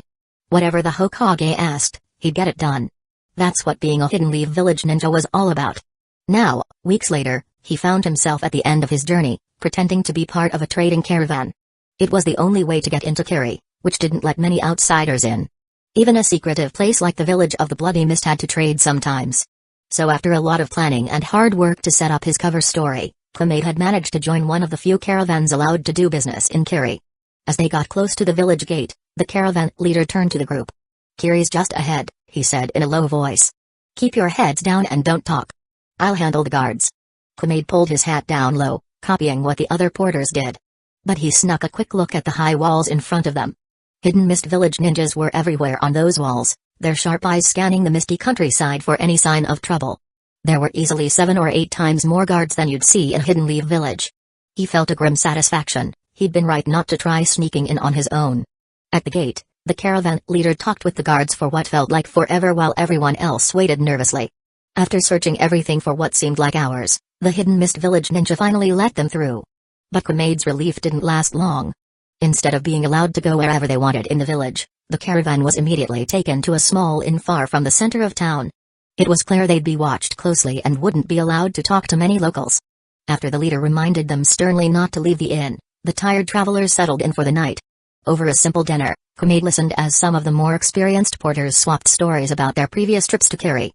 "I used to think this place was the scariest in all the lands," one man said, shaking his head. "But after that last village we visited, Hidden Mist Village seems almost welcoming in comparison." The others nodded, looking grim. "I've never seen a place buy up our stuff so fast," another porter added. "Usually, it takes us days to sell everything. But this time, it's as if the entire town suddenly struck gold. I'm just glad we got out of there quick. That place gave me the creeps." Kumaid leaned forward, interested. "What village are you talking about?" The men looked at him in surprise. "Oh right, you're new. You joined up with us after we left there, didn't you?" When Kumaid nodded, the first porter explained, it was some little town in the land of waves. Never seen anything like it. The people there had this weird look in their eyes. Like they were seeing something the rest of us couldn't. He shivered, even though the room was warm. "I'm telling you, there's something not right going on in that place. Something best left alone." As the others agreed, Kumaid sat back. The land of waves.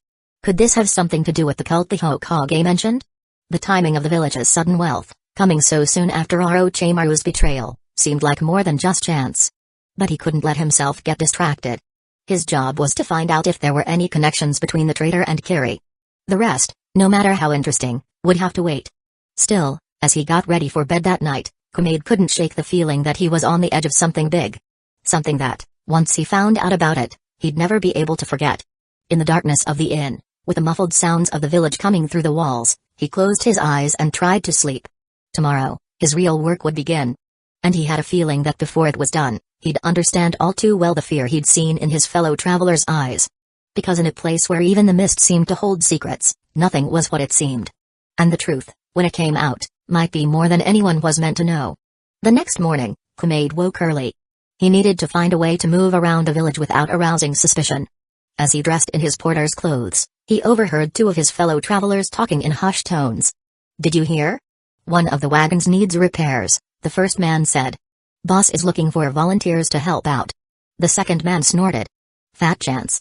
I'm not lifting a finger more than I have to in this creepy place." Kumaid saw his opportunity. He approached the caravan leader, offering to help with the repairs. The man eyed him suspiciously at first, but eventually nodded his approval. "All right, but stick close to the inn. And be back before sundown, you hear?" Kumaid nodded, trying to hide his excitement. This was exactly what he needed, a chance to move around and observe without drawing attention. As he worked on the wagon throughout the day, Kumaid kept his eyes and ears open. He noticed how the villagers of Hidden Mist Village moved quickly and quietly, their eyes always darting around as if expecting danger.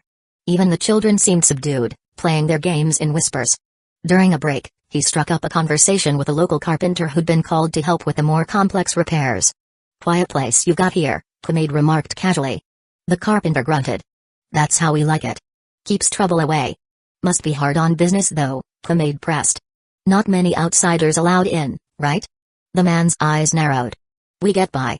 Don't need outsiders poking their noses where they don't belong. Clemade raised his hands in a placating gesture. No offense meant. Just curious, is all. Heard some strange stories on the way here. Talk of cults and such in the land of waves. You hear anything about that? For a moment, fear flashed across the carpenter's face. Then his expression hardened. Listen, stranger. If you know what's good for you, you'll forget about those stories. Some things are best left alone. Before Clemade could respond, the man gathered his tools and walked away quickly, leaving the spy with more questions than answers.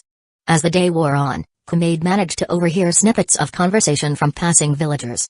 Most of it was mundane, but a few words caught his attention, whispered mentions of the transformed.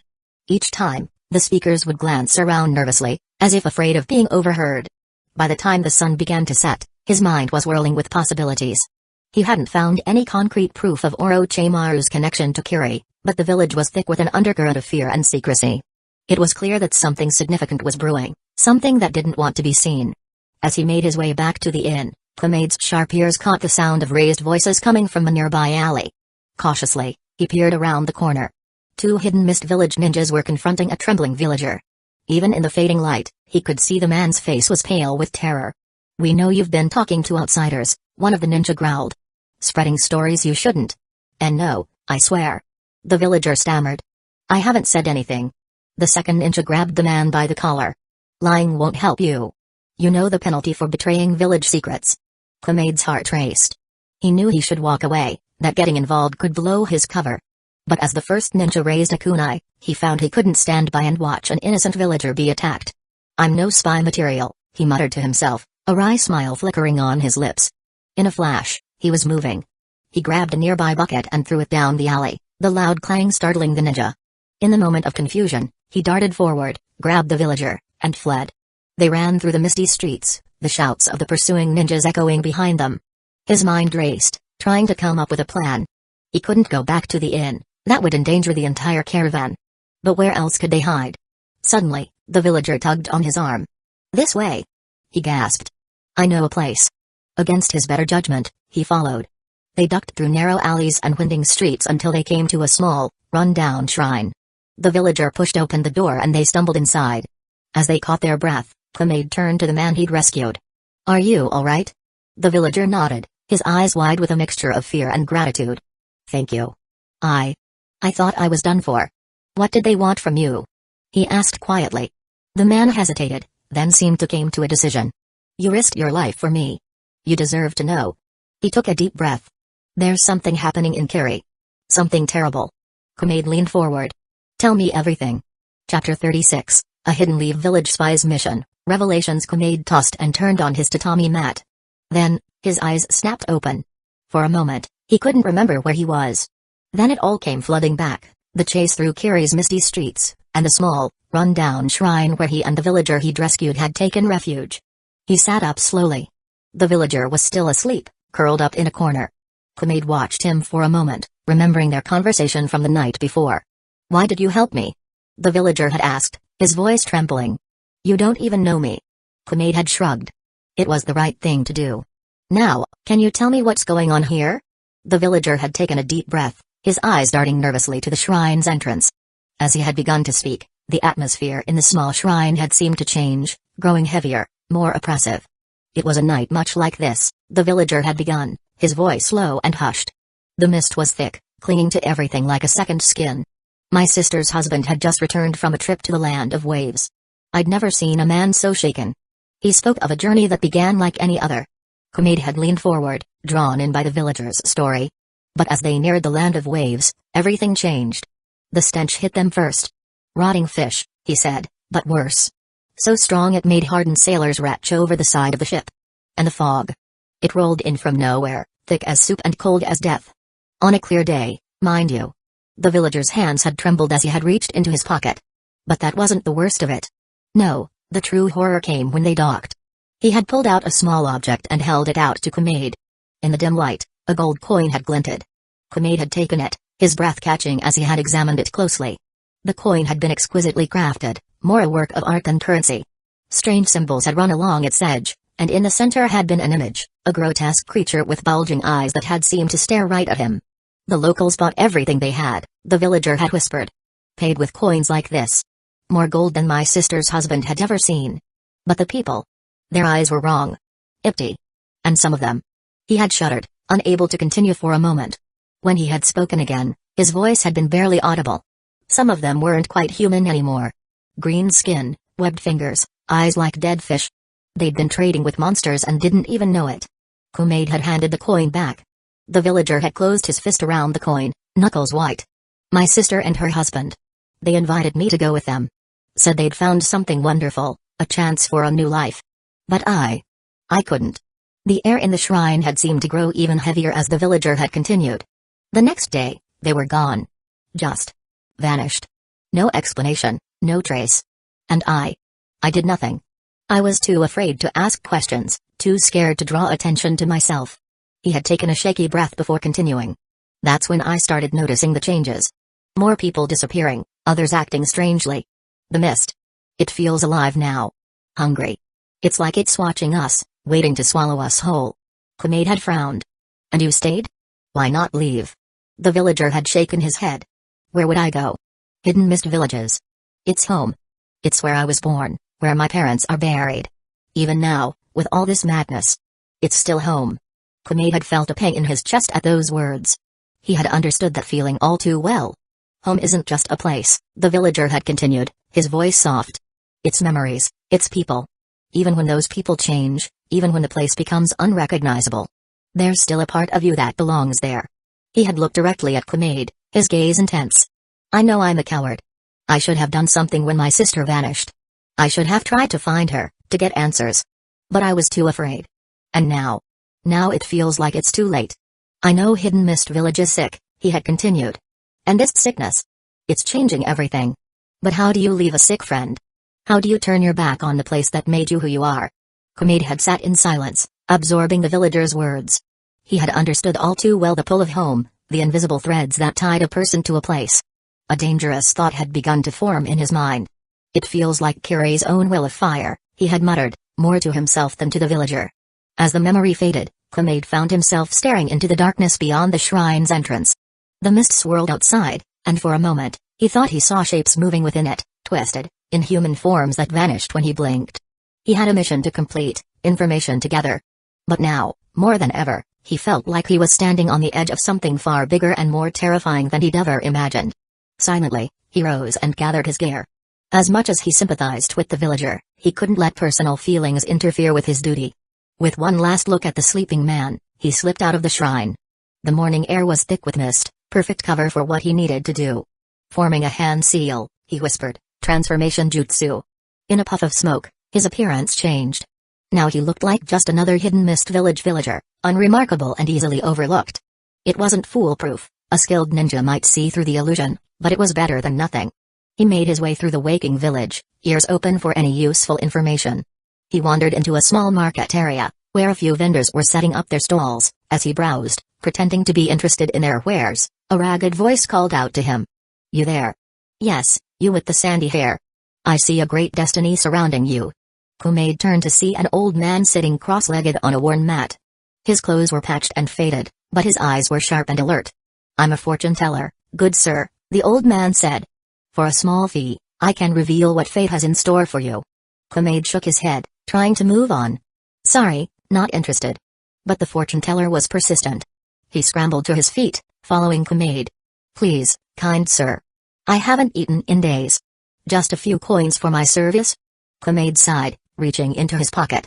He didn't believe in fortune telling, but he couldn't ignore someone in need. He handed the old man a few coins. Here, he said. Get yourself something to eat. The fortune teller's eyes widened in surprise. He clutched Kumaid's arm suddenly, his grip surprisingly strong. Wait, he said, his voice trembling. I must tell you something. Kumaid tried to pull away, but the old man held on. You must leave this place, the fortune teller whispered urgently. Now, while you still can. If you stay. His voice broke, and to Kumaid's shock, tears began to form in the old man's eyes. You're a kind soul. I don't want to see you come to harm. What are you talking about?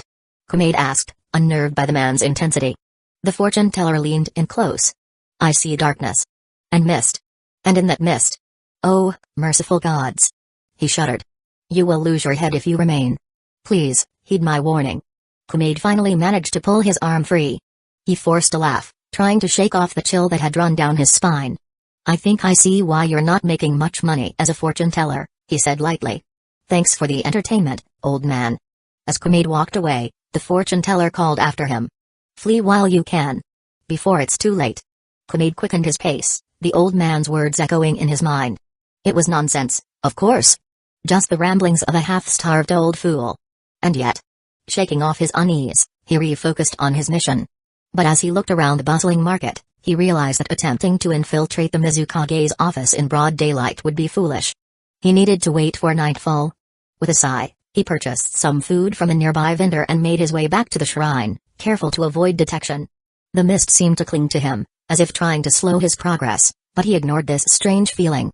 Back at the shrine, Kumail found the villager awake and pacing nervously. The man's face lit up with relief when he saw his savior. You're back. I was worried. Kumail handed him some of the food.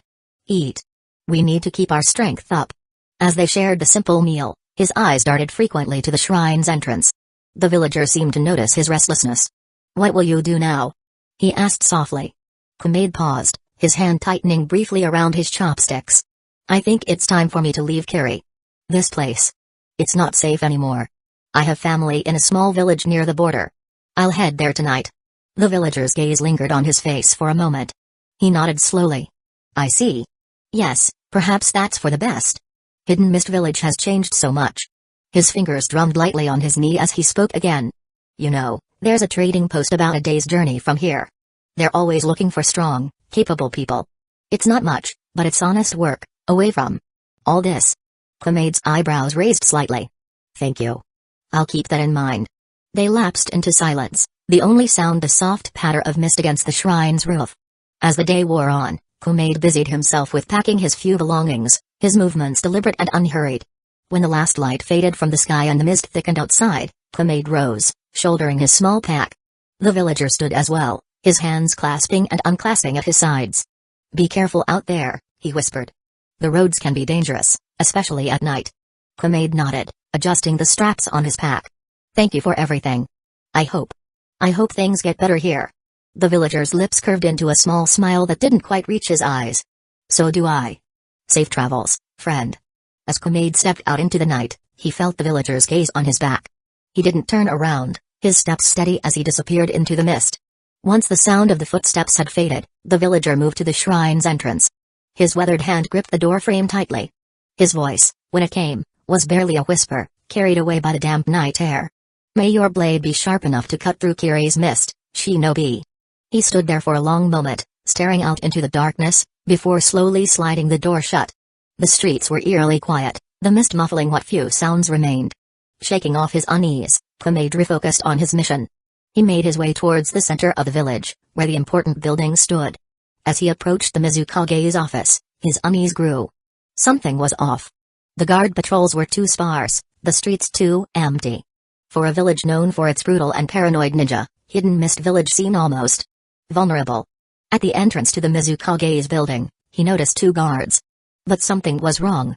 Their postures were slack, their eyes unfocused. It was as if they were sleepwalking. Too easy, Kumail muttered to himself.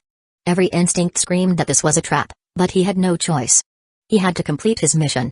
Taking advantage of their inattention, Kumail slipped past them, entering the building through an open window on the second floor. The air inside was heavy and damp, carrying a faint, unpleasant odor. As Kumail made his way through the dark hallways, the smell grew stronger. It reminded him of the villager's description of the land of waves, rotting fish. In the Mizukage's office, he quickly rifled through the papers on the desk.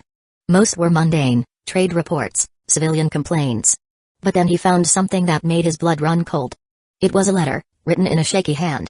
The ink had an odd greenish tint in the moonlight. Kumail read it quickly, his heart pounding. Lord Mizukage, the experiments with the statue continue to yield fascinating results. The transformation process is becoming more stable, but we still struggle with control. Subject 27 showed remarkable physical enhancements but became violent and attacked the researchers. We were forced to terminate it. However, we've made a breakthrough. By refining the process, we believe we can create soldiers of unparalleled strength and resilience. Imagine an army that feels no pain, that can regenerate from almost any injury. There are still risks, of course. The transformed subjects seem to attack anyone who isn't like them. But with further research, we're confident we can overcome this obstacle. We await your decision on whether to proceed with larger-scale trials. For the glory of Kiri, Chief Researcher Yagami Kumade's hands shook as he set the letter down. This was worse than he'd imagined. Hidden Mist Village was experimenting on its own people, creating monsters they couldn't control. He had to get this information back to Hidden Lee Village immediately. But as he turned to leave, he heard a sound that froze him in place. A wet, slapping noise. Like something slimy dragging itself across the floor. Slowly, he turned around. In the doorway stood a figure that might once have been human. But now, its skin was a sickly green, covered in scales. Its eyes were huge and bulging, like a fish's. And its mouth. Kumade fought back the urge to vomit as he saw the rows of needle-sharp teeth. Intruder, the thing gurgled, its voice bubbling like it was underwater. Must eliminate? Kumade didn't hesitate. He threw a smoke bomb and dashed for the window. Glass shattered as he leaped into the air. But as he landed and started to run, Kumade realized his mistake. The mist was rising all around him, thicker than ever. And from that mist came sounds, croaking, gurgling, the slap of webbed feet on stone. The entire village seemed to be waking up. And it was coming for him. He ran faster. He had to get out, had to warn Hidden Lee Village. But with each step, the mist grew thicker. The sounds grew closer. As Kumade raced through the streets of Kiri, fighting for his life, the fortune-teller's words echoed in his mind. He should have listened. He should have run when he had the chance. But it was too late now. The hunt was on. Chapter 37, A Hidden Lee Village Spy's Mission, Confrontation. Kumade's lungs were on fire as he sprinted through the misty streets of Kiri. The creepy sounds of pursuit echoed behind him, weird, guttural noises that made his skin crawl. He'd trained for every scenario imaginable, but nothing could have prepared him for this living nightmare. As he turned a corner, the mist suddenly thickened, swirling around him like a living thing. Kumade skidded to a halt, his instincts screaming danger. And then, out of the fog, a massive figure emerged. Wrapped in bandages, with a sword as long as the man himself strapped to his back, he seemed to materialize from the mist itself. His eyes, the only part of his face visible. Going somewhere, Hidden Lee Village spy? His gravelly voice cut through the silence. Kumade's heart raced. He knew this shinobi from the bingo book, Zabuza, the demon of the hidden mist. This was very, very bad.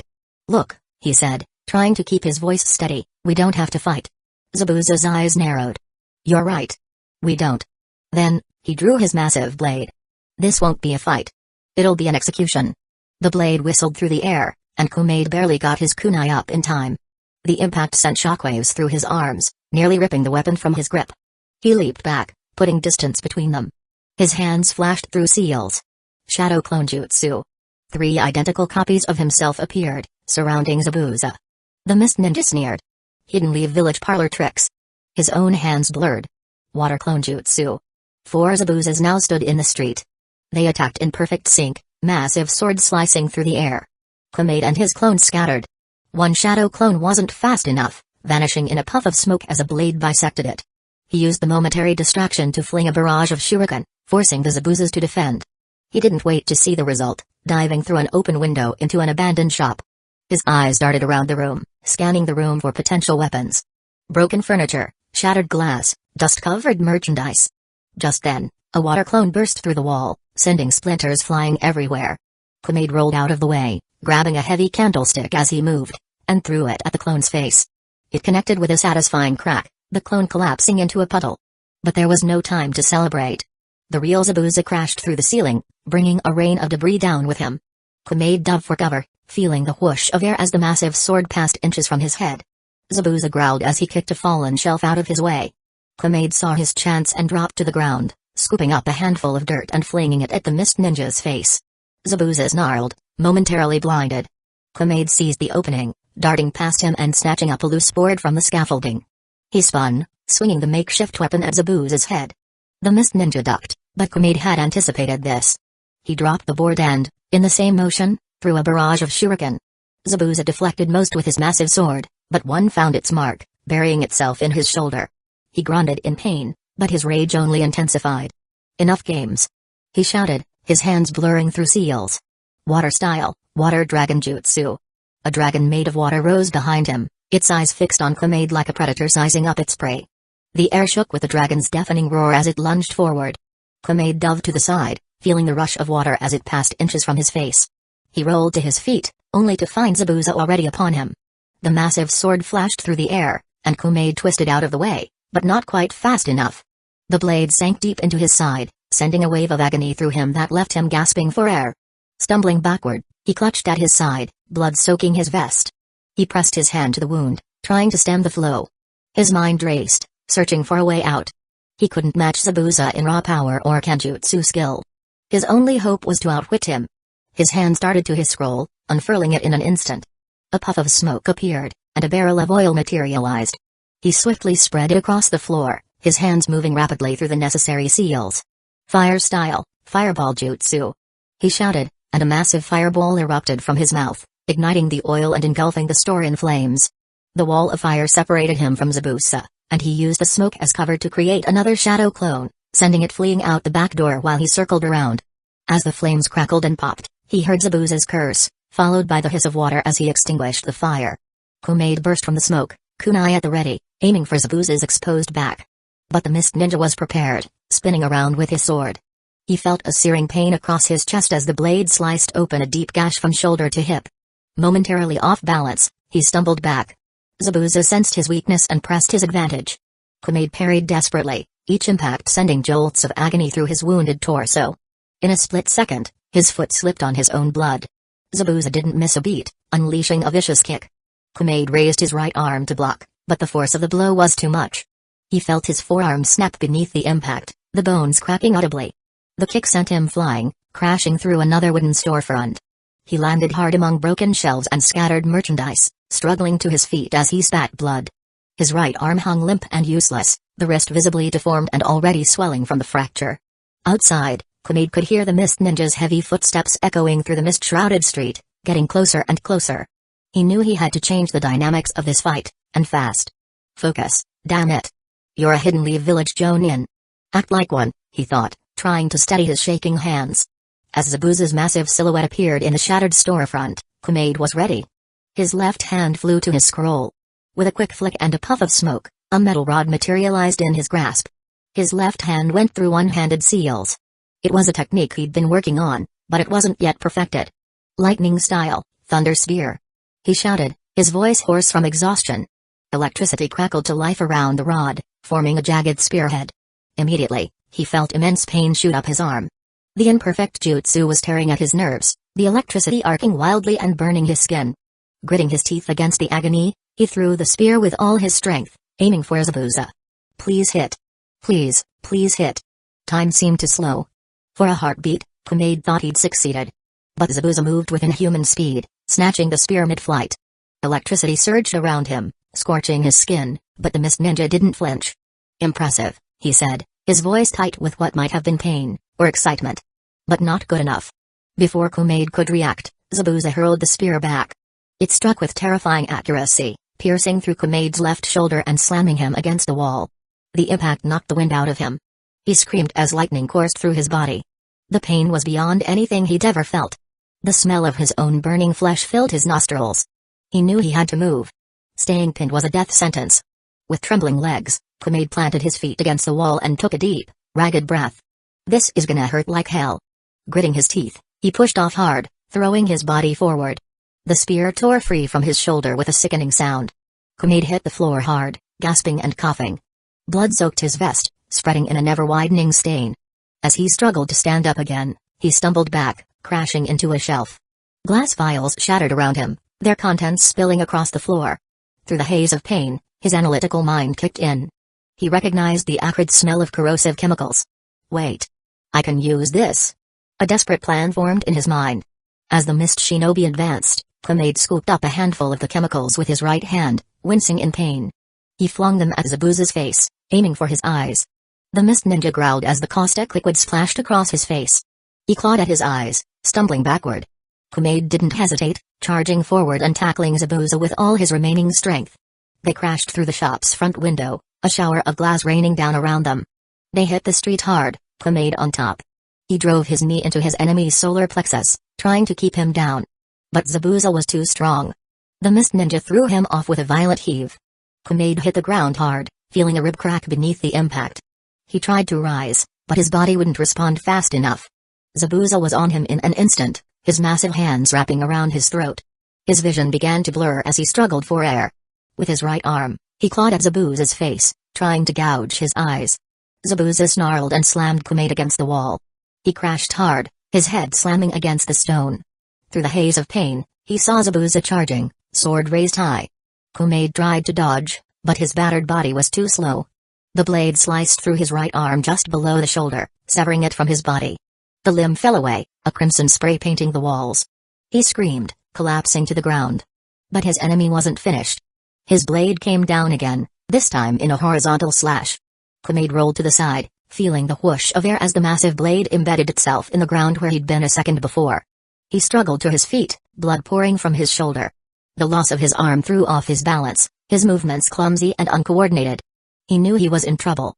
But he was a Hidden Leaf Village Jonin, and he wouldn't go down without a fight. Kumail stood on shaky legs, his remaining hand fumbling for his shuriken. He knew it was a futile effort, but he refused to just lie down and die.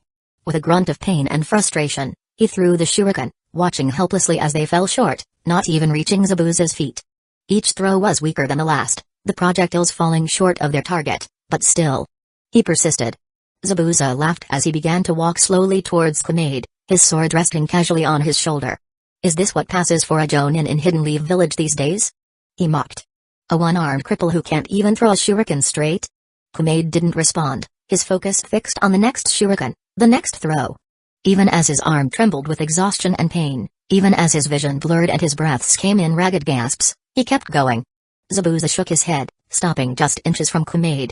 I've got to hand it to you, he said, his tone almost conversational. You've got spirit.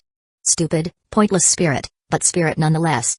I've always wondered about this will of fire you leaf ninjas are so proud of, he mused. What good is it now? Kumail's hand closed around another shuriken, but as he tried to throw, his arm finally gave out. The shuriken slipped from his grasp, clattering to the ground at his feet. He stared at it, feeling a sense of defeat wash over him. And there it is, Zabuza said, a note of triumph in his voice. The famous will of fire, snuffed out like a candle in the wind. He raised his sword. Any last words, Leaf Ninja? Kumail looked up, meeting Zabuza's gaze. For a moment, he saw beyond the pain and fear. He saw his village, his friends, and everything he'd fought for. He saw the people he'd sworn to protect, the people who believed in him. The will of fire will never die, he said weakly. Even if I fall, others will take my place. That's the strength of Hidden Leaf Village, the strength of our bond. Zabuza's eyes narrowed. Pretty words, he snarled. Let's see if they're true. As Zabuza's sword came down, Kumail ducked under the first swing, but Zabuza quickly reversed his grip and brought the blade back in a horizontal slash. Kumail saw it coming but was not fast enough to dodge completely. He twisted his head to the side, but the sword's edge caught him, slicing off his left ear and gouging deep into his cheek and eye socket. Blood and clear fluid poured down his face as his left eye burst. Impressive, Zabuza said, genuine surprise coloring his tone. Perhaps there's more to you Hidden Leaf Village ninjas than I thought. Chapter 38, A Hidden Leaf Village Spy's Mission. Sacrifice. Kumail lay on the cold, damp cobblestones, his body racked with pain. His world had narrowed to a red haze of agony. He could taste his own blood in his mouth, metallic and bitter. It ran down his throat, choking him. His vision blurred, the mist-shrouded buildings of Hidden Mist Village tilting crazily around him like a ship in a storm. The shadows seemed to reach out to him like grasping fingers. Every breath was a struggle. His shattered ribcage sent shards of pain through his chest with each inhale. His left arm, now a charred stump, throbbed with a deep, pulsing agony that felt like it was eating into his bones. The right side of his face was numb, but he knew the pain would come soon enough. Zabuza stood over him, his massive sword dripping blood onto the stones. You put up a good fight, he said, his voice cold and mocking, but with a hint of admiration. Most Hidden Leaf Village ninja don't last a minute. But in the end, you're just another dead leaf, fallen far from its tree. Through his one remaining eye, Kumail watched as Zabuza pulled out a scroll and summoned something. A severed head. The face was pale and slack in death, but he recognized it instantly. It was the villager who had helped him, who had shared his fears about Carrie. The man whose name he had never asked. Why? Kumail gasped. The single word felt like it was tearing his throat apart, tasting of blood. Zabuza's red, irritated eyes gleamed with cold amusement. He was weak, a traitor, he spat, his words venomous. We can't tolerate disloyalty in our village. Not anymore. He tossed the head at Quamade's feet, where it landed with a sickening thud that echoed through the misty street. The lifeless eyes stared up at him, accusing him. This is what happens to those who defy Kiri's new order, Zabuza continued, his sword gesturing at the head. This is the fate of the weak. As a shinobi, you should know that. This is the world we live in, the reality we face every day. Rage surged through Quamade, momentarily overriding his pain. With a massive effort, he struggled to his knees, blood pouring from his ruined shoulders and face. He was trying to protect his home. He shouted. Home? Zabuza scoffed. There's no place for that in the shinobi world. We are tools, weapons to be used and discarded. Sentiment is a luxury we can't afford. The words hit Quamade like a punch to the gut, leaving him breathless. In that moment, he saw himself reflected in the villagers' lifeless eyes, someone fighting to protect what they believe in, no matter the cost. His own village, Hidden Leaf Village, seemed so far away now. He realized he wasn't so different from the villager, or even Zabuza. They were all just pawns in a much bigger game. The thought crashed over him like a wave. He was going to die here, alone in this misty street. His existence, his work, everything he'd done, it would all be forgotten. No one would ever know the truth about what was happening in Kiri, about the horrors he'd uncovered. He'd fade away, just another nameless casualty in the endless conflicts between shinobi villages. As this thought washed over him, he felt his strength drain away. Why had he wanted to become a shinobi in the first place? For recognition? For the thrill of battle? For the chance to protect his home? Now, facing death, none of that seemed to matter. The reasons felt hollow, meaningless in the face of the brutal reality before him. But then, a primal instinct surged to life within him. Was this the will of fire that the Hokage spoke of? Or was it just his own raw desire for revenge? He didn't care. He didn't care why he was driven to attack, or what fueled his rage. All he knew was that he wanted to kill the man in front of him, with every last ounce of strength he had. With a snarl, he lunged forward, biting down on Zabuza's calf with all the force he could muster. The Mist Ninja roared in pain and surprise, his composure cracking for the first time. His free hand grabbed a fistful of Quamade's blood-matted hair. Suddenly, a figure darted from behind a nearby building, Quamade's clone, the one he'd sent out during the chaos of the earlier fire jutsu. The clone's hands flashed through seals, chest swelling with chakra. Fire style, fireball. The clone shouted, unleashing a massive sphere of flames directly at Zabuza and the real Quamade. For a split second, it seemed the desperate gambit might work. But then, a piece of debris, a broken crate that had gone unnoticed in the heat of their battle, suddenly transformed. In its place stood a perfect copy of Zabuza, its hands already forming seals. Water style, water wall. The water clone called out. A massive barrier of water erupted between Zabuza and the oncoming fireball, easily neutralizing the attack in a hiss of steam. As the steam cleared, the water clone sprinted towards Quamade's clone with incredible speed. Before the shadow clone could react, the water clone was upon it. A swift, brutal series of punches left Quamade's clone battered and broken before it disappeared in a puff of smoke. Zabuza looked down at Quamade, his eyes narrowing. You think I wouldn't notice a clone sneaking around? He asked. I'm the demon of the hidden mist. I had my own clone in place the moment you created yours. Seeing the defiance still burning in Quamade's one remaining eye, his lips curved into a cruel smile beneath his bandages. Still got some fight in you, huh? He sneered, a hint of respect in his voice. I can fix that. With brutal force, Zabuza slammed Quamade's head against the ground. The impact sent shockwaves of agony through his skull. Again and again, Zabuza smashed his head down, each blow threatening to send him into oblivion. By the last impact, his nose and ears were bleeding, and his thoughts growing fuzzy and disjointed. But he refused to give up, clinging to his duty and his will to live. Zabuza lifted Quamade's head one last time, his face inches away. You just don't know when to quit, do you? He sneered, his hot breath on Quamade's face. Through swollen lips, tasting blood and defeat, Quamade managed a weak smile. It's the will of fire, he gasped, each word a small victory against the darkness closing in. The Mist Ninja grunted in disgust and threw him across the street. Quamade crashed into a pile of crates, wood splintering around him. As he lay there, barely conscious, he thought of his home, Hidden Leaf Village, and the people he'd sworn to protect. Had it all been for nothing? Or was there a meaning in the struggle itself, in the willingness to keep fighting against impossible odds? Zabuza's heavy footsteps approached, each one like a countdown to Quamade's final moment. Through his one good eye, now swollen nearly shut, he could see the Mist Ninja's sandals, stained dark with blood, his blood. Any last words? Zabuza asked, raising his sword. The massive blade promising a quick end. Quamade's mouth opened, but only blood came out. He thought of the mission he'd failed, the mysteries he'd never solve, and the truths that would die with him. And he thought of the nameless villager, whose simple kindness had touched him more deeply than he'd realized. With bitter irony, he realized he'd never even asked the villager's name.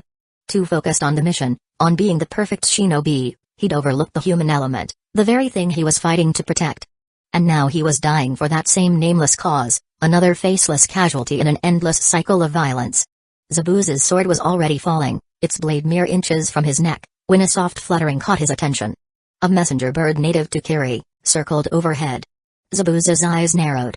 The Mizukage was summoning him. With a grunt of annoyance, he lowered his sword. "Looks like it's your lucky day," he said. "You get to live a little longer." He turned and walked away, his sword slung over his shoulder. "But don't worry," he called back, his tone almost jovial. "I'll be back to finish the job." Kumail lay on the ground, his breath coming in ragged gasps, hardly daring to believe he was still alive. Through his one remaining eye, he watched Zabuza's retreating form. Perhaps this was fate. He struggled to sit up, every movement sending fresh waves of agony through his broken body. But he had to get back to Hidden Leaf Village, had to report what he'd learned. The Hokage needed to know about the horrors in Kiri. But just as he managed to get to his knees, he heard Zabuza's footsteps stop. Slowly, he raised his head. Zabuza had turned back, a smile spreading across his bandaged face. "Hope," he said, his voice almost gentle. "It's a wonderful thing, isn't it? The way it makes you believe, even in the darkest moments, that there's a chance." He began to walk back towards Kumail, his steps slow and deliberate. "But that's the thing about hope," he continued. "It's just an illusion, a lie we tell ourselves to make the world bearable." Kumail felt his hope wither, like a flame in a cold wind. He knew, with a certainty that went beyond thought or reason, that he was going to die here. That Zabuza had never intended to let him live. The mist shinobi stopped before him. "In the end," he said softly, almost regretfully, "hope is just another weakness. And in this world, the weak don't survive." The sword rose. Kumail closed his eye, a strange sense of peace settling over him.